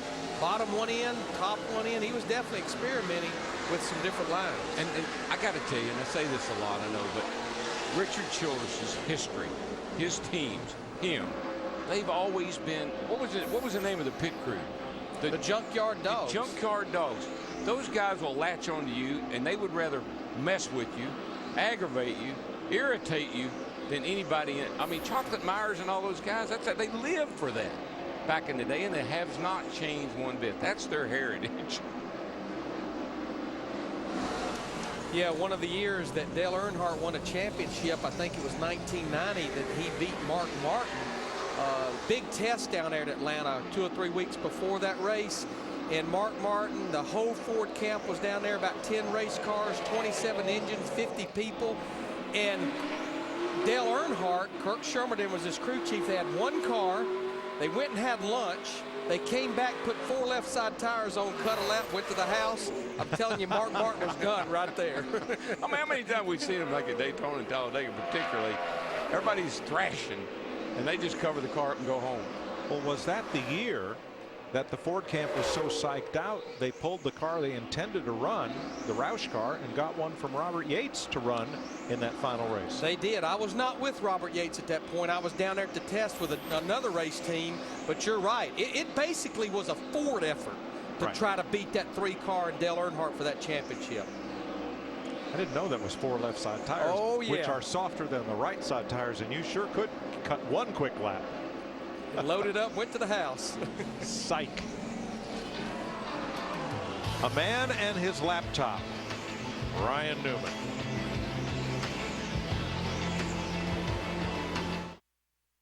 Tonight, the trucks duel in Dover, where a monster is lurking, waiting to claim its next victim. Oh, wow! The NASCAR Camping World Truck Series from Dover. Tonight at 8 Eastern, only on Speed. Wonder where the Durango's been for the last 2 years? It toured around Europe getting handling and steering lessons on those sporty European roads. It went back to school, got an advanced degree in technology. It's been working out, more muscle and less fat.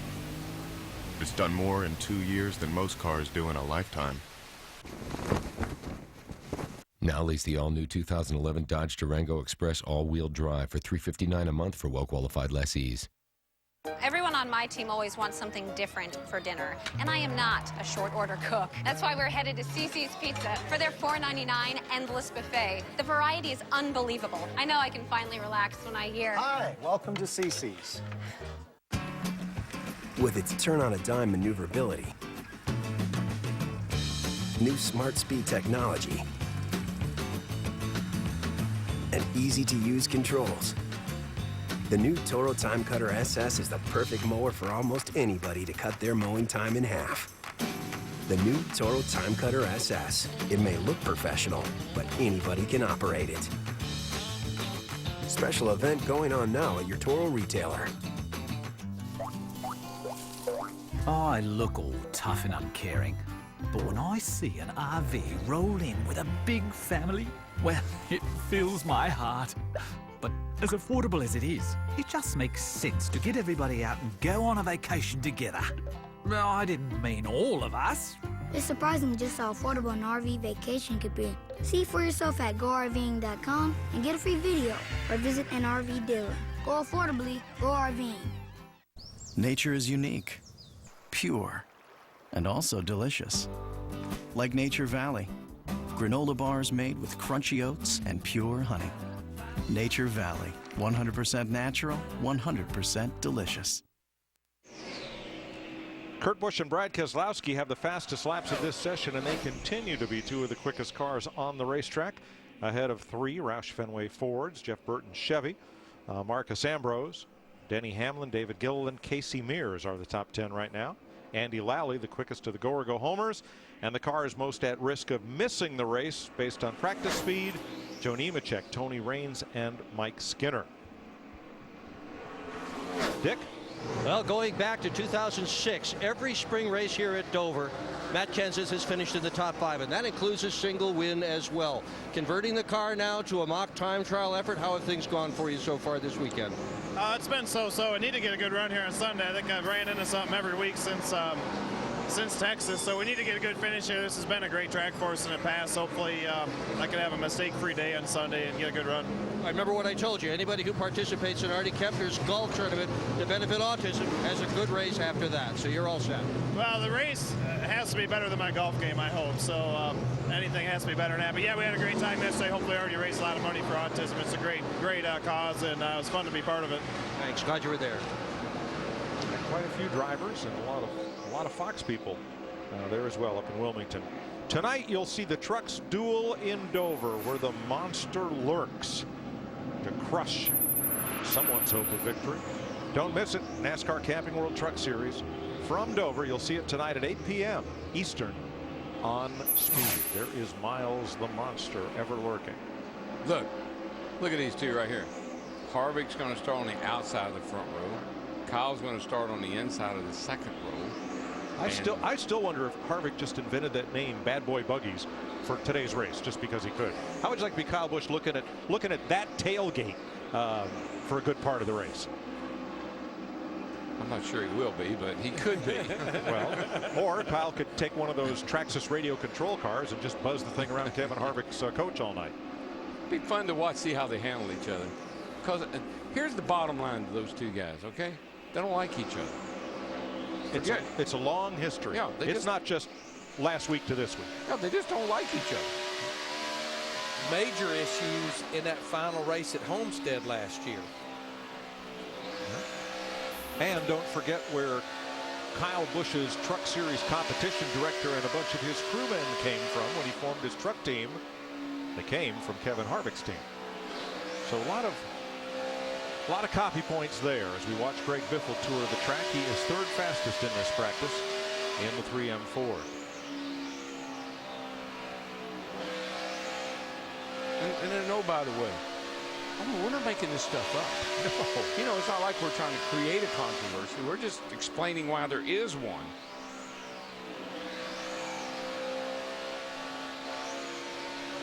Greg has run a total of 19 laps so far in this practice, but his quick lap was on lap 3, which is about his first run. Now, you talked about controversies. You know that Brad Keselowski has a history with Carl Edwards, and they're two fellows that do not get along on the racetrack. And after last Saturday night's race, Brad almost seemed happier that Carl did not win than if he had himself had won, and they all figured into that finish. Yeah, well, he sort of boxed Carl out on that restart. He kept Carl from getting in behind Regan and making a good run off of 2, kept Carl up high. Didn't do anything wrong. I mean, he's trying to finish second or even win if he could. Right. And he got a great third place finish, but by the same token, he kept his rival from winning too. And that may be considered a win-win. Looks like Carl's getting ready to make another run here. He is 4th on the board right now. Definitely looked like he's been in qualifying mode because he's been out 4 times and he's only run a total of 7 laps.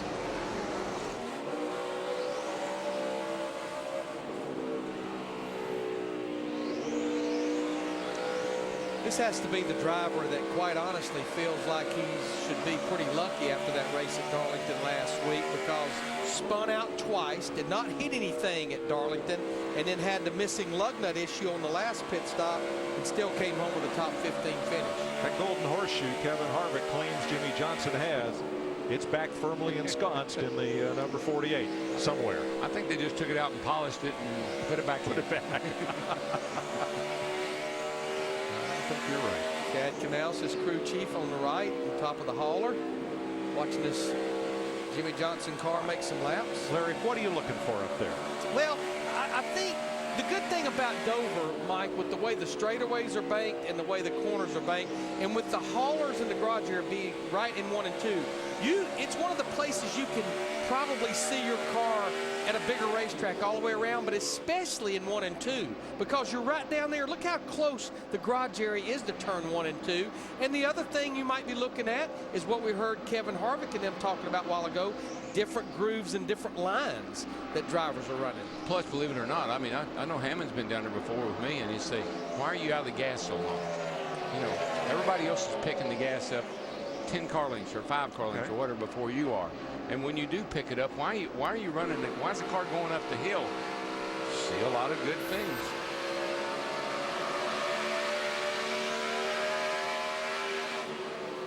Dale Jr. 38th in this session, working on race runs. And that's kind of a race pace. You hear the throttle. He's not rushing it. It's coasting down in there, coasting. Easing in the throttle. Not wide open yet. Now up on the straightaway, mad it wide open. That's kind of how you operate during a race. Now, look right here. We talk about this a lot. All of those little dots. What that is right there, the top row is how many runs he made in the first practice session. I talked about he's been out 4 times in this practice session. If you notice, they've already put the 5th dot because he's out there in line to make his 5th run. The reason they do this is when they go back this afternoon and tonight and they look at the system we call Darkfish, which is basically where they're filming this car going around the racetrack, plus also taking pictures of the attitude in the corner, they can tell exactly what run they're looking at. Yeah, for a long time, you know, they kept talking about we're going to go back and look at the data. And I said, man, they can't look at the data. They don't have any onboard computers. But they got these things. These guys. It's just an expanded version of what we had earlier in the year, for example, during Daytona 500 qualifying, almost expanded version of the Ghost car. You can compare your line to another driver's line, and you compare your line and what the car looks like from one run to another.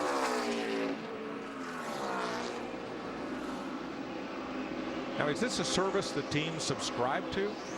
Both. There's a company that does it, but then a lot of teams have taken it on in-house. Okay. Montoya, 28. A lot like his teammate, though, Jamie McMurray, in that one, sitting back there 36th right now. Both these drivers looking for speed, and quite honestly, they have been ever since they unloaded earlier today. Yep.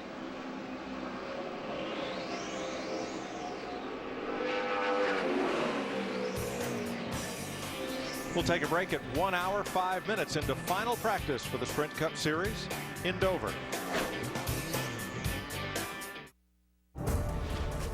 One of the most exciting nights in all of motorsports.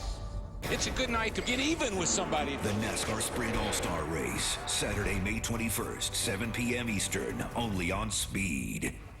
Who has the best baby back ribs in America tonight? For around $10.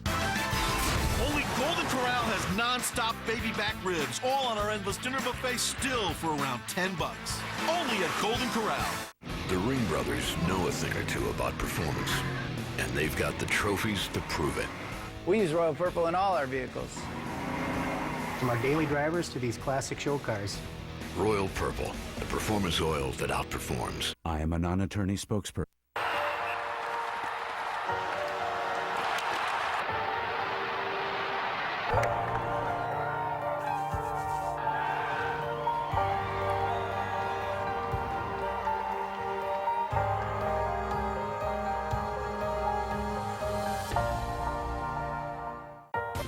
Brought to you locally by the Antioch Auto Center. Make the smart choice at the Antioch Auto Center. Auto Center Drive off Highway 4.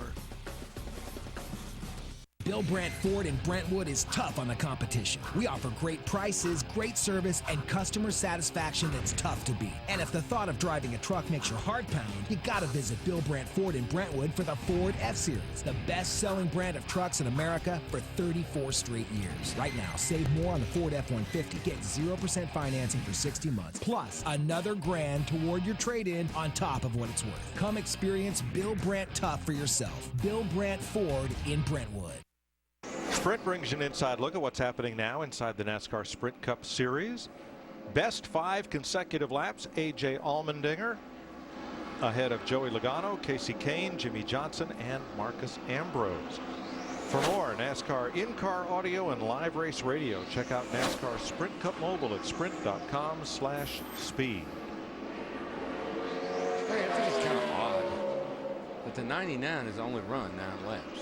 It's been all qualifying runs. But if you remember, I think I said this at the very top of the show, he was one of the drivers that did nothing but race runs in that first hour and a half practice.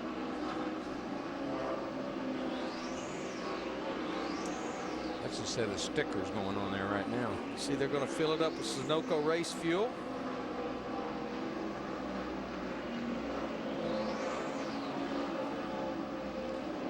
You know, we need a little work on our dots there, I think. Not as organized as Carl Edwards is, were they? They are there, not in a perfect straight line, but they are very legible and neatly spaced. Well, let me just say this. The way these guys function today, those being out of line might mean something. If he runs fast, everybody else might mean something. I don't know. I'm just saying. You know, at Daytona and Talladega, when we go back there, you'd probably have to put the dots on the windshield. So you'd still be able to read them after a lap or two. Kurt Busch quickest in this session. You know, I like Joey Logano's chances. Joey has the second best 5-lap average of all drivers in this practice session. Getting around here pretty well.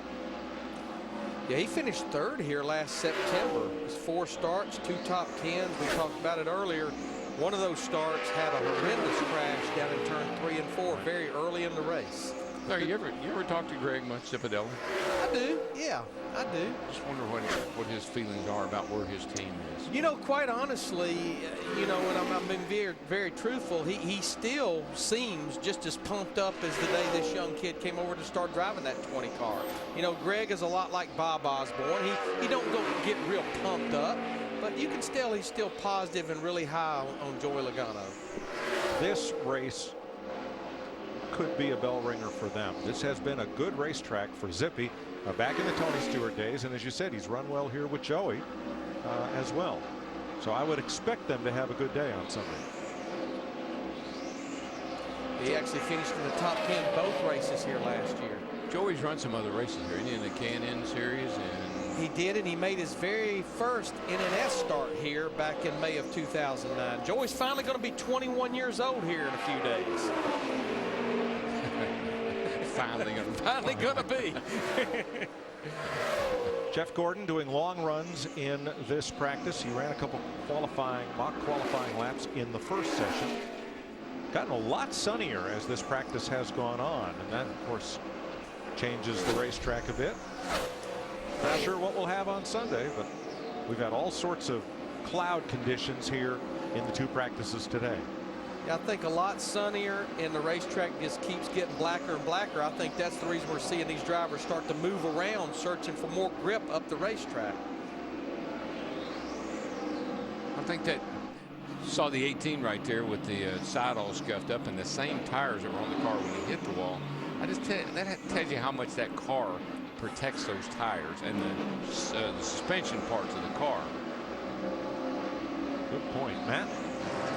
Mike, you guys well documented just the change in the 6 between David Reagan and when Drew Blickensderfer came out, and just how they have gelled, and it's really starting to show week in, week out.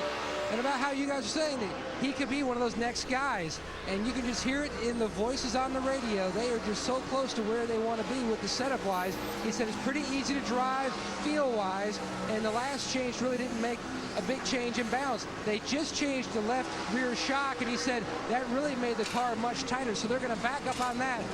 But I'd have to go with the 6 as my pick of the next guy to go to victory lane for the first time. One of his teammates just cracked off a good lap. Matt Kenseth just jumped to 8th on the board with a 23.04. 4 Roush cars in the top 10.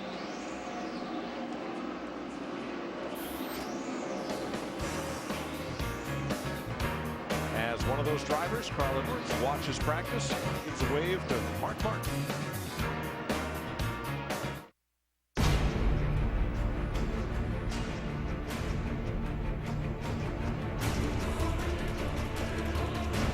Tomorrow, mankind will know that mutants exist. The cost of freedom is always high. One path we shall never choose is the path of surrender.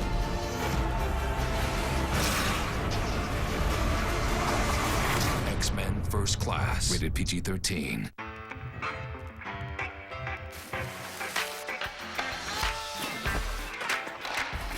Hydration where you least expect it. From your razor.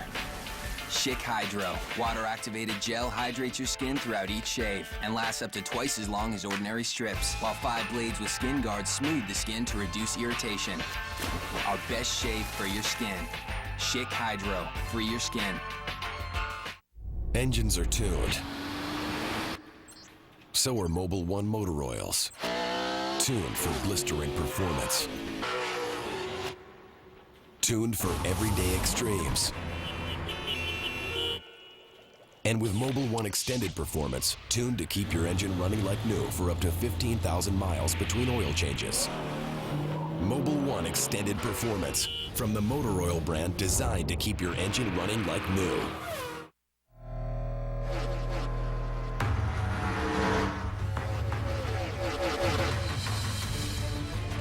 Somebody better keep me away from any anyone after this race.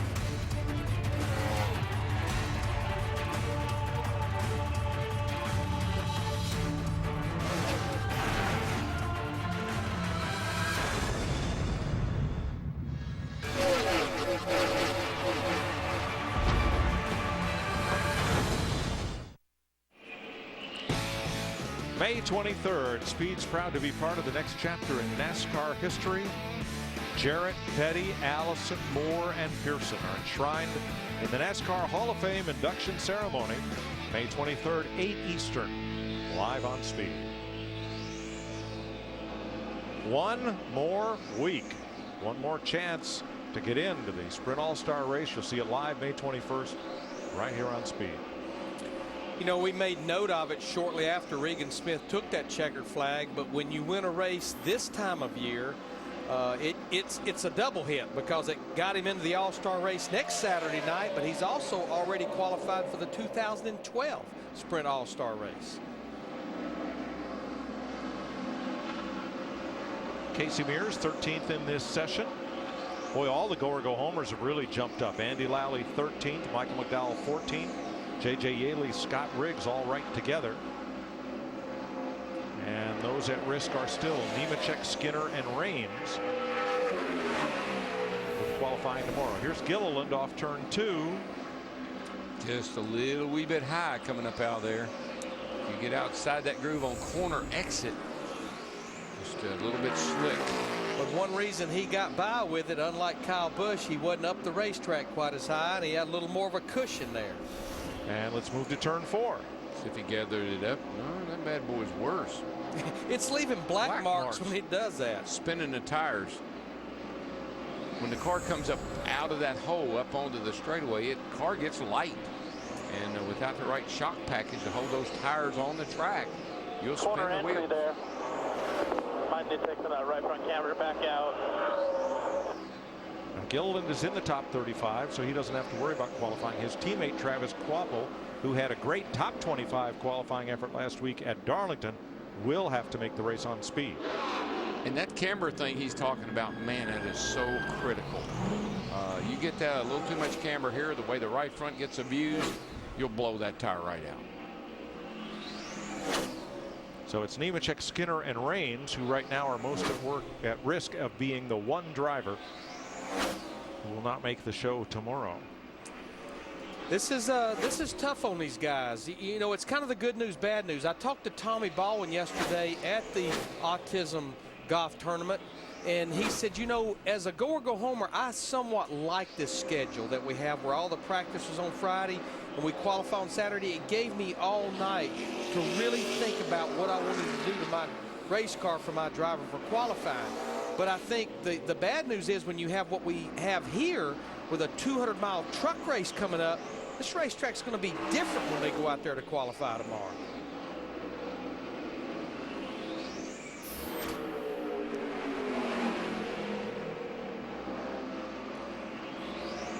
Joe Nemechek, he's still third from the bottom as far as the go-or-go-homers. That's about what he ran the last time out, right in the low 2340s. Ooh, man, no wonder. He was slow to get up to speed, and I see why. There, those dots all over his grill. How many times has he been in this? Making me dizzy. Cassambros, a little bit of overrun there out the exhaust pipe as he comes down the pit lane. Evidently, he got a plug check for the engine tuner where they can look at the spark plugs. That's just raw fuel sitting there in those pipes burning. You know, when I look at Kurt Busch in his 22, the quickest, and Brad Keselowski, his teammate, second quickest, we know that there has certainly been a lot of struggling at Penske Racing this year. Kurt Busch, even though he's been up in the top 10 in points, only has one top 5 fifth at Daytona. Brad Keselowski finally gets one. I know for a fact there were a lot of meetings at Penske Racing this week.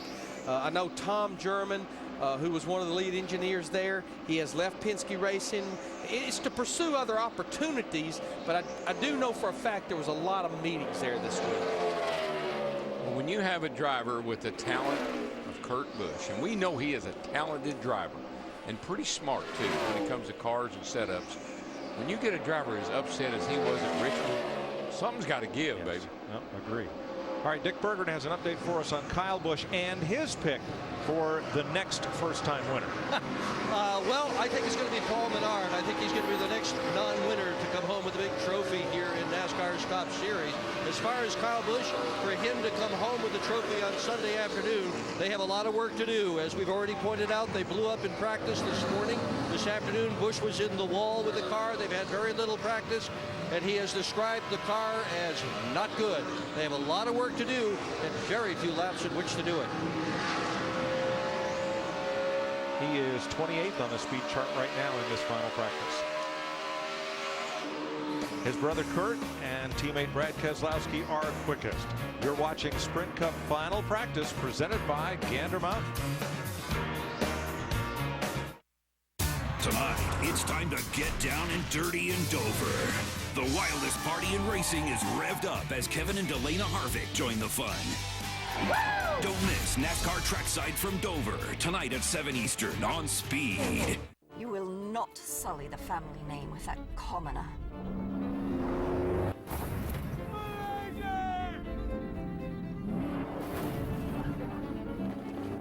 Cornelius! My lady, will you take my hand?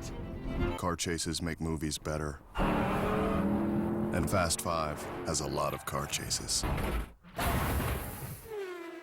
In theaters and dealerships now.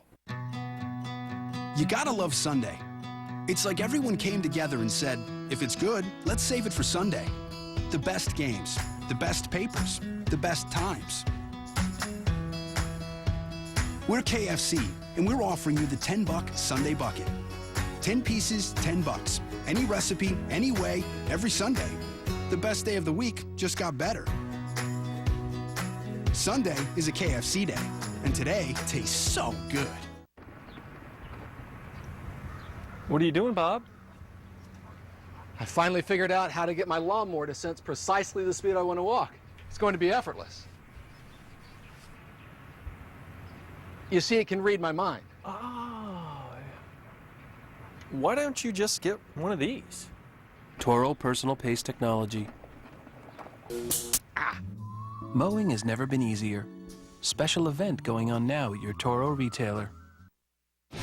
Speed's presentation of NASCAR Sprint Cup final practice in Dover presented by Gander Mountain. Don't be that guy. Gear up at Gander Mountain. We live outdoors. And brought to you by Toyota. Quickest Toyota on the chart is Denny Hamlin, 10th quickest, then Casey Mears and Michael McDowell. As we ride with Denny Hamlin, 23:05, his best lap. That's about 3/10 off of what Kurt Busch ran at the beginning of this session. Everybody looking to make final runs. There goes Andy Lally, who is the quickest of the go-or-go homers. Mike, I see Tony Stewart there in the 14 car. I'll be anxious to see if he's making a mock qualifying run, because we talked about him at the top of the show. 31st quickest in that first practice, and right now he's 35th quickest. But Tony has done this a lot this year, where all of the practice is before qualifying. He'll only make one mock qualifying run right at the end of final practice. Matt? Mike Martin Truex Jr., like Jody Ridley, scored his first win right here at Dover. He says his issues during this practice session, his turn issues, are all speed related. Carrying so much speed into the corner, he's bottoming out the splitter on the left front and then making the car push. They made a couple of changes to fix that. But DW, I want you to explain for the viewers at home, he keeps using a term that we hear on the radio a lot. He's diamonding the corner. Yeah, what he's doing, Matt, is exactly that. You go in low, you run the car, or the car takes off up the track, and when it gets to a peak up there, then you cut it back down and you clip the apron coming off the corner. So basically you go in, you go up, and then you bring it back down to the bottom. We call that diamonding the corner. And there's some good speed there because you use the banking to hold the car going in, and then you make a run down the hill coming off. You can pick some speed up doing that.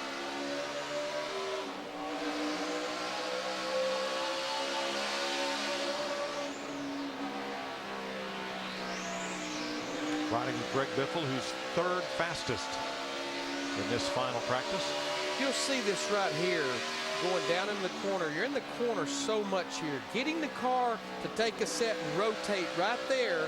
But then the other challenge, we've seen it with a lot of drivers, is keeping that forward bike, keeping the rear wheels engaged to the racetrack upon acceleration off these corners. Yeah, and that diamonding the corner, that's okay when you're by yourself. But as soon as you go in the corner low and wash up in the middle, somebody will be driving up under you and taking your line away coming off. So it's a good way to make some speed when you're by yourself. Maybe not if you're got somebody in hot pursuit. Tony Stewart is still sitting there. He's in a box right now because he's trying to make sure his one mock qualifying run is on a clean racetrack. But with about 5.5 minutes to go, we've almost got a conveyor belt of drivers out on the racetrack. It's going to be hard to get a clear racetrack. Should be able to go right here. Yeah, here he goes. Start finish, start rolling. We're going between the 78 and 2. Right here comes the 78 right here.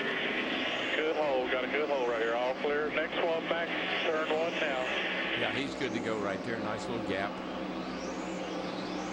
And it's not that the other driver will interfere, but when you're trying to run around a mile racetrack, Daryl, as fast as you're trying to run around here, you don't want a distraction out the front of your windshield, even if it's not affecting your race car. No, because when you're on a qualifying run, you are focused. And when you see somebody up ahead of you, you don't know, are they going to drop down, go in the pits?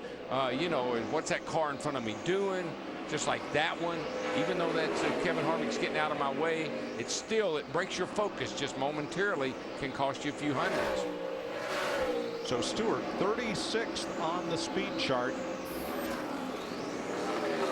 Gets a pretty good pickup here. He is now 11th at a 23:06.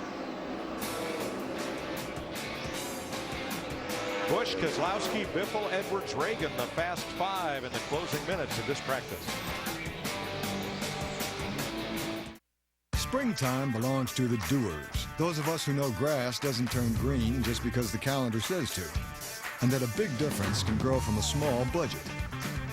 For those of us with grass on our sneakers, dirt on our jeans, and a lawn that's as healthy as our savings, the days are about to get a whole lot greener.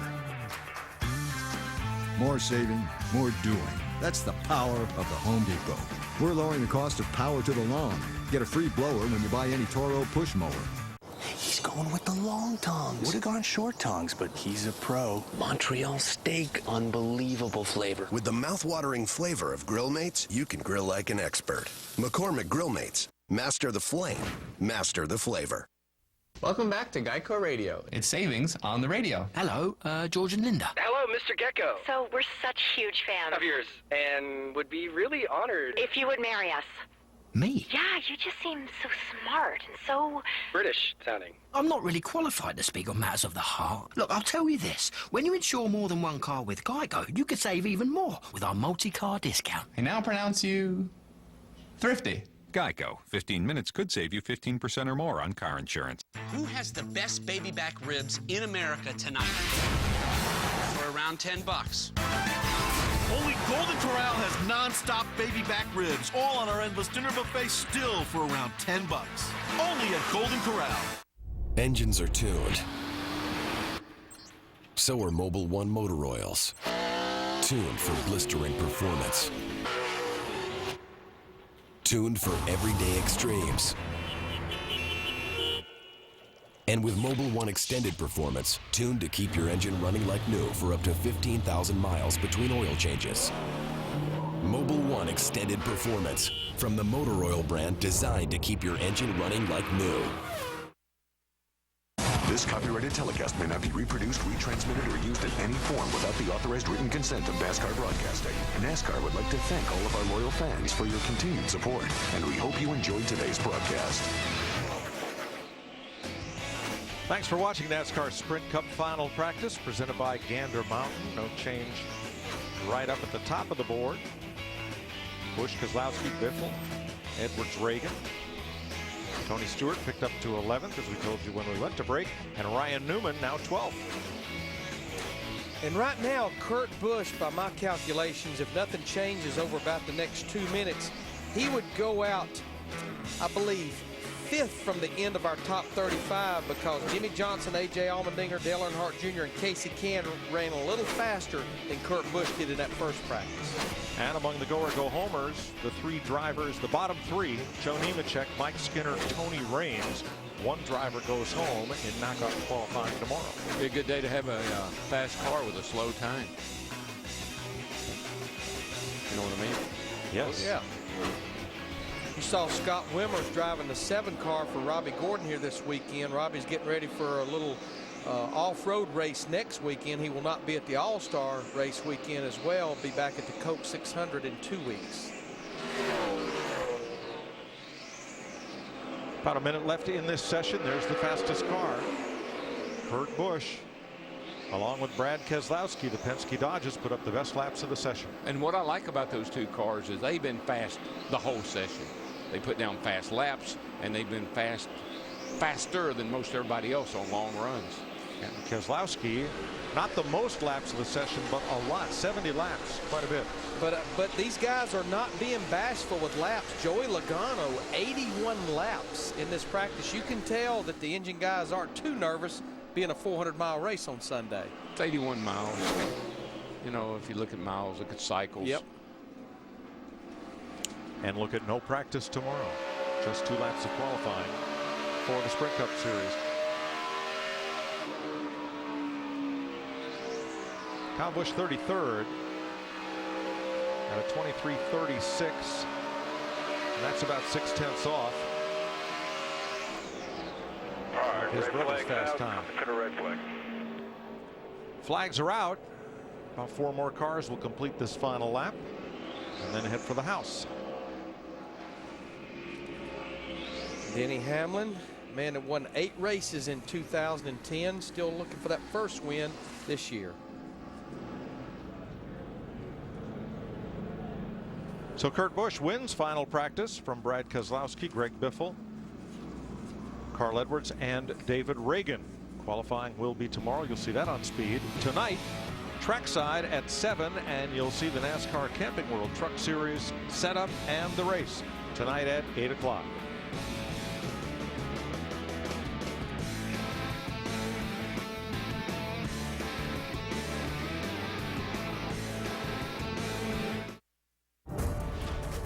One of the most exciting nights in all of motorsports.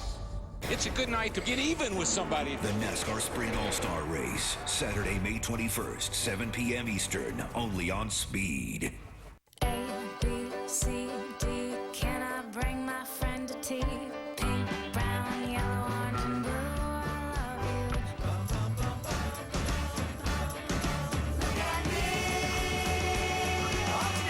you. Unlimited is good. And thanks to Sprint, you can talk, text, and post as much as you want for no extra cost. So go ahead, world, unlimit yourself. Sprint, America's favorite 4G network. Wonder where the Durango's been for the last 2 years? It toured around Europe getting handling and steering lessons on those sporty European roads. It went back to school, got an advanced degree in technology. It's been working out, more muscle and less fat. It's done more in 2 years than most cars do in a lifetime. Now lease the all-new 2011 Dodge Durango Express all-wheel drive for $359 a month for well-qualified lessees. Want to enjoy a lifestyle on... So my uncle calls and he says he's dizzy and he's losing his balance. I'm like, Uncle, you want me to take you to a doctor? He's like, no, I'm gonna look up the symptoms. I said, your symptoms are you're dizzy and you're losing your balance. So he said, I can't get on the internet because my arm is numb. I said, well, use your good arm and dial 911. Stroke's no joke. If you or someone you love is showing symptoms of stroke, don't wait because it might be too late. Dial 911. Time lost is brain lost. You could say I'm well connected. Not because I'm a member of the Hollywood elite, but because I have Xfinity. Now I can do more of what I love to do online. Log in, status groovy, finish him, HD me. Easily surf, download music, and share pictures online. Get started with Xfinity Internet for $19.99 a month for 6 months. Call 1-800-XFINITY today.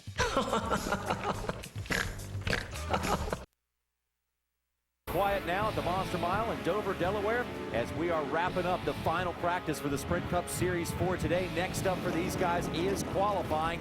And there you see Kevin Harvick, who is a very busy man this weekend, as we have a NASCAR triple header going on at the home of Miles the Monster, who actually wields a life-size stock car in his right hand. And the look on Miles' face tells you exactly what kind of place this is to race. It is fun, it is high bank, it is fast and dangerous. And as part of this triple header weekend, we got you covered all day long here on Speed. Let's take a look at the menu, see what's coming up. Delana and Kevin Harvick tonight. Also, Regan Smith will join the group on trackside, presented by Walmart. 7 o'clock Eastern time, and the Camping World setup takes over at 8. The Camping World Truck Series race, the Lucas Oil 200 at 8:30. And then Adam Alexander and Speed Center will wrap everything up for you in the world of motorsports at 11 o'clock Eastern time. Want to welcome in our good friend Randy Pemberton. Randy, as we look at the end of this practice session, two things stick out pretty much. First of all, Jimmy Johnson was the hardest working man out on the racetrack, and it seemed like the Penske Dodges were the fastest working cars on the racetrack. Certainly a good sign for Penske, no question about that, Johnny, because those guys need something good to happen. Of course, Brad Keselowski had a nice run last week, stayed out on old tires, ended up finishing third at Darlington, his best finish in a long, long time. Kurt Busch certainly needs some good luck, and it's nice to see those guys go fast. But when you talk about Jimmy Johnson, these guys are the guys to beat here, and this is the very first practice session. Jimmy Johnson quickest at the Monster Mile here in the very first practice session, and he didn't let up on him in the second practice session either. And Randy, over the years, this has been his personal playground. 18 races, 6 victories, but not a good track this morning, at least for Kyle Busch. Not good karma here. Friday the 13th, he had a valve problem, and they had to change that engine, got it out of the car, and a new one in place for happy hour. But no matter where Kyle qualifies tomorrow, he will have to start at the rear of the field. And that no doubt will be magnified because of the engine problems that Joe Gibbs Racing had earlier in the year. Fastest in final practice was Kurt Busch. And Randy, like you say, they need something good to happen for this. They sure do. They've kind of been in turmoil, no question about that. And when you talk about Brad Keselowski, he needs to have another good finish to get a foothold and try to get himself up in the top 20 in points. Of course, Kurt hanging in there. Now, here's the other issue. Once again, Friday the 13th. Ow! Kyle Busch in the wall, off a 2, cannot catch a break, Johnny. So that's a tough break for the number 18 team, as they have been working awfully hard today. First of all, replacing that engine, and second of all, replacing the side of that car. They got pretty well scratched up, so not a good way to start the weekend. But watch out. This is a good track for Kyle Busch, and sometimes when those guys are backed up against the wall, they come from the back to the front pretty quickly. Oh, I don't think there's any question. When you talk about Kyle Busch, to me, he's the favorite when you come here. Now, despite the fact that maybe Jimmy Johnson has won 6 out of his 18 starts here, you still have to look at Kyle Busch as a favorite tomorrow. Well, let's go down inside the racetrack now and check in with Wendy Venturini, who's standing by with the fastest guy in the place. Wendy? Yeah, thanks, Johnny. I am with Kurt Busch, ended up fastest, like you said, in that practice session. Kurt, is the car exactly where you want to be? Because you could put a fast speed up there and not be happy with the car. Yeah, we did a Q run to get that top spot, and some other guys did with the track rubbering in. It was important to get that first run out there and see where we lined up for qualifying anyhow. And car's a little loose for qualifying, a little tight in race trim, but we're pretty close with our Shell Pennzoil Dodge. It's a fun racetrack because you're not necessarily working on the bump rubber package as hard where we've been struggling lately. And when you were in that race trim, what part of the racetrack? Is that the bottom line where you're trying to get your car to work best? Yeah, I think that's where I found most of my success here through the years, is being right on the bottom, getting in the gas early, and being able to have that turn coming up off the corner. All right, Kurt Busch ending it on a high note in this practice session, but no doubt wants to turn things around and get some momentum on his side for 2011. Johnny? Wendy, thanks a lot, because that's a driver who is used to winning races. Now let's take a look at these speeds from final practice. And Randy, as we take a look at these speeds, remember, a practice speed doesn't always indicate a pole or a great race, but it sure is good for the morale of a team. Oh, yes, absolutely right. If you notice here, Carl Edwards, fourth quick. He only turned about 10, 15 laps, so he was either disgruntled or very happy with his car. Jeff Burton gets around this place very well. He was sixth quickest. Marcus Ambrose certainly needs a good run, seventh, and then back to Denny Hamlin, top 10. Now remember, this is a good track for the Biff. Greg Biffle ended up third. Now, you do not see the name A.J. Allmendinger in the top 20, but A.J. Allmendinger did have the fastest 5-lap average. So again, top 20 in speed is not necessarily indicative of what might happen, because guys are out there on different agendas, but it certainly is good for the morale of a team to start the weekend off fast. And I'll give you a little hint. Johnny and I were talking. He's leaning a little towards A.J. this week, and I don't blame you. I think he looks pretty good. Hey, we could have another upset winner soon. We had one last week with Regan Smith, and it is great to see a first-time winner in a Sprint Cup victory lane. There's the damage on the side of Kyle Busch's car. When we come back, we'll hear what Kyle and Kevin Harvick had to say in the media center this morning. You won't want to miss that.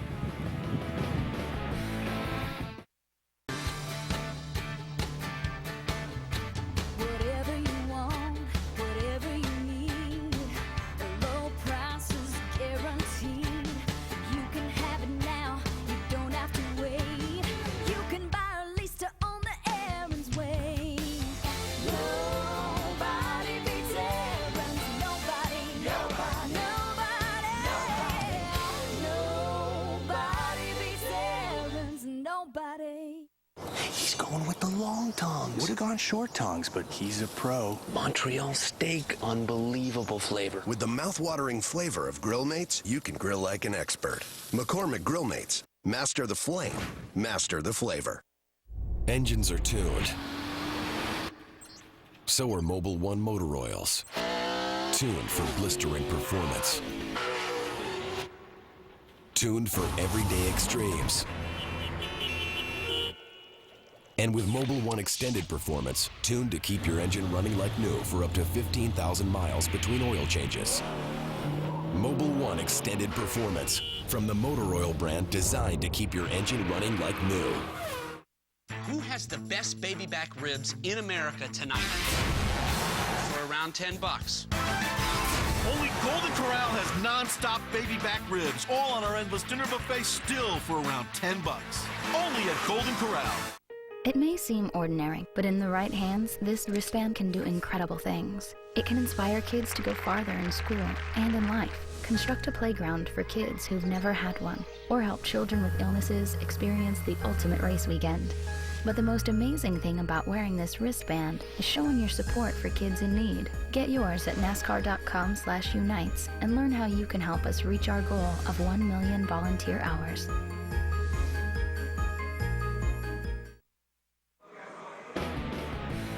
Welcome back to Dover, everyone. The sun has come out. The clouds have gone away. We're going to be watching the skies as the weekend goes on, but right now it is very bright and sunny here at the Monster Mile.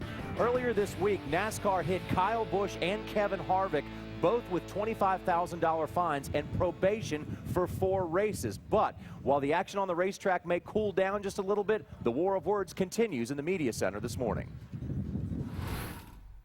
As far as us getting along, I'm not sure we ever really did. I think he tried, and that's why at Homestead I kind of talked about the two-face of Kevin Harvick, and that I still believe that's out there, and that you know, he'll talk to you to your face like you're best friends, but then you know, behind closed doors or him at home or whatever, he has the utmost disrespectful thoughts or whatever else, you know. So that's all. I don't care. For me, the way that I was brought up and taught to race, when you hook somebody in the right rear quarter panel, that's the equivalent as throwing your gloves off in hockey. It's, you know, that's the point where everybody's reached the boiling point, and you know, basically, you know, the only answer I get out of Kyle is you know, I'm a race car driver, not a fighter. But if you drive like that, you're going to have to learn how to take care of yourself. So it's just a lot that went through the mind, and for me, it's done, it's over with, and we'll move on. But just a lot of questions, I think, more than answers were a part of this week. Couple more reasons for you to keep it on speed tonight, though, Randy. First of all, we got Kevin Harvick on trackside, and Kevin Harvick and Kyle Busch start 2 and 3 in the Truck Series race. So we're going to see a lot of those gentlemen tonight on speed. You know, I hate to delight in other people's misfortunes, but this is good stuff right here. When you talk about two of our best competitors being able to go at it door to door, take each other out, it can't get any more exciting. And you know they're going to run up front in the truck race. They're going to be at it all night. We'll have to see if they make any contact, and certainly Sunday here at the Monster, somebody's going to get into somebody, ruffle some feathers. Well, let's now take it down to Wendy Venturini, who's with a guy who's coming off a great run last week, and that's definitely what the doctor ordered for Tony Stewart and company. Wendy? Yes, it sure is, Johnny, and always a one to watch in the races, too. Tony, we just finished this practice session. What did you work on in your car to get some more speed out of it? You were 11th. That was the 11th was just the one and only qualifying run we did, so I was pretty loose. So we're going to go back, and the good thing is we got all night to figure it out and talk about both the qualifying setup and the race setup. I like this format. I like coming in tomorrow and just doing our qualifying run and getting all the work done today, but it'll give us a chance to go back and sort out both. But we just got to be a little tighter for qualifying, and then in race trim, we're trying to get it to land in the corner and be a little tighter landing and get it to rotate a little better the last third. So it's a pretty good car. I mean, I'm dying to get off Mobile One their first win with us, and you know, we were so close at Vegas, so hopefully we can have a good run for them this weekend. Now, I know you're a busy man, especially with that race at Eldora coming up. All of our NASCAR stars head to your home track, basically. I saw Denny Hamlin with his race. He started in the back of the field. Any chance you're going to do that? Everybody forgets I was the first one that did that. I did it last year. Give you credit then. But I didn't make it. He won his race doing it. I only got up to 5th last year, so we had a bonus last year that if you started at the back, if each of the teams, the whole field split up in 4 teams, and the team could elect a driver to go to the back for them, and if that driver or that team won, then their charity got an extra $50,000 bonus. So I'm sure we're going to have that again this year, and I'm sure I'll be the guy that the team nominates to go to the back of our group. So it's fun. It's a fun race. You know, still a lot of tickets for Eldora for the Prelude to the Dream on June 8th. And if you can't go to the track, you can order on HBO pay-per-view. So it's going to be pretty cool. And I will definitely be tuned in, and the rest of you guys should too. It's all for a good cause, Johnny. Yeah, no question about that. That is a great race and a great show among many of NASCAR's best. And you know what? You can't keep a good team down for long, so watch out for Tony Stewart and Ryan Newman to bring Stewart Haas back to the forefront very soon. Well, we got another episode of The 10 coming up next here on Speed. And then at 8 o'clock tonight, it's Steve Burns and company who will have Kevin Delana Harvick and new winner Regan Smith on trackside. So long for the Monster. Keep it right here. Race fans, start your engines for a non-stop thrill ride. It's the most high-octane countdown show ever, bringing you the 10 most outrageous moments in NASCAR history. Absolutely crazy. From the Intimidator getting a taste of his own medicine. Caught him and moved him. Dale probably knew he had it coming. To the fight scene around the world. I think I question his ancestry. From an instant junkyard. It's not a question of if, it's when. To an insane restart. Wouldn't that be a story? Huh? From Carl's liftoff. Was a car becoming airborne. To DW and Rusty's throwdown. Hope he chokes on all that money. But only one can be number one. It looks like the whole wheel came off. This is more than just a race to the finish line. The one that they go to 500. It's a journey through time. Upside down and on fire. Buckle up and hang on for the 10 most outrageous moments in NASCAR history. Number 10. White flag, 1 lap to go. Driving the race of his life. It's one of those Daytona 500 finishes where you're just like, wow. You know, they're waving the white flag and let's wreck. We got one car on his roof coming across the start-finish line. You don't know who's won the race. But you see this car just sliding on its roof. If you're going to finish a race, you might as well finish it in style. Clint Boyer, who's on an e-ticket ride, barrel rolling through the grass. Clint Boyer gets hit. He goes flipping violently, but he goes across the start-finish line. Style points. It was almost like a one of those Mattel Hot Wheel cars. When you're a kid, you turn it upside down, you spin it across the floor. That's what it looked like. And then when he got down in the infield grass, flipped up on his wheels. He wasn't going as fast as he wanted to, but at least he made it across the start-finish line. It was a wild ride. It was almost more exciting, and that was an exciting finish, or let's say as exciting as the finish. He had probably the most spectacular finish of the 500, but he obviously didn't get the win. That went to his teammate, Kevin Harvick. But what was amazing about Boyer, and I talked to him about it later, and he said, I'm just glad I finished, whether I was standing up or upside down. The line you always heard was upside down and on fire. You couldn't describe Clint Boyer or that finish or that wreck without saying, in that order, upside down and on fire. You know, they always say upside down, on fire. I mean, that is exactly what Clint Boyer was all about. So as Kevin Harvick celebrates Clint Boyer's car is an absolute mess, he winds up in the garage area. And I have to interview him, and he keeps looking up at the scoreboard trying to figure out where he finished. And I said, Clint, I'm just glad you're okay. And he goes, yeah, but I think I finished a position ahead of where they have me while he was looking at the scoreboard. And I'm like, dude, you just finished upside down on fire. He had a top 20 finish, one of the few times probably in the history of NASCAR you could say, I got a top 20 finish, but my 4 wheels were pointed to the sky. I was on my roof as I crossed the start-finish line. Number 9. Did the lug nuts come off? It looks like the whole wheel came off. An unbelievable race. Be in contention to win a championship. It was absolutely their championship to lose. Here is Kurt Busch. He is in the catbird seat in this situation.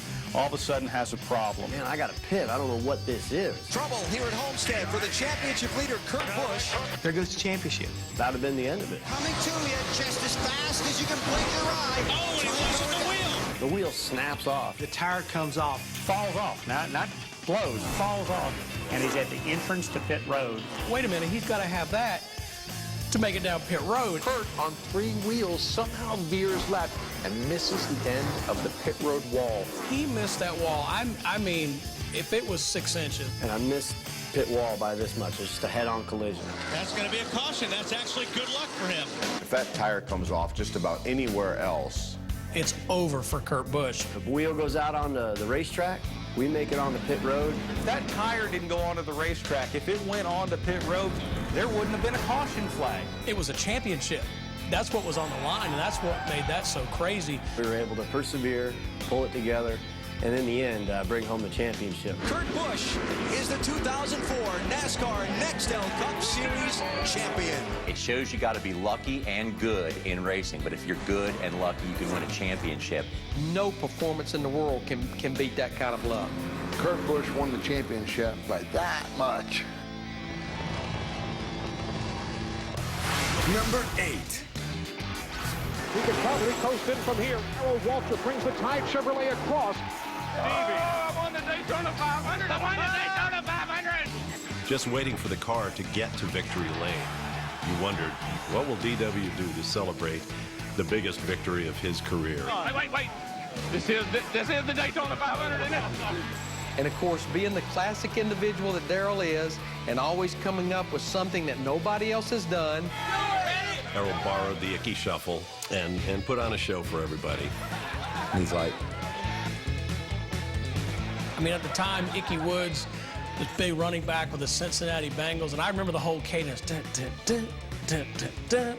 It was pretty cool to think that Darrell wasn't thinking so much about what I just accomplished as how should I celebrate. You know, once he got out of the car and started dancing, I think Darrell proved to the world for sure that white man can't dance. Number 7.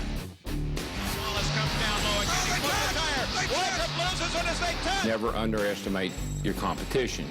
And that's what I did with Rusty. You're talking about the all-star race that the drivers enjoy because they know that points aren't on the line, but a lot of money is, so they're going to be beating and banging. Rusty had exhausted all options. You know, Darrell had the race essentially won. He had tried to pass him high and tried to pass him low. I really just thought he would be content to run second. The only way Rusty was going to get him was to turn him. Rusty said, I'm going to go right where he is and just wreck him. Boom. Here comes Darrell backwards, sliding through the grass. Did he do what I thought he did? Did Rusty Wallace just do what I think he just did? Rusty Wallace goes on and wins, takes home the big check. Come down pit road, well, Hammond and them, all the boys on the Tide team, they were ticked. We were ready to throw down right there on pit road. You thought, uh-oh, what's going to happen? Waltrip's reaction was, somebody wrecked me? I mean, come on, DW. You never done that? You know, I said, I don't care what you do, don't let him drive in the victory circle without letting him know that we didn't like what he did. Todd Parrott kind of tucked his shoulder down and did a little bit of a linebacker move. Then all hell broke loose. The tempers are hot when there's that much money on the line. And then you see the crews run down. I remember all those guys just holding each other up, trying to go at it, wailing each other. And it's going crazy. I mean, it's like a Texas cage match. And I can still see Hammond running down there. It was bad. Darrell, probably one of the least popular drivers in NASCAR. He was hated in our sport for a long, long time. Darrell was the heel, and Rusty was the baby face. All of a sudden, it flip-flopped. Darrell Waltrip, the most hated man in NASCAR, became St. Darrell. Rusty Wallace was the new bad guy in town. And then you have one of the classic lines when Darrell Waltrip said, I hope he chokes. I hope he chokes. I don't care if he chokes on that money. He wishes he choked on that $250,000. I talked to Rusty the other day, and he didn't. He was fine. If Rusty hadn't taken that money from him on the final lap, Darrell should have written him a check. It was worth at least that for Darrell standing in the sport with the fans. Darrell Waltrip that day started to turn the corner to be the fan favorite that he still is today. Coming up next, the Intimidator gets a taste of his own medicine. He did the bump and run. Hey, it's what's all about being on edge, you know. When you think about 24 cars, There's smoke, there's cars. I said, get out. Give me the car back. Get the hell out of my race car. it ain't over until it's over. When the 10 most outrageous moments in NASCAR history returns.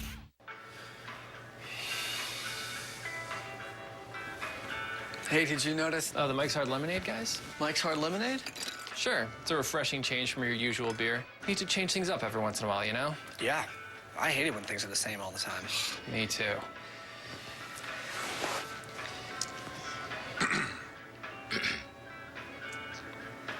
For a refreshing change of taste, make it a Mike's. Well, see ya. Everyone on my team always wants something different for dinner, and I am not a short order cook. That's why we're headed to CC's Pizza for their $4.99 endless buffet. The variety is unbelievable. I know I can finally relax when I hear. Hi, welcome to CC's. Go spend a little more time and a little less money.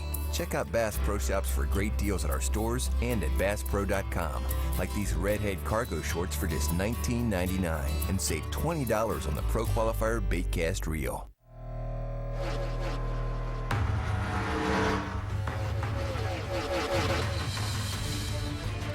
Somebody better keep me away from any him one after this race.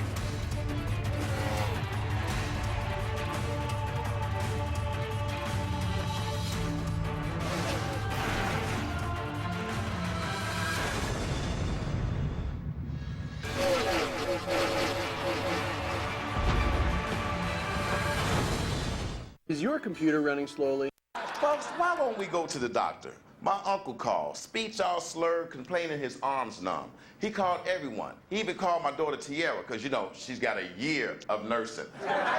Everyone thinks he needs to go to the doctor, including me. So he said, well, will you take me? I'm like, I'm on the road. He goes, I'll wait. Stroke's no joke. If you or someone you love have symptoms of stroke, don't wait. It may be too late. Dial 911. Time loss is brain loss. Good night, sweetheart. Well, it's time to... The year was 2011. Overwhelmed by the more than 60,000 on-demand choices offered by Xfinity, on TV and online, satellite TV began its slow but inevitable retreat. Xfinity, now with 10 times more on-demand choices than satellite. That just missed the 10 most outrageous NASCAR moments. It looked like they were in a demolition derby, just chugging along. And just sort of limps across the line. One of the most amazing moves I've ever seen. He somehow saved it, and he never lost a lead. You saw pieces of fence, Parts of pieces flying. Yeah, let's crash and bang and hang on. Gary Labonte's wrecked, going across the checkered flag. I think I used up a race car, but we get another one. Number 6. Probably no spectacle in motorsports greater than watching a pack of NASCAR Cup cars going around together. Trouble, Stewart in the wall. Here we go. Here we go. Robbie Gordonson at the 33. Harvick is around. Here we go, guys. The big one. It's a matter of time. When you get to super speedway racing, you always know there's going to be a big one. It's not a question of if, it's when. When something goes wrong, inevitably it is the quote-unquote big one, where there's so many cars involved, nobody can get out of the way. At least 20 cars.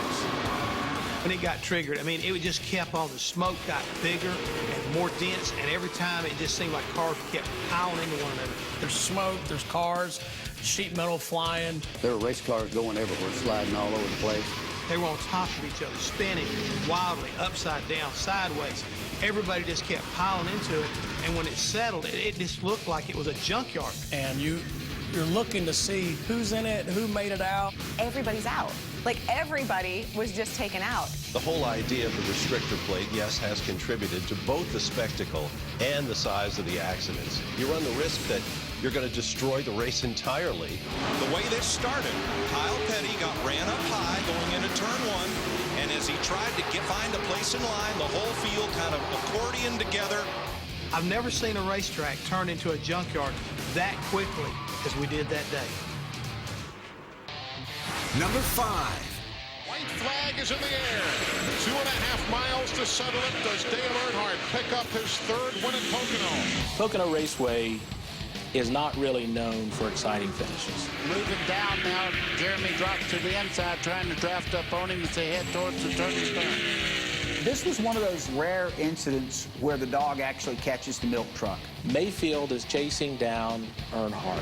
Earnhardt had won so many races, and he was the favorite in the closing laps. His only opportunity to win was to get rough with the man in black, with the Intimidator. This day, the dog knew what to do with the milk truck.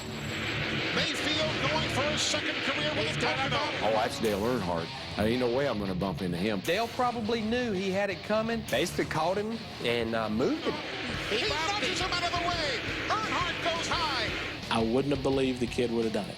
He did something that a lot of competitors would have loved to have done. He laid the wood to him, moved him out of the way, and won the race. Mayfield on the final turn of the final lap pushes Earnhardt aside and grabs the win. Jeremy Mayfield dared to be great, and he was great. That was a signature win for Jeremy Mayfield. It was gutsy, but hey, it's what it's all about, being on edge, and if you ain't living on the edge, taking up too much space, right? Earnhardt took it like a man, of course. How else could he take it? He knew how much he had done it over the years. He didn't wreck Dale Earnhardt. He didn't take him out of the race. He did the bump and run, the epitome of NASCAR's move on a last lap to go win a race. I didn't have anything for him, he just slowed up a little bit in the tone turn. I got a run on him and didn't mean to hit him or anything, just want to, like I said, rattle his cage a little bit. And the cool part about Earnhardt, he'll come, he might ruffle up, put a tire mark down your side, but he'll walk up there and go, good race. You pulled alongside Mayfield and had a little conversation. What'd you say to him? Told him he's number 1. Number 4.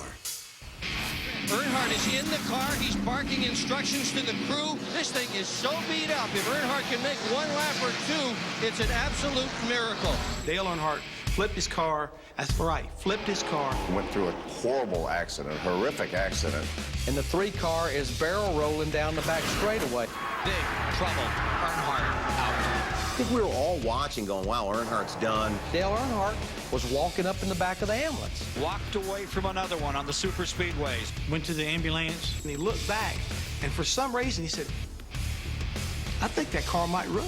I got an ambulance, and I looked back at the car, and I said, man, the wheels are still on that thing. I think we can work on this car, and I can finish this race. There was a guy sitting in his car because they were back to hook it to a wrecker. I said, see if they're cranked. And he cranked it up. I said, get out. Give me the car back. This guy, he didn't know what to do. Dale Earnhardt was telling him to get out of his race car. If the car's still moving, I'm going to get back in it and drive it back around. Probably only Earnhardt at the time would have attempted to do something like that. He gets out, Dale gets in it. So he jumped back in the car and drove it back to the pits. And I remember the crowd going absolutely crazy. Earnhardt didn't want to quit. It inspired the team not to quit either.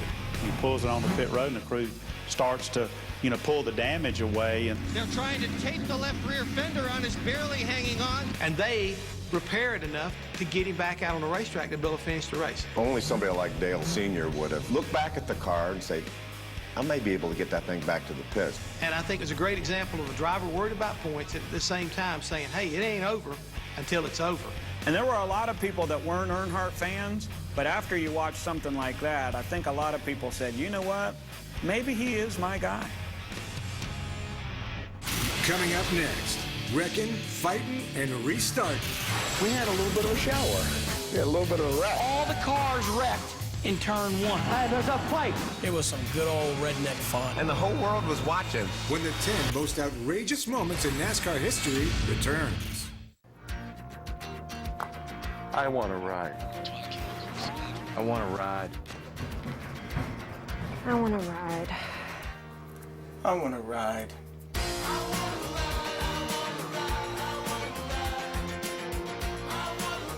Ride into spring on a brand new Honda with fixed APR financing as low as 0.99%. Up to $800 in bonus bucks and more. Right now at your local Honda dealer.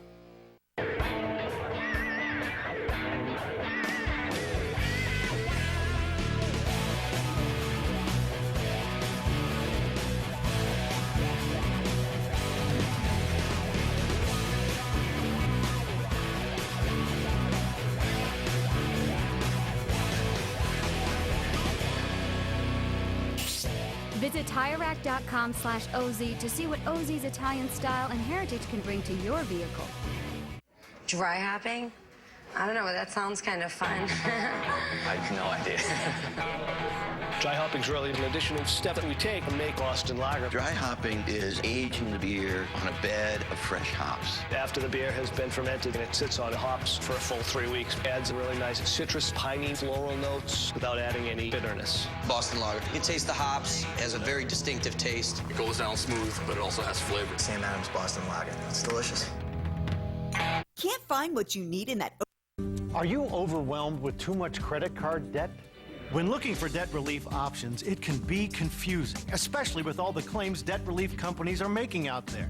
So if you find yourself struggling with $10,000 or more in credit card debt and you just want the facts about legitimate debt relief programs, then call American Credit Card Solutions for a free debt relief kit that will tell you about your options in easy-to-understand terminology. But kits are limited, so call right now. People say I have the voice of an angel. Not because, but because I have Xfinity, the voice service with the best call clarity. I get caller ID on my TV and my PC, and I can check my voicemail online. And you're saving money. Get Xfinity Voice with unlimited nationwide calling for $19.99 a month for 12 months. It's easy to switch, and you can keep your current number. Call 1-800-XFINITY today. That's the only song they know. Moments in NASCAR history. This is number 3. Pace cars in, fans are on their feet. Here we go. You know, the All-Star race has unique rules, and in 2001, I don't think we've ever seen any more unique situation that arose right on the start of the race. The 17th annual running of the Winston gets the green flag. Here they go out, and it's sprinkled. We had a little bit of a shower. We dove into turn 1, and it started raining. We had a little bit of a wreck. The track is wet. All the cars are loose down in the corner. All the cars wrecked in turn 1. For Pete's sake. What a way to start this event. The race is red flag. All these cars are torn up. I didn't think it was going to be any problem, but apparently it's been raining enough to get slick down there, and it sure was. The main guy in the crash was Jeff Gordon. You may have heard us use the term EIRI, except in rare instances. And that means that NASCAR can make the rule up as they go along. But the question is, what about the backup car? You know, I'm being told that you might have an opportunity to pull out your backup car. Huh? A do-over in NASCAR. That doesn't happen. The reason the backup's on the truck is for a practice rep or a qualifying rep. Part of me was really excited we were going to get the backup car out. The other part of me knew what the backup car was, and I was like, yeah, maybe we should just go home. We're seeing something that's never been seen before. What do you think? Is that fair? Let some of these guys have backup cars? You got through it.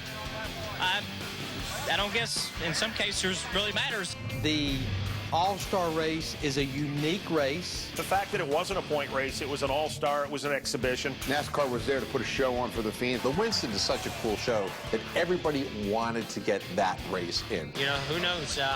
Maybe we can go out there and win with the backup. Wouldn't that be a story? And we're off and running one more time. And can you believe Jeff Gordon jumps into a backup car and wins. Jeff Gordon is again a champion of NASCAR's All-Star Night. And he told us, wouldn't it be a story? And we got our story. What? No practice and you won? When you make a special rule, sometimes special things happen. And for Jeff Gordon in 2001 on All-Star Night, it certainly did. You know, to have a backup car that good in that kind of situation and come out and win the Winston, man, this is awesome. Number 2. And there's a fight between Cale Yarborough and Donnie Allison. The fight, that's when men were men. Cale Yarborough was involved in this race with Donnie Allison. Two guys fighting for the same place. Cale Yarborough, Donnie Allison, who's going to win? The white flag is out. 1 lap to go. When they took the white flag, I knew it was just a matter of Cale pulling it off down the back straightaway one more time, and we're going to go to victory lane. They went racing toward the white flag, and I never saw them again. Donnie Allison throws the block. Cale hits him. He slides. Donnie Allison. Donnie wrecked him. Don't be kidding. He ran him too low. Both of them ended up in the wall because they were just deliberately turning into each other and made the crash over there. They're hitting the wall. They're head on the wall. They slide down to the inside. At the time, and Richard Petty wins the race, but nobody cared. And there's a fight between Cale Yarborough and Donnie Allison. And it's not over. You know, you think the winners won the race, and now we got a fight. Cale started yelling at me that the wreck was my fault. I think I questioned his ancestry. What's happening out there on the grass beside those cars? The tempers overflowing. They're angry. They know they have lost. Cale lunged at me and hit me in the face with his helmet. Cale's got one leg up in the air, and Bobby's trying to punch, and Donnie's trying to trip somebody. Here's Donnie and Cale and Bobby, and they're off in the mud over there like they're having a mud wrestling contest. He'd always say that he kept running his face into his fist. Running into Bobby's fist with his face. He went to beating on my fist with his nose. That is what made me want to be a race car driver. Like it or not, that's really what put NASCAR racing on the map. People started going, wow, is it going to be like this every week? Do they fight like that all the time? Absolutely not what NASCAR wanted the world to associate with our sport. It's one of those moments in time that catapulted this sport into national prominence. Coming up next, the most outrageous moment in NASCAR history. What we saw suddenly was a car becoming airborne. All I see are pieces and parts flying. It looked like a video game. That was a video game move. When the 10 most outrageous moments in NASCAR history returns.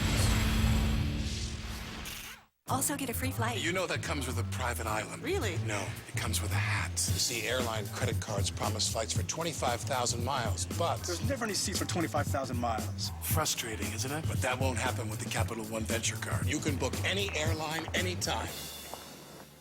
Hey, I just said that. After all, isn't traveling hard enough? To get the flights you want, sign up for a Venture Card at CapitalOne.com. What's in your wallet? It's okay. I've played a pilot before. How to choose car insurance without feeling like you've been ripped off. Take identical cars. One covered by Geico, the other by 21st Century. Then you file the same claim. Let's say, theft. Both are covered, both get new stereos. But drivers who switch to 21st save around $474 a year. Now that's a steal. Call 877-244-5177. 21st Century Insurance. The same great coverage for less. One of the most exciting nights in all of motorsports.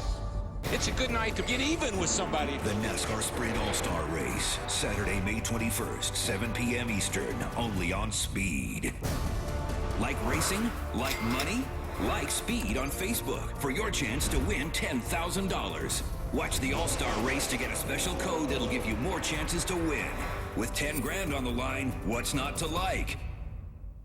Everyone on my team always wants something different for dinner, and I am not a short order cook. That's why we're headed to CC's Pizza for their $4.99 endless buffet. The variety is unbelievable. I know I can finally relax when I hear. Hi, welcome to CC's. Engines are tuned. So are Mobil 1 motor oils. Tuned for blistering performance. Tuned for everyday extremes. And with Mobil 1 Extended Performance, tuned to keep your engine running like new for up to 15,000 miles between oil changes. Mobil 1 Extended Performance, from the motor oil brand designed to keep your engine running like new. Classic Industries, America's first choice in restoration and performance parts for Camaro, Firebird, and Trans Am, Nova, Impala, GM trucks, and Mopar. The largest inventory, fast shipping, and low price guarantee. For a free catalog, call 1-888-46-CATALOG. We've seen 9 outrageous NASCAR moments so far. If you're going to finish a race, you might as well finish it in style. Upside down and on fire. Style points. I missed pit wall by this much. It's just a head-on collision. Oh, I won the Daytona 500. I won the Daytona 500. White man can't dance. The tempers are hot. You've got crew members that start going at it in the pits. Best thing I remember, Jeff Hamlin was right in the middle of it. I like racing. I don't like wrecking. You think about 24 cars. There's smoke, there's cars. And when it settled, it just looked like it was a junkyard. I wouldn't have believed the kid would have done it. He did the bump and run. Hey, it's what it's all about, being on edge, you know. Oh, Jared's loose. I said, get out. Give me the car back. Get the hell out of my race car. It ain't over until it's over. We had a little bit of a shower. We had a little bit of a wreck. All the cars are loose. All the cars wrecked in turn 1. There's a fight. It was some good old redneck fun. And the whole world was watching. But now it's time for the most outrageous moment of all. This is number 1. Keselowski tried to win it. I don't know. I don't think he picks it. Got the gas side. Is that what's going on? He turns it. No. And that destroyed the front end. 2 guys going for the same piece of real estate. Guys are as desperate to win as they are, and they have such a playground in front of them. There's contact made, and they're along for the ride. Probably be one of his most scary moments in a race car. What we saw suddenly was a car becoming airborne. Basically drove into Carl as he was starting his flip and contributed to a little bit more excitement than he wanted to. Cars and parts and pieces flying up in the stands. Flying into the catch fence. All I see are pieces and parts flying. Couldn't even tell what it was. I don't even know what car it is. Because all we could see was the bottom of it coming towards us. Everybody stops and holds their breath. I saw the ground, and then I hit the wall with, I couldn't tell exactly which part of the car I hit the wall with. You know, Brad did the right thing. Carl did the wrong thing. But who paid the price? It wasn't either driver. It was the fans in the stands. Even with that fence in between, you just never know what's going to happen. You were worried about the fans. Fans got injured. First thing you're worried about is everybody okay in the grandstands and on the racetrack, and fortunately they were. The funniest thing about this, though, is just the way Carl Edwards reacts to this and still crosses the finish line on his feet. To see him not only get out of the car in one piece, but actually jog down to the finish line. I thought that was as entertaining as the race itself. Not sure where Carl's going. Maybe he thinks if he runs across the start-finish line, it'll count. Next time, Carl, grab the scoring monitor out of the car and take it with you. Ricky Bobby, that was great. We got one car on his roof. There's a fight. Oh, and he loses the wheel. He bounces him out of the way. Earnhardt goes high. Down low again. He puts the tire. Waltrip loses it as they touch. This is the Daytona 500, isn't it? The big one.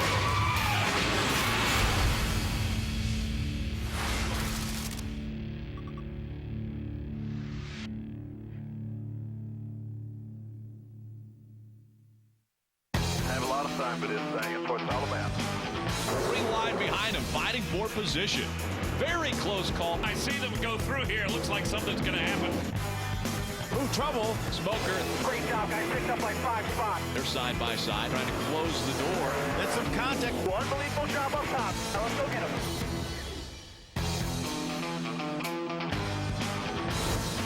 Welcome to Southern Virginia and the South Boston Speedway for today's South Boston 150. A gorgeous afternoon for racing. I'm Rick Allen alongside Phil Parsons. Temperature 70 degrees. It's calm winds and a clear forecast for the day. Let's hear from our pole winner.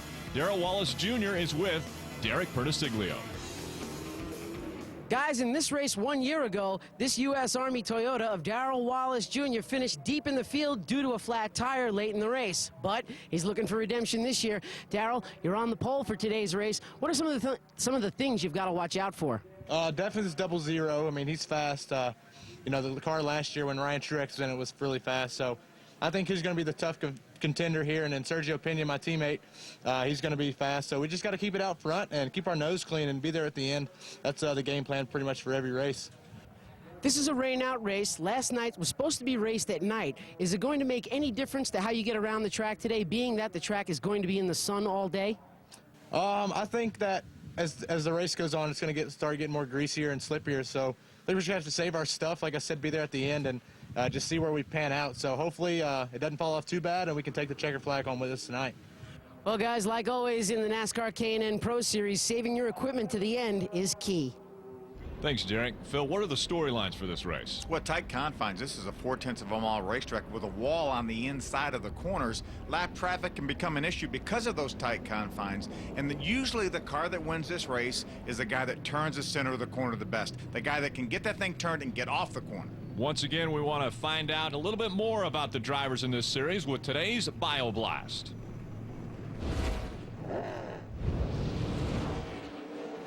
Hi, I'm Ben Kennedy, driver number 96 Chevrolet. I started off in quarter midgets about 5-6 years ago. We did that for about 2 years. And then last year we did the super late model series throughout the Fast Car series in Florida. My goals in this series are to get a top 5 finish in the championship at the end of the year. And definitely get a bunch of top 10s. I would absolutely love to get a win this year. That'd be awesome. I'm Ben Kennedy, and that's your K&N BioBlast. 19-year-old Ben Kennedy balancing schoolwork with racing. We've got an interesting feature for you featuring Derek Perniciglio. You're going to want to enjoy this. You know, tracks across the country are known for their food in the concession stands. Martinsville Speedway is about 20 minutes away from here, and they're known for their Jesse Jones hot dogs. But here at South Boston, it's this, the South Boston Bologna Burger. Now, one of our own Speed colleagues, Elliott Sadler, ate 16 of these in one sitting one night here at the track, and this one is number 1 for me. Guys, I love my job. I think he might have got a little paper when he bit into that one. What do you think? It looked like it. Sounded like it anyway. We're going to see the green flag when we come back to South Boston. Stay with us. Only Polaris delivers the ultimate combination of power, suspension, and agility. The only trail-capable side-by-side, Ranger RZR. The only sport performance side-by-side, RZR S. The only 4-seat sport, RZR 4, and the only extreme performance side-by-side, the 88 horsepower RZR XP. Razor sharp performance only from Polaris. Huge rebates and low financing are available right now during the Polaris XP sales event. Who has the best baby back ribs in America tonight? For around $10. Only Golden Corral has non-stop baby back ribs, all on our endless dinner buffet, still for around $10.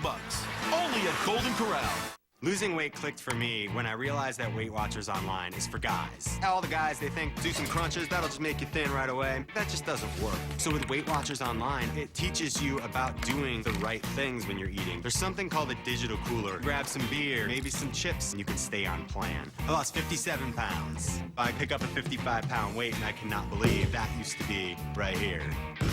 Hurry, join for free today. Weight Watchers Online for men. Finally, losing weight clicks. We just tested Quaker State motor oil that had driven thousands of miles in New York City taxis. And that used Quaker State still passed these critical tests for brand new oil, even when it's ready to be replaced. Quaker State, real, durable oil. Hey, Kurt, it's Kyle. Hey, you got a minute? Not really. Kind of busy. You have got to check out the new NASCAR.com race view. I mean, these new virtual graphics make my car look almost real. Did you know fans can customize this to follow me all race long and listen to my in-car audio? And now my fans can even watch you try to keep up with me in the new head-to-head view. I mean, how cool is that? Check out the brand new and dramatically improved race view, only at NASCAR.com. Kurt, hey, Kurt. Welcome back to South Boston, Virginia, the South Boston Speedway. It's the 150 here on Speed, your motorsports authority. Want to take a look at this 4/10 mile racetrack, Phil, the particulars. Yeah, a lot of history at this racetrack. It started out actually as a quarter mile. They extended to a third and paved it, and now 4/10 of a mile. You see 12-degree banking in the corners, straightaways 10 degrees. Look how short the straightaways are. This is a tight little racetrack. It's like a football field for a straightaway, and it's amazing how fast they can go. Here's our starting grid. Darrell Wallace Jr. grabs the pole once again. Our most recent winner, Brett Moffitt, on his outside. Yeah, two-time winner Matt DiBenedetto in row number 2. There's Eddie McDonald alongside Benny Gordon back in row number 7. Ben Kennedy will start this race 15th. Back in the field a bit further, Zach Germain starts 21st.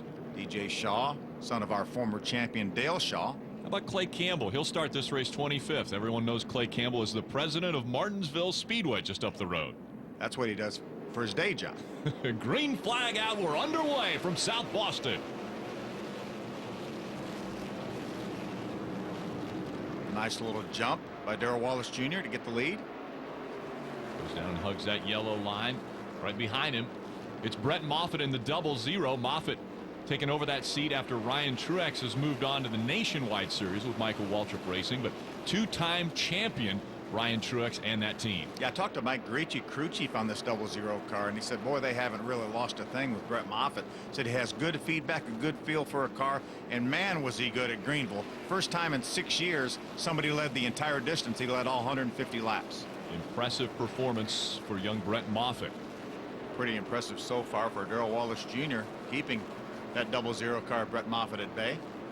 Difficult racetrack here. Phil, you mentioned the wall on the inside of this racetrack, and then the change from the surface when you come out of the turn. It's almost a little bump right there. For more on this race, let's talk to Derek Perniciglio. Traditionally at this race, we've always seen one car rise up and dominate over the others. Last year it was Max Gresham. 2 years ago it was Brett Moffitt, and the year before that it was Brian Eichler. The key to this race, get the car set up and running good, get a good qualifying spot, and you put yourself in position to win. Well, that 00 looks awfully good. He's really able to turn that center. One of our storylines of things to watch. He's really able to turn that center, but not able to gain that whole bunch on Darrell Wallace Jr. right now. Yeah, Sergio Pena's been holding on to that third spot, and then behind him, Matt Benedetto in the top 4. But since the drop of the green flag, it's been Darrell Wallace Jr. who's been able to keep Brett Moffitt about 2 car lengths back from him. Running very strong in that Army car. See that yellow line? That is not out of bounds. That's just a suggestion as to where the bottom of the racetrack is. And some are heeding to that suggestion and others are not. Darrell Wallace Jr. now a 3 car length lead over Brett Moffitt. Seems to have that car hooked up early in this race. Starting this race in the 7th spot was the 18 of Max Gresham. He's moved up to 6, so he's taken 1 spot away. Derek, what's happening with the 18 team? The number 18 of Max Gresham is feeling very confident behind the wheel. As a matter of fact, PR rep John Close just came up to me and passed me a note, and he said the car is perfect right now. He's not pushing the issue, and he's faster than the cars in front of him. And Corey LaJoie would say, well, wait a second, I'm pulling away from him. How does that work? Corey LaJoie running in the 5th spot, just in front of that 18 of Gresham. Max won this race last year from the pole, driving for Joe Gibbs Racing.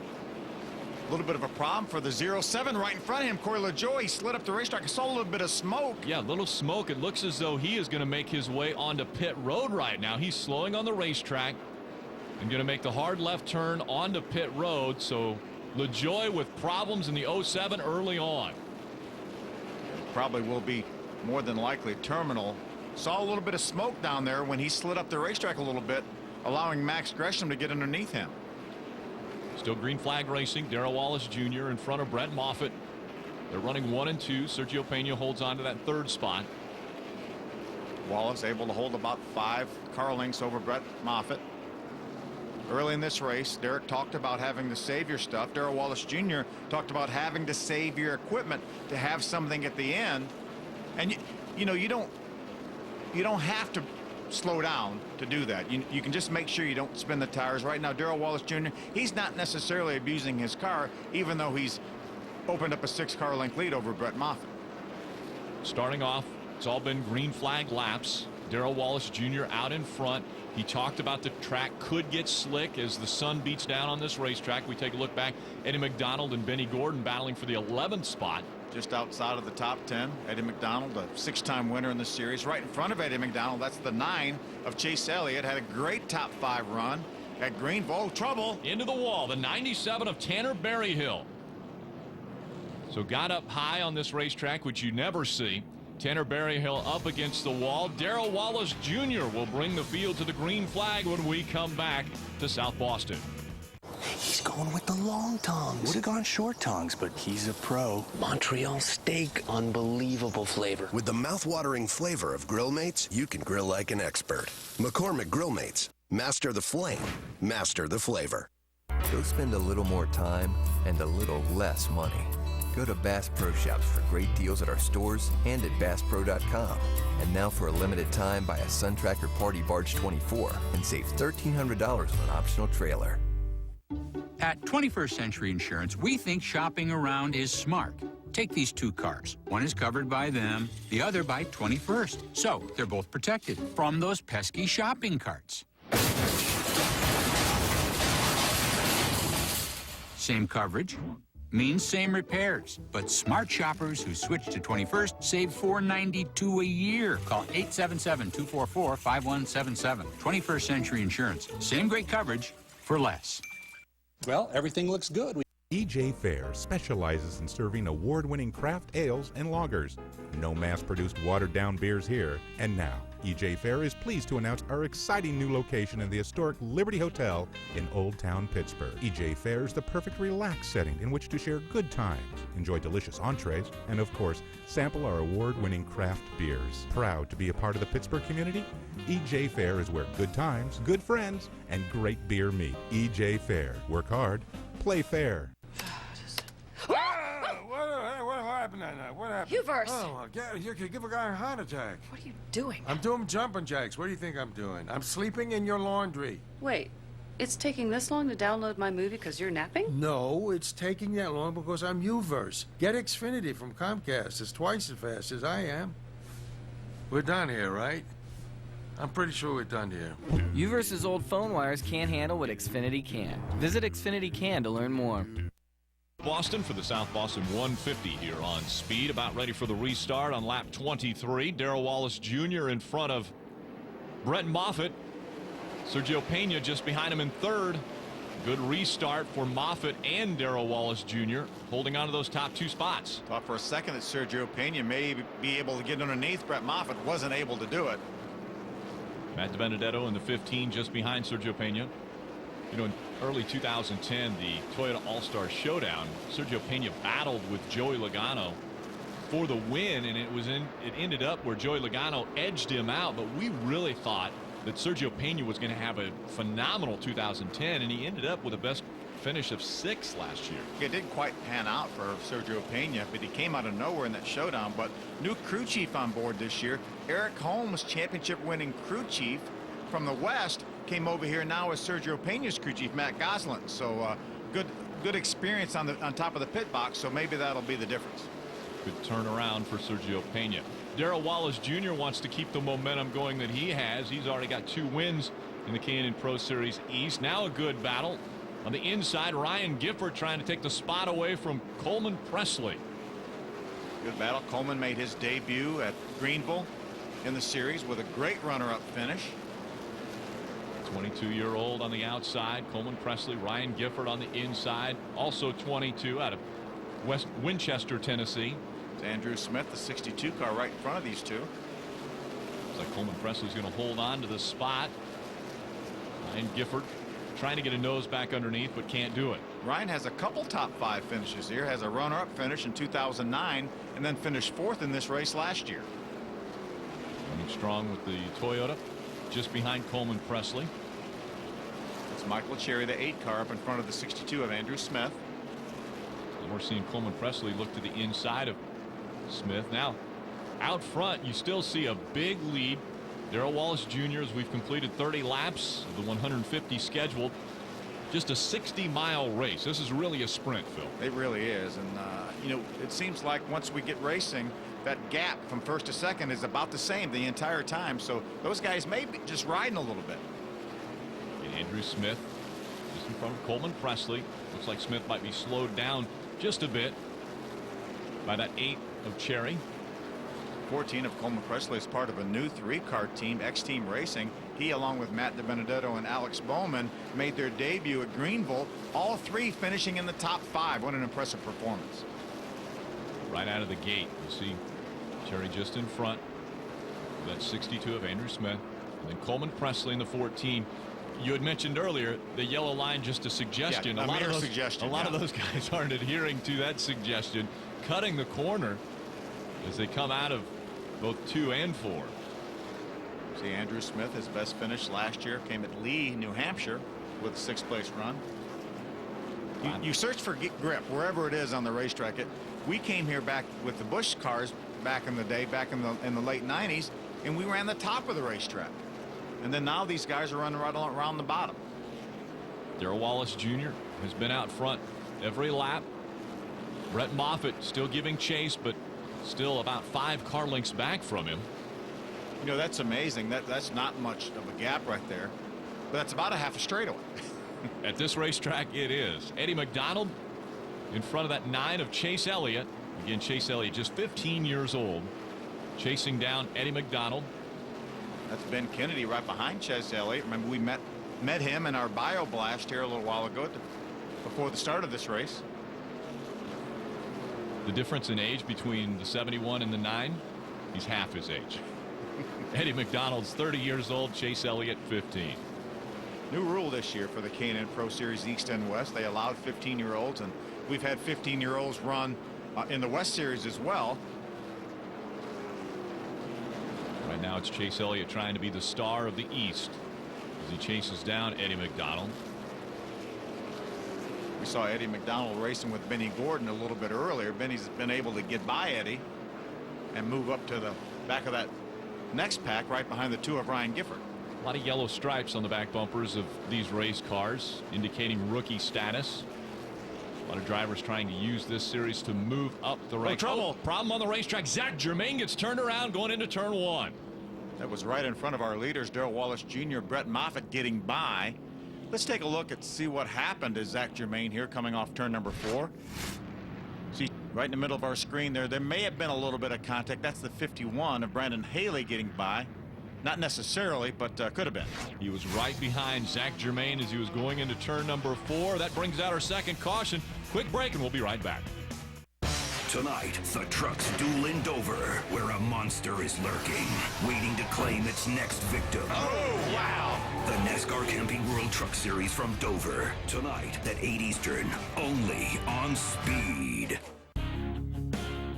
Here's to the pursuit. The pursuit of better. Faster. Cleaner. Funner. Here's to the pursuit of advancements that help make new engines possible and dreams a reality. Here's to the pursuit of another 100 years of earning America's trust. Not just oil, Pennzoil.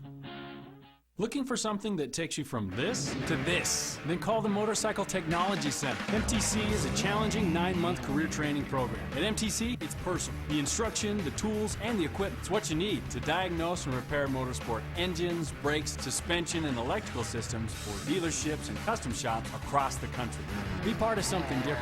Call MTC today. It's more than just a career. It's who you are. Call right now. Call MTC at 800-833-8064. There is a rhythm of the seasons, so we've developed styles of beer to accompany that. We brew Oktoberfest, Winter Lager, Noble Pils, and right now there's Summer Ale. Samuel Adams Summer Ale is a flavorful wheat beer. It has a very nice spice note. It has a little lemon zest and a historic brewing spice called Grains of Paradise. It's citrusy. Lemon. Flavorful. Refreshing. Wow. Sam Adams Summer Ale. It's just something about it. It's like totally reminds you of summer. Getting ready for the restart. Darrell Wallace Jr. on the inside. Brett Moffitt on the outside. Sergio Pena and Matt DiBenedetto making up row number 2. Green flag back in the air. Another great restart for Darrell Wallace Jr. Darrell Wallace Jr. has been on it on these restarts. Sergio Pena now inside of Brett Moffitt, side by side for second. Trying to take the position away. Sergio Pena has the preferred line right there on the yellow line as they battle for second. Here comes Brett Moffitt. Surges off of turn number 4 and takes the spot back. That 00 has been strong. You see him all the way down below the yellow line down on this end of the racetrack. And then he was able to get the advantage on Pena from on the outside and the other. And now looks to the inside of Darrell Wallace Jr. for the lead. Trying to take the top spot away. Darrell Wallace Jr. has it. Here comes Brett Moffitt. Found something on the bottom of this racetrack. It's almost like Brett Moffitt says, okay, I've been riding, and now it's time to go. Shadowing the tire marks all the way around this racetrack for almost 40 laps, and now trying to take that top spot away. Darrell Wallace Jr. still with the top spot. Michael Cherry on the outside of Coleman Presley in the 14. They're side by side right behind the 62 of Andrew Smith. There's Ryan Gifford, the 2 car. Another one of the Revolution cars, teammate to the 8 of Michael Cherry. Ryan Gifford trying to get by that 8 of Michael Cherry. There's Benny Gordon, the 66, Chase Elliott in the 9. All racing up inside the top 10. These two going for the ace. Oh, contact! Ryan Gifford gets into the back of the 8, and Cherry goes around. Well, I guess that's one way to take the spot away. And it's his teammate. He spins his teammate to take the spot. Take another look. Good hard racing here. Looks like Ryan Gifford is able to get in the throttle just a little bit quicker than Michael Cherry. That's all it took, was that slight nudge. So Gifford gets into the 8s. The 8 goes around. No contact with the barrier. So he'll come on to pit road. A little confusion on pit road between he and the 12 of Daniel Suarez. When we come back, green flag will fly once again. One of the most exciting nights in all of motorsports. It's a good night to get even with somebody. The NASCAR Sprint All-Star Race, Saturday, May 21st, 7 p.m. Eastern, only on Speed. Thanks to the Venture Card from Capital One, we get double miles on every purchase. So me and the Labs earned a trip to San Francisco twice as fast. We get double miles every time we use our card. I'll take these two, no matter what we're buying. And all of those? And since double miles add up fast, we can bring the whole gang. It's hard to beat double miles. Whoa, dude. Get the Venture Card from Capital One, Money Magazine's best rewards card if you aim to rack up airline miles. What's in your wallet?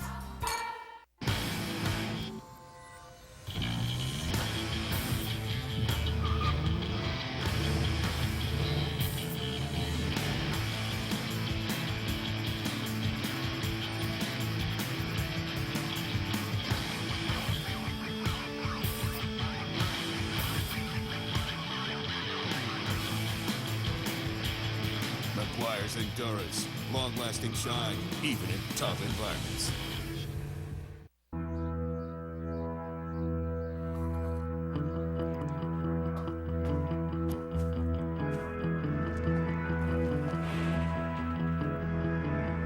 There's a new team in the garage. NASCAR and the American farmer are working together to introduce American ethanol. A renewable energy solution that is the right choice for the future of our sport, our country, and our planet.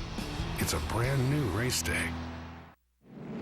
Welcome back to South Boston 150. After 54 laps, Darrell Wallace Jr. has been out front every lap. Brett Moffitt on his outside. Green flag back in the air. Most of the racetracks we go, that inside line is such an advantage on the restarts, and it certainly has proven that today. Sergio Pena looked strong. The green flag came back out, but has settled back into his 3rd spot. Matt DiBenedetto on the outside in that 15. These two up front, Darrell Wallace Jr. as well as Brett Moffitt continue to battle for the lead. Brett Moffitt trying a shorter line around this racetrack. It's a short racetrack already, but he's trying to shorten it up. Yeah, 4/10 of a mile. He wants to make it a 1/3 of a mile. Side by side, Max Gresham in the 18. Trying to take the spot away from the 62 of Andrew Smith. Boy, Brett Moffitt with all 4 tires down below the yellow line are really turning well.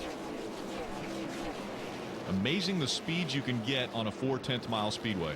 Nearly 100 miles an hour around here. Yeah, you wouldn't think that. You would think you'd run about 60 or 70 miles an hour, but these cars with well over 600 horsepower can really get it done here. And Goodyear has a great bi-ply tire that will allow them to do that.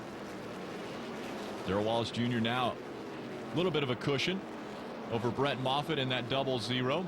He's been able to put about 5 car lengths between 1st and 2nd in this race, as we see Matt DiBenedetto now looking on the high side of Sergio Pena, now ducking back down to the low side. That's for 3rd. These 2 cars here have definitely been the class of the field. Nobody's been able to stay with them through the first 60 laps of this race. Brett Moffitt continuing to cut feet off of this racetrack by going well below the yellow line. Looks like what he gains through the center of the corner, though he loses a little bit up off the corner. Looks like when he goes from the transition from the apron of the racetrack down below the yellow line to the banking, it looks like he loses the back end just a little bit. Keeps that 1 to 2 car length distance between 1 and 2. Darrell Wallace Jr. holding on to the spot, and right behind him it's Brett Moffitt. Again, Moffitt won the first race of the year, Greenville Pickens. Former winner here. Remember, he won back in 2009, his first career victory. Battle for the 7th spot. Andrew Smith, Ryan Gifford. Andrew Smith has done a nice job in this race so far. Andrew Smith starting 8th. Ryan Gifford just behind him. Remember, Ryan Gifford, part of the RCR Team Dillon developmental program, basically on loan to Revolution Racing. These two stay nose to tail as they work around the 4/10 mile racetrack. How much are you on the brakes at this racetrack, Phil? Just a little bit. You really want that car to roll through the center of the corner, so you just check the speed when you get down to the end of the straightaway, and then you're off the brakes, so that car will roll through the center. See the front ends going down just as they enter the turns. Ryan Gifford gets a little bit loose down there on the flatter part of the racetrack, down below the yellow line. It's a momentum racetrack. You just want to keep that thing wound up. That's what Brett Moffitt's trying to do now, trying to wind that 00 up so he can reel in the 6 of Darrell Wallace Jr. as the top 2 are starting to reel in the slower lap traffic here. New crew chief on board Darrell Wallace Jr.'s car this year as well. Dave McCarty, who we know from the Camping World Truck Series, was a crew chief at Spears Manufacturing Team for a number of years. He's on the pit box for Darrell Wallace Jr. Closing the gap. Brett Moffitt getting ever so close to the back bumper of Darrell Wallace Jr. now. See Michael Cherry just in front of this group, and that 0 or in the 8. Remember, he spun, actually had a little help from his teammate earlier to bring out the most recent caution, came onto pit road, and now it doesn't look like that car is running near as well as it was earlier. Yeah, he moved up the racetrack. Certainly could have damaged those tires in that spin. Brett Moffitt has closed the gap now all over the back bumper of Darrell Wallace Jr. Just about halfway through this one, Brett Moffitt's car seems to be getting a little bit stronger, or Darrell Wallace Jr.'s car is falling off just a touch. Brett Moffitt with a good run on the inside of the track. Contact is made between he and Darrell Wallace Jr. Wallace Jr. able to stay in front. Fired a shot across the bow there a little bit, didn't he? Here's a good battle between Eddie McDonald and the 9 of Chase Elliott. They're battling for that 10th spot. Look at how low Chase Elliott goes on the racetrack. Wow. He had room for another car beside him below the yellow line. While these two settle it for 10th, still a battle for the lead up front. Here comes the 00 of Brett Moffitt. Moffitt on the inside now of Darrell Wallace Jr. Great side-by-side battle. Oh, a little bit more contact. 8 tires are better than 4, and Brett Moffitt's going to use all 8. Here he goes, trying to get by that 6 of Darrell Wallace Jr. What's really funny is when he's running behind him, he has all 4 tires below the yellow line, and now that he's racing side by side, his left sides are on the yellow line. Darrell Wallace Jr. trying to pay back Brett Moffitt. Tried to get to the back bumper of that race car, but now it doesn't look like he's going to be able to. Here comes Brett Moffitt taking the lead at the halfway point. Boy, it looks like that car is so good up off the corner. Able to get the power down, not spin the tires at all. Now there's some pretty heavy lap traffic. Now we'll see who gets through it the best. A 00 Brett Moffitt trying to get by the 64 of Rick Godovic. Going to move by on the inside. Rick stays in the bottom lane and gives him the apron. They're driving on the inside of this racetrack, and then when they get to the straights, they go to the wall. We talk about this racetrack not having a whole lot of banking, and it certainly doesn't. But it's definitely flatter down there where Brett Moffitt's running, but there's just more grip down there. 12 degrees of banking when you're on the racing surface, but the apron, not nearly as much. So Brett Moffitt now continuing to put cars a lap down. That was the 54 of Julian Albarracin. Cody Hodson, the 03 car, had a top 10 finish in his debut at Greenville this year. About to lose another lap to our race leader. Problems for Chase Elliott. He makes the hard left turn. It's a right front tire that's down. Tough break for Chase Elliott. 4 crew members allowed over the wall. We talk about not being able to change tires, but obviously that tire flat on the wheel, the NASCAR officials will allow them to change that tire. What a disappointment after his 4th place finish to start the season. Now at least 1 lap down. He'll be probably 2 laps down before he gets back out on the racetrack and competitive. When you lap this racetrack at 15 or 16 seconds, more than likely Chase is probably going to end up 3 laps down after that pit stop. Darrell Wallace Jr. now following the 0-0 of Brett Moffitt. For the first half of this race, it was all Darrell Wallace Jr. Now Brett Moffitt has decided to take the point, and he begins to work through the slower lap traffic. Next on his list, the 37 of Ryan Lynch. Daniel Suarez, the 12th car, is next. Darrell Wallace Jr. slips a little bit, loses some more ground to Brett Moffitt. Suarez, as you mentioned, taking the preferred line around the racetrack, but Brett Moffitt goes to the inside. Suarez essentially doing double duty this year. Will run the full NASCAR Mexico series as well as the majority of these East races. Suarez out of Monterrey, Mexico. Brett Moffitt now able to negotiate his way through the slower traffic better than Darrell Wallace Jr. So a big gap between 1 and 2 now. Some slide the back end a little bit up off the corner when he came off the transition from the apron, the flat of the racetrack onto the banking. Has to be careful not to abuse those rear tires. When he got his first win, he was the youngest pole and race winner in series history. That was back when he was 16 years 9 months old. Well, he is a wily veteran now at the age of 18. Wily veteran, that's for sure. Now stuck behind that 46 of Brandon Godovic. Father-son duo. Brett has top 5 finishes in the points, both his full-time years, in 09 and 2010. A little bit of contact with the 24 of Zach Germain. Again, Germain had problems on the front stretch, got into the turn 4 wall, and now blocking the 0-0 of Brett Moffitt as he's trying to get by. Brandon Godovic trying to stay on the lead lap with that 46 car. You see that while Brett Moffitt has been trying to get by these slower lap cars, that's allowed the 6 of Darrell Wallace Jr. to close the gap once again. Nobody in between first and second right now. Darrell Wallace Jr. running second. Just in front of him, Brett Moffitt. Sergio Pena still holding on to the 3rd spot. Zach Germain had trouble. There's Michael Cherry with problems again.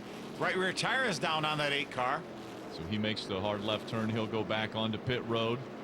They'll have to continue working on that race car. We saw the 9 of Chase Elliott on pit road earlier after they had to change the right front tire of that car. Now the 08 of Clay Campbell just in front of our race leader. And there's a rookie stripe on the back of that 08. Yeah, great to see Clay Campbell out here having fun. Oh, Chad Boat is around in the 98. Looked like he had some contact from the 27 of Cale Conley. Short track racing. Let's take another look. There's a 27 of Cale Conley. He does get into the left rear quarter panel of Chad Boat right in front of our leaders. Around goes Boat. Caution comes out once again. It's the 4th one of the day. This time it'll be Brett Moffitt who will have the preferred line on the restart. To his outside will have to be that 6 of Darrell Wallace Jr. Stay with us here on Speed. Jarrett, Petty, Allison, Moore, and Pearson are enshrined. The 2011 NASCAR Hall of Fame induction ceremony, live May 23rd at 8 Eastern, exclusively on Speed. Engines are tuned. So are Mobil 1 motor oils. Tuned for blistering performance. Tuned for everyday extremes. And with Mobil 1 Extended Performance, tuned to keep your engine running like new for up to 15,000 miles between oil changes. Mobil 1 Extended Performance, from the motor oil brand designed to keep your engine running like new. Nothing cleans like a pressure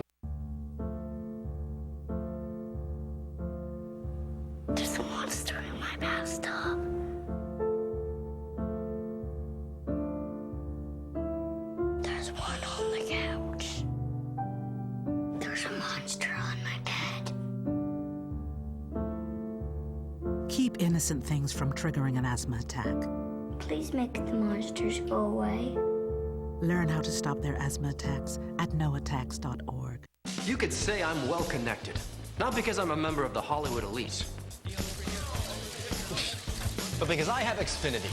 Now I can do more of what I love to do online. Log in, status groovy, finish him! HD me. Easily surf, download music, and share pictures online. Get started with Xfinity Internet for $19.99 a month for 6 months. Call 1-800-XFINITY today.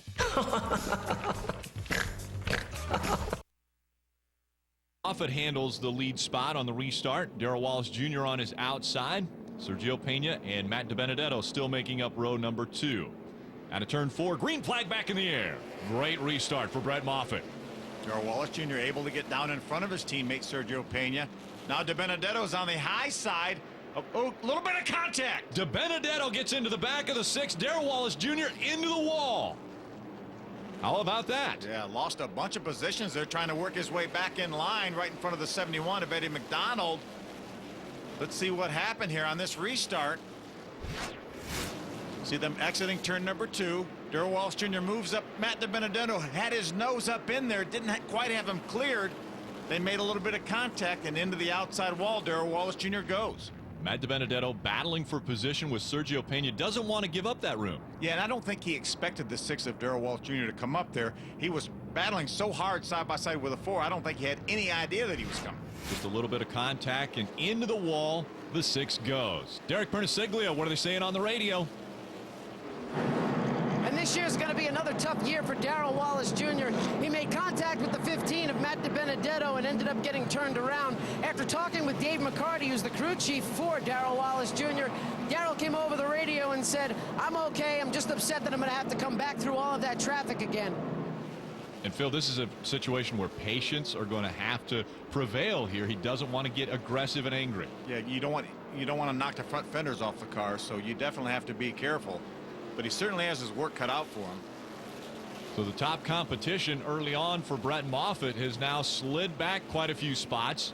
Matt DiBenedetto in front of the 4 of Sergio Pena. Max Gresham has tucked in behind that 4. There's a 14 of Coleman Presley. He rounds out the top 5 right now. Coleman Presley running in the 5th spot. Max Gresham 4th. Sergio Pena is 3rd. Just in front of him, that 15 of Matt DiBenedetto running 2nd. Another good showing by that new X-Team Racing. Has 2 cars right now up in the top 5 with DiBenedetto and Presley. Brett Moffitt running so strong out in front.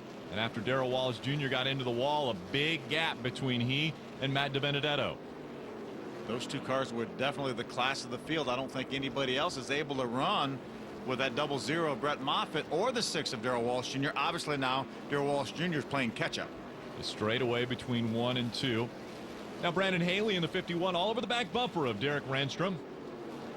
That 32 car is owned by Dale Quarterly, former winner in the series, and we'll see him in that car again some more this year. I believe his next race behind the wheel will be Richmond. Scheduled to be Richmond, that's right, just in a couple weeks. Brett Moffitt has a straightaway lead over the 15 of Matt DiBenedetto as he starts to catch the slower lap traffic. Problem on the racetrack, that's the 27 of Cale Conley around.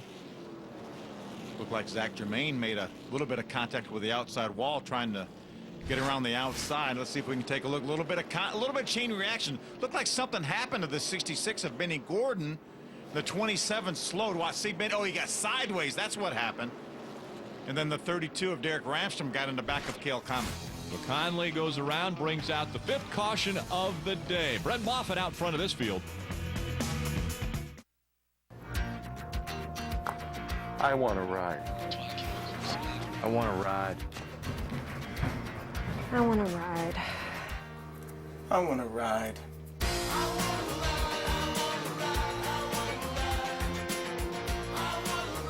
Ride into spring on a brand new Honda with fixed APR financing as low as 0.99%. Up to $800 in bonus bucks and more. Right now at your local Honda dealer.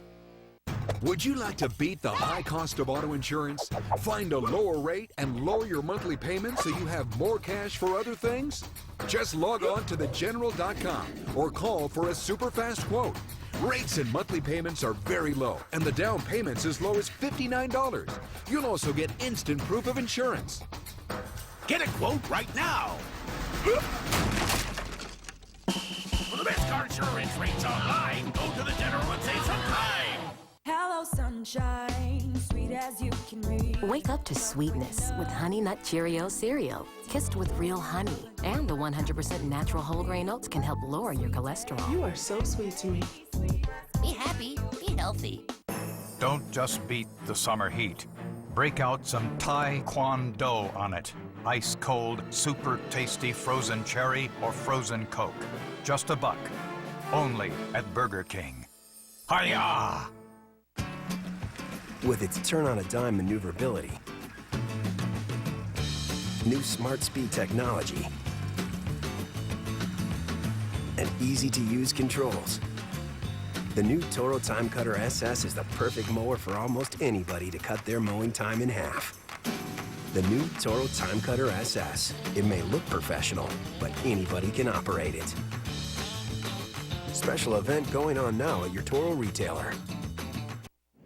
Field all in line behind Brett Moffitt here at the South Boston 150. Just over 30 laps to go. Green flag in the air.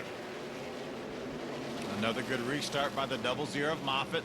De Benedetto now side by side with Pena for second. Here comes Sergio Pena to the inside of Matt De Benedetto. He'll take second away from De Benedetto. Pena all over the back bumper of Brett Moffitt. Gresham tried to stick his nose on the inside of De Benedetto, not able to do it. This is what we expected out of Sergio Pena a year ago, battling up front for leads. It's safe to say that this is his best race since that All-Star race back in 2010. Sergio Pena running second just in front of Matt De Benedetto. Max Gresham holds down the 4th spot. See Moffitt open up a couple car lengths now over Pena. Brett Moffitt has had such a strong race car. Since the drop of the green flag, he had to deal with Darrell Wallace Jr. early on in the race. You see a lot of damage to the 71 of Eddie McDonald. I think that just happened here just a few moments ago. Ramsom's trying to get to the inside of Eddie McDonald. There's Chase Elliott. Remember, he lost 3 or 4 laps with a flat tire. Brandon Haley, the 51, inside of Chase Elliott. The nose of that 71 about to come off.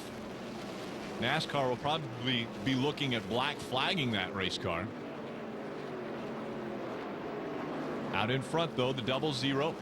Still holding on to position. Sideways is the 51 of Brandon Haley.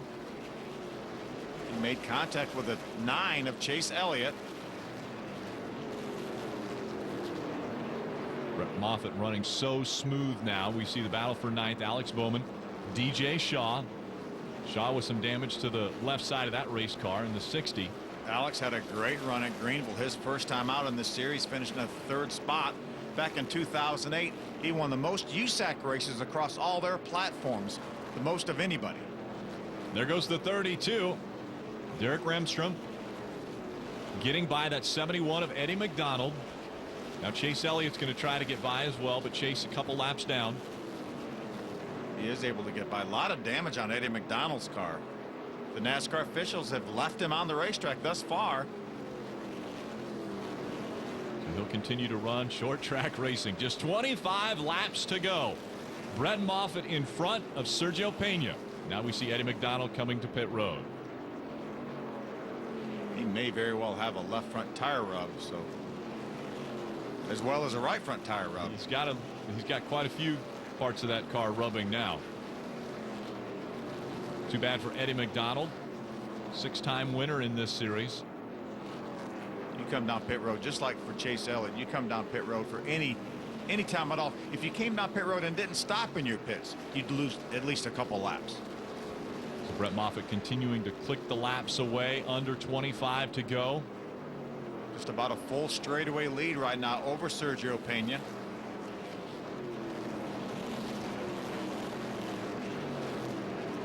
Nobody has anything for Brett Moffitt. It doesn't look like. Darrell Wallace Jr. has not been able to fight his way back from that earlier contact with the outside wall. DJ Shaw now in the 60, still trying to get by. That's 16 of Alex Bowman. Remember, these cars are racing inside the top 10. DJ Shaw losing ground to the 16 now. Quite a bit of bonnet damage on that 16 car of Alex Bowman's. Your top three still Brett Moffitt, Sergio Pena, Matt DiBenedetto. Racing continuing all the way around this track, and you see the gap now beginning to build between Bowman and Shaw. Daniel Suarez on the outside of Ryan Lynch. Battle for the 16th position. There's Michael Cherry, the 8 car. Remember, he's had trouble. Rick Godovic in the 64 behind this group of 3. Michael Cherry brought out our third caution of the day back on lap 48. And then the car just hasn't come to it. These two stay side by side. Daniel Suarez on the outside here. Brett Moffitt still trying to get by the slower lap traffic, catching up to that 0-3 of Cody Hodgson.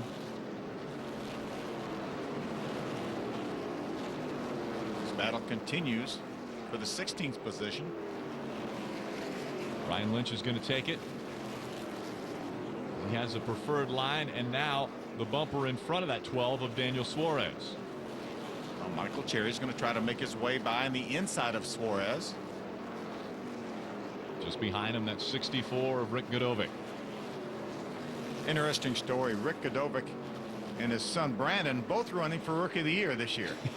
Both with yellow stripes on the back bumpers. Rookie of the Year, father and son. I don't think Rick started racing until he was in his 40s, so came to the sport late in life. Rick 48 years old now. Not that being in your 40s is late in life. Of course not. Son Brandon just 19. So Rick Godovic trying to get by Daniel Suarez while we see the 8 Michael Cherry on the back bumper of that 37 of Ryan Lynch. Caught a glimpse of Brett Moffitt creeping into the picture. He's behind this group. There he is right there. He's behind the 64 now of Rick Godovic. Over the outside.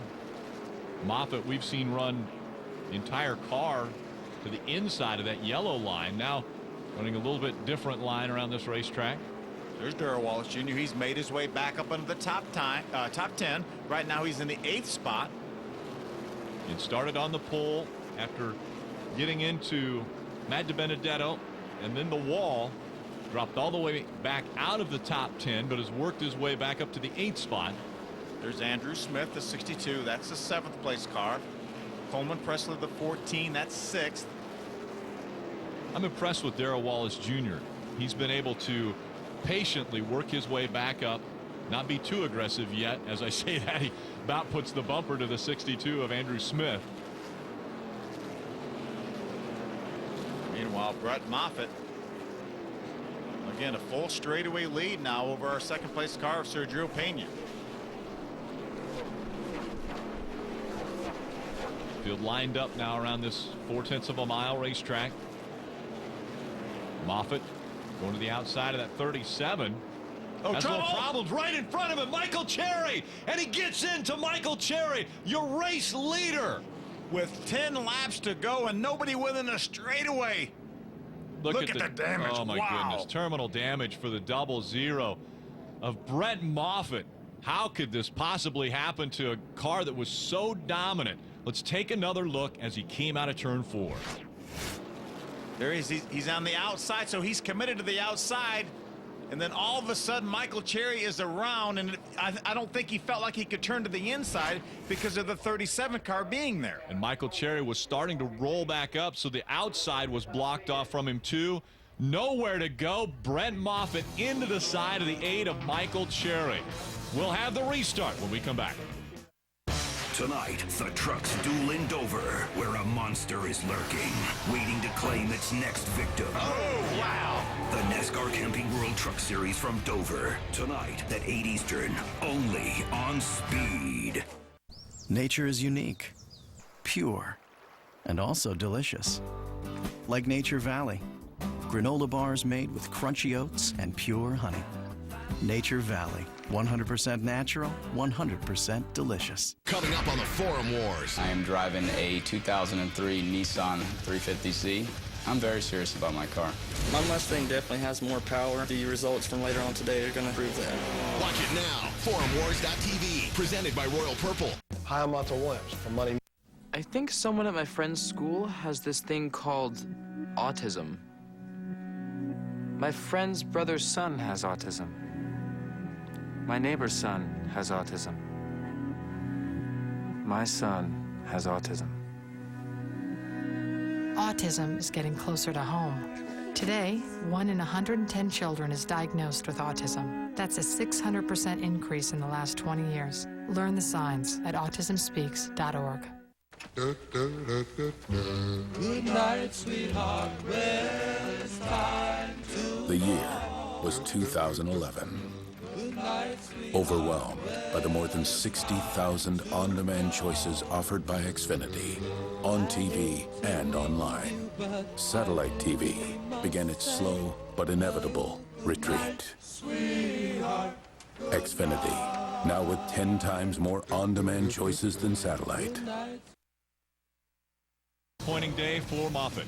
Well, Brett Moffitt is already in the ambulance. He was out on the track, but we didn't get a chance to talk to him. But we did get a chance to talk to crew chief Mike Ricci, and he didn't look very happy as he walked down pit road. And I asked him, can you tell us what happened? And he said the 8 car spun, and he decided not to get on his brakes and rolled right in front of us. Yeah, tough situation for Brett Moffitt. Had the dominant car. Inside of 10 laps to go, looked as though he had it locked up. Now, what has fallen into the lap of Sergio Pena, but the lead of this race at South Boston. Green flag goes back in the air. Good start by Pena. De Benedetto now on the outside, trying to sneak back up there, side by side with Gresham. Here comes Max Gresham on the inside. De Benedetto on the outside. Gresham almost gets the bumper to the floor of Sergio Pena. Gresham has it, looks to the inside, 3 to go. 3 laps of racing to go. Just 60 miles of racing, and it's going to come down to the final 3 laps. Sergio Pena just in front of Max Gresham. Matt De Benedetto hanging right in there in 3rd. Coleman Presley right now running 4th. 2 laps remaining. Just under a mile of racing to go from South Boston. Sergio Pena with the expectations so high after his all-star near win. Gresham gets sideways. It allows De Benedetto to get side by side for 2nd. 1 to go. White flag comes out. A great battle for 2nd. They're door to door. Matt De Benedetto on the inside. Gresham on the outside. They continue to fight as the 4 comes out of turn number 4. Sergio Pena is going to win this race. Sergio Pena gets the checkers. And De Benedetto just barely holds off Gresham for 2nd. Unbelievable battle for 2nd, but how about Sergio Pena? Gets his first win in the East Series. A little bit of congratulations, I think, from Matt De Benedetto. I don't know if you normally hit the car that wins. I think you wave to him. Take a look at this. What a great battle for 2nd. Wow, De Benedetto just barely edges the 18th car Gresham. We'll hear from Sergio Pena when we come back.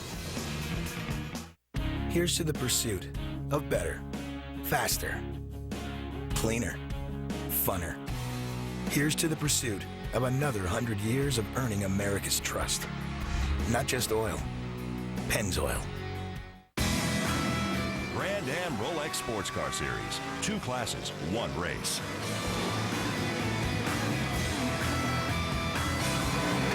See it on Speed. Saturday, 5 p.m. Eastern, 2 p.m. Pacific. Looking for something that takes you from this to this? Then call the Motorcycle Technology Center. MTC is a challenging 9-month career training program. At MTC, it's personal. The instruction, the tools, and the equipment. It's what you need to diagnose and repair motorsport engines, brakes, suspension, and electrical systems for dealerships and custom shops across the country. Be part of something different. Call MTC today. It's more than just a career. It's who you are. Call right now. Call MTC at 800-833-8064. How to choose car insurance without feeling like you've been ripped off. Take identical cars. One covered by Geico, the other by 21st Century. Then you file the same claim. Let's say, theft. Both are covered. Both get new stereos. But drivers who switch to 21st save around $474 a year. Now that's a steal. Call 877-244-5177. 21st Century Insurance. The same great coverage for less.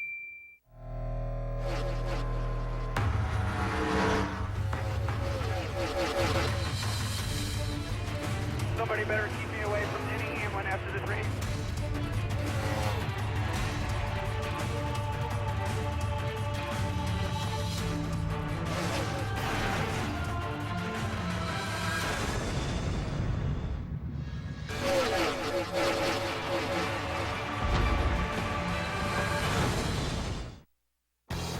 .150 laps from South Boston are in the books, and it's a new winner. Sergio Pena in victory lane. After 150 laps, Sergio Pena comes home with his first ever NASCAR K&N Pro Series win here at the South Boston Speedway. Huge celebration all around, and the water and the soda is flying. All of the people stepping in here. Sergio, come on in here. We know a lot of people want to congratulate you, but we officially on Speed want to congratulate you for picking up your first ever victory. Yes, sir. Thank you so much. Oh my gosh, this feeling is unreal. You know, had a heck of a race. You know, we were pushing it to get on the grid for qualifying. We were rushing, and Troy Libby did a great job of, you know, getting everything ready for that, and along with my crew chief, Matt and Josh. So I got to thank them so much. Also, Ed Muckenthaler, you know, they all did a great job this weekend. Brett Moffitt had such a dominant car. Did you have anything for him until he got caught up in that wreck? You know, if that wouldn't happen, it would have been definitely tough. He had a great car. You know, he was checking out every restart. You know, fortunate for me, unfortunate for him, but you know, he'll definitely be back, and he'll be a tough one for this year. You know, you made history by being the first winner with a composite body. Gosh, you know, it feels great. This feeling is unbelievable. I can't describe it. You know, the showdown 2 years was awesome, but, you know, this is completely different. And I got to thank all the fans for coming out on a Sunday, you know, for taking their time away from their families to come out here. And, you know, keep my thoughts and prayers for everybody overseas who are going through all the tragedies over there. So, you know, gosh, it's just, I don't know what else to say. I'm speechless right now. You know, the Drive for Diversity program, Max Siegel and John Story, they did such a great job for me, and I can't thank them enough. He's on cloud nine right now. Sergio Pena wins here at South Boston. Well, an impressive performance by the young man. Sergio Pena finally getting into victory lane. Matt DiBenedetto, Max Gresham, Coleman Presley, and Ryan Gifford, your top five. Darrell Wallace Jr. fights back from that contact with the outside wall for a sixth-place finish. How about Clay Campbell finishing 13th in this one? Good run for him. Ben Kennedy in the 14th spot. Let's go back to Derek Perniciglio. Derek? Was that last restart for you your last-ditch effort to catch Sergio? Yeah, that last restart was definitely my last chance. You know, I was almost inside one time, and he cut me off. But, you know, since Sergio and I are friends, I wasn't about to race him dirty. So we had a good time, and, hey, hopefully he'll do me the same thing sometime when we get another chance. After two races, here's your unofficial point standings. Darrell Wallace Jr. made that battle back after the problems and was able to hold on to the point lead. Sergio Pena moves to second. Yeah, good battle there. Among the top five for sure. Next race, K&N Pro Series East, Richmond International Raceway. That's Thursday, May 19th. From the drop of the green flag, it looked like it was Darrell Wallace Jr.'s race, but short track racing, you never know what's just around the next turn. And that's what happened to Brett Moffitt. Right into Michael Cherry, enabling Sergio Pena to grab his first win in his young career in the K&N Pro Series. Sergio Pena wins at South Boston. I don't think it's the last time we're going to see him in victory lane. Thanks for joining us here on Speed, your motorsports authority. This copyrighted telecast may not be reproduced, retransmitted, or used in any form without the authorized written consent of NASCAR Broadcasting. NASCAR would like to thank all of our loyal fans for your continued support, and we hope you enjoyed today's broadcast. Your NASCAR weekend on Speed begins now. Presented in high definition by Funai.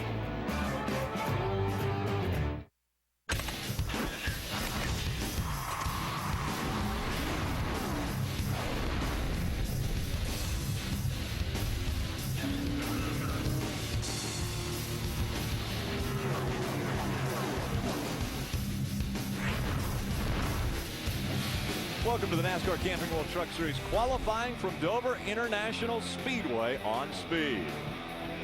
An overcast day here in Dover, Delaware, 62 degrees, just a light breeze. Humidity awfully high, though, as they're predicting precipitation later on this weekend. Last week, the big story was the battle in the Cup race. Kevin Harvick versus Kyle Busch. Kevin Harvick gets turned around on the racetrack. Doesn't like what Kyle Busch did, went to talk to him. Kyle Busch drives off with Kevin's car in front. Well, those two will battle today on the racetrack. That will be the first confrontation we will see. 2011 has been dominated by these two in all of NASCAR, the top 3 series. You see Kyle Busch leading nearly 1,800 laps in the 3 top series of NASCAR. Kevin Harvick already 2 wins here early in the 2011 season. Hello, everyone. Rick Allen and Phil Parsons with you for this qualifying session. Now, Phil, obviously that's our big story, but the penalties for these two was probation, and it was in all 3 series. So are we going to see any retaliation today? Well, I don't think we're going to see any retaliation, but as far as aggressive driving and maybe aggressive driving against each one of them, yes, absolutely, because that's how these guys race, and that's why we love to watch these guys race. Right. You know, that $25,000 fine, slap on the wrist. I mean, but these guys here, they're here for this. This is not a secondary series to them. This is the most important race that they're going to run this weekend because it's the next race. It's this afternoon. And they're both owners in this series. Now, one of the exciting things about when we come to Dover is you never know who's going to win. We've run 11 races here. We've had 11 different winners, and 5 guys have had their first wins come at this racetrack. Who could be the next one? Well, I don't know. Cole Witt has been awfully fast all year, but really impressive all year long. Fast yesterday in practice, so he would be very close to the top of my list. Jason White also runs extremely well here. Ricky Carmichael runs well here. He had his best career finish here last year. Justin Lofton. So we have a lot of guys that could get that first win, but you're going to have to go through Kyle Busch and Kevin Harvick to do it. Well, at the top of your list was Cole Witt, and he's standing by with Ray. Well, thank you, Rick. Cole Witt has a little bit of experience on this track. Last year you ran a K&N race. That one didn't go so good, but tell us about your truck this weekend. You had a great practice yesterday. Yeah, you know, we've been fast all day. Yesterday, you know, I mean, the truck's been spot on. You know, this turn 1 team, you know, we've really been turning things around and just getting better every time we come back. So, you know, we think we got a good truck. It's been good on long runs. It's been good on qualifying runs. So hopefully we can grab a pole today and have a good starting spot, maybe a good spot for pit road and everything, and hopefully everything just works out. You know, this thing's been pretty spot on, so we should be good. Got the pole at Darlington earlier this year, looking fast again at Dover. Now let's check in with Hermie Sadler. Well, thank you, Ray. And the driver that's nipping on the heels of Cole Witt is Joey Coulter. You guys also had a good practice yesterday. First time here, describe to the fans what it was like your first laps around this place. It's exactly what everybody told me. It'll take your breath away the first time you do it. That sticker run we made at the end of the day was that was the wildest thing I've ever done. My hands were shaking when I got done. Talk about your truck as well. Qualifying is going to be very important. 200 laps later today here on speed. You got anything for the pole, or what's your expectation for this qualifying run? I think we might have a shot at it. We were just a little bit tight yesterday, so we're gonna try to free it up just a little bit. And hopefully we don't overshoot it. But I think we're gonna have a good truck. If we don't get the pole, I feel like we got a good solid top 5 truck, and I think race runs we made yesterday will be able to stay up there. Well, Joey is talking about in qualifying, not even coming all the way out of the throttle. A lot of speed through these corners at this racetrack. This qualifying session should be fun to watch, guys. It will take your breath away. Thank you, Hermie. You see the trucks all in line. We've got Sprint Cup practice right here on speed today, as well as nationwide, and Sprint Cup final practice, and then trackside tonight at 7 p.m. The trucks will take to the Monster Mile at 8 o'clock tonight. You won't want to miss it. We'll get set up by Chris Devoto, presented by Polaris at 8. The Lucas Oil 200 at 8:30 tonight. Wonder where the Durango's been for the last 2 years? It toured around Europe, getting handling and steering lessons on those sporty European roads. It went back to school, got an advanced degree in technology. It's been working out, more muscle and less fat. It's done more in 2 years than most cars do in a lifetime. Now lease the all-new 2011 Dodge Durango Express all-wheel drive for $359 a month for well-qualified lessees. Could switching to Geico really save you 15% or more on car insurance? Do dogs chase cats?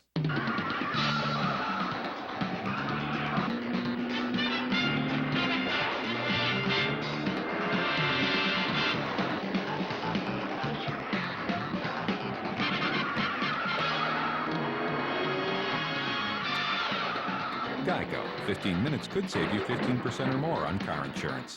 Who has the best baby back ribs in America tonight? For around $10. Only Golden Corral has non-stop baby back ribs, all on our endless dinner buffet, still for around $10. Only at Golden Corral. He's going with the long tongs. Would have gone short tongs, but he's a pro. Montreal steak, unbelievable flavor. With the mouth-watering flavor of Grill Mates, you can grill like an expert. McCormick Grill Mates. Master the flame. Master the flavor. It may seem ordinary, but in the right hands, this wristband can do incredible things. It can inspire kids to go farther in school and in life, construct a playground for kids who've never had one, or help children with illnesses experience the ultimate race weekend.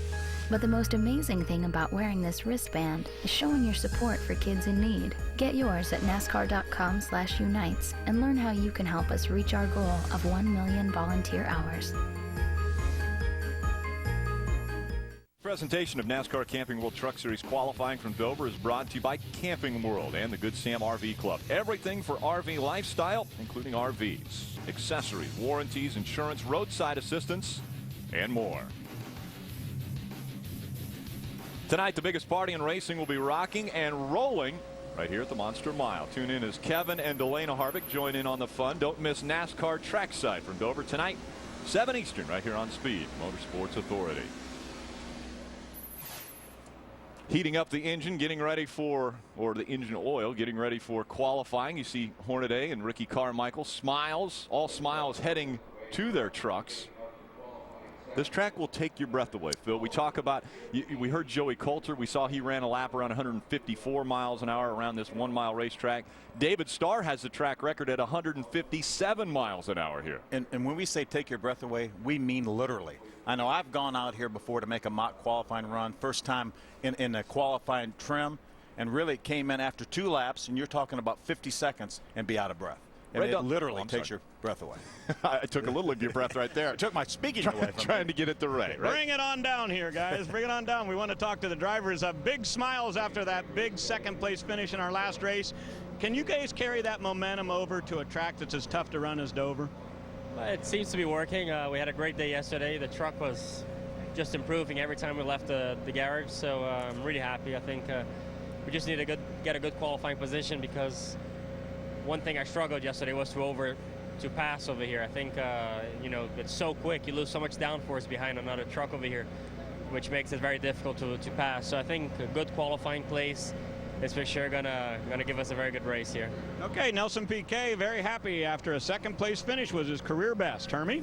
Well, drivers are always happy, Ray, when they come back to the site of their best career finish. And you said yesterday, Ricky Carmichael, Monster Energy truck, that you had a pretty good practice session yesterday. Tell us about qualifying. What you got? Yeah, I think we got something really good. Like you said, this is the best we've been in practice since Martinsville, and we all know how great Martinsville went for me. So really looking forward to it. And obviously, anytime you get a career best, fourth last year, we had a little luck, didn't straight up earn it, but you got to be in it to have a little bit of luck. So excited, man. If we can qualify anything inside the top 20, that'll be good, because since Daytona, I haven't been. So best we've unloaded. Happy for the guys. Can't wait to race, man. Love this place. Ricky Carmichael ready to get it for qualifying. Looking for a good weekend here in Dover. Sun peeking out from behind the clouds. Todd Bodine talking a little bit with Brad Sweet. Todd Bodine was the 11th quickest in practice. That will send him out on the track 17th overall. Springtime belongs to the doers. Those of us who know grass doesn't turn green just because the calendar says to. And that a big difference can grow from a small budget. For those of us with grass on our sneakers, dirt on our jeans, and a lawn that's as healthy as our savings, the days are about to get a whole lot greener. More saving, more doing. That's the power of the Home Depot. We're lowering the cost of power to the lawn. Get a free blower when you buy any Toro push mower. Everyone on my team always wants something different for dinner, and I am not a short order cook. That's why we're headed to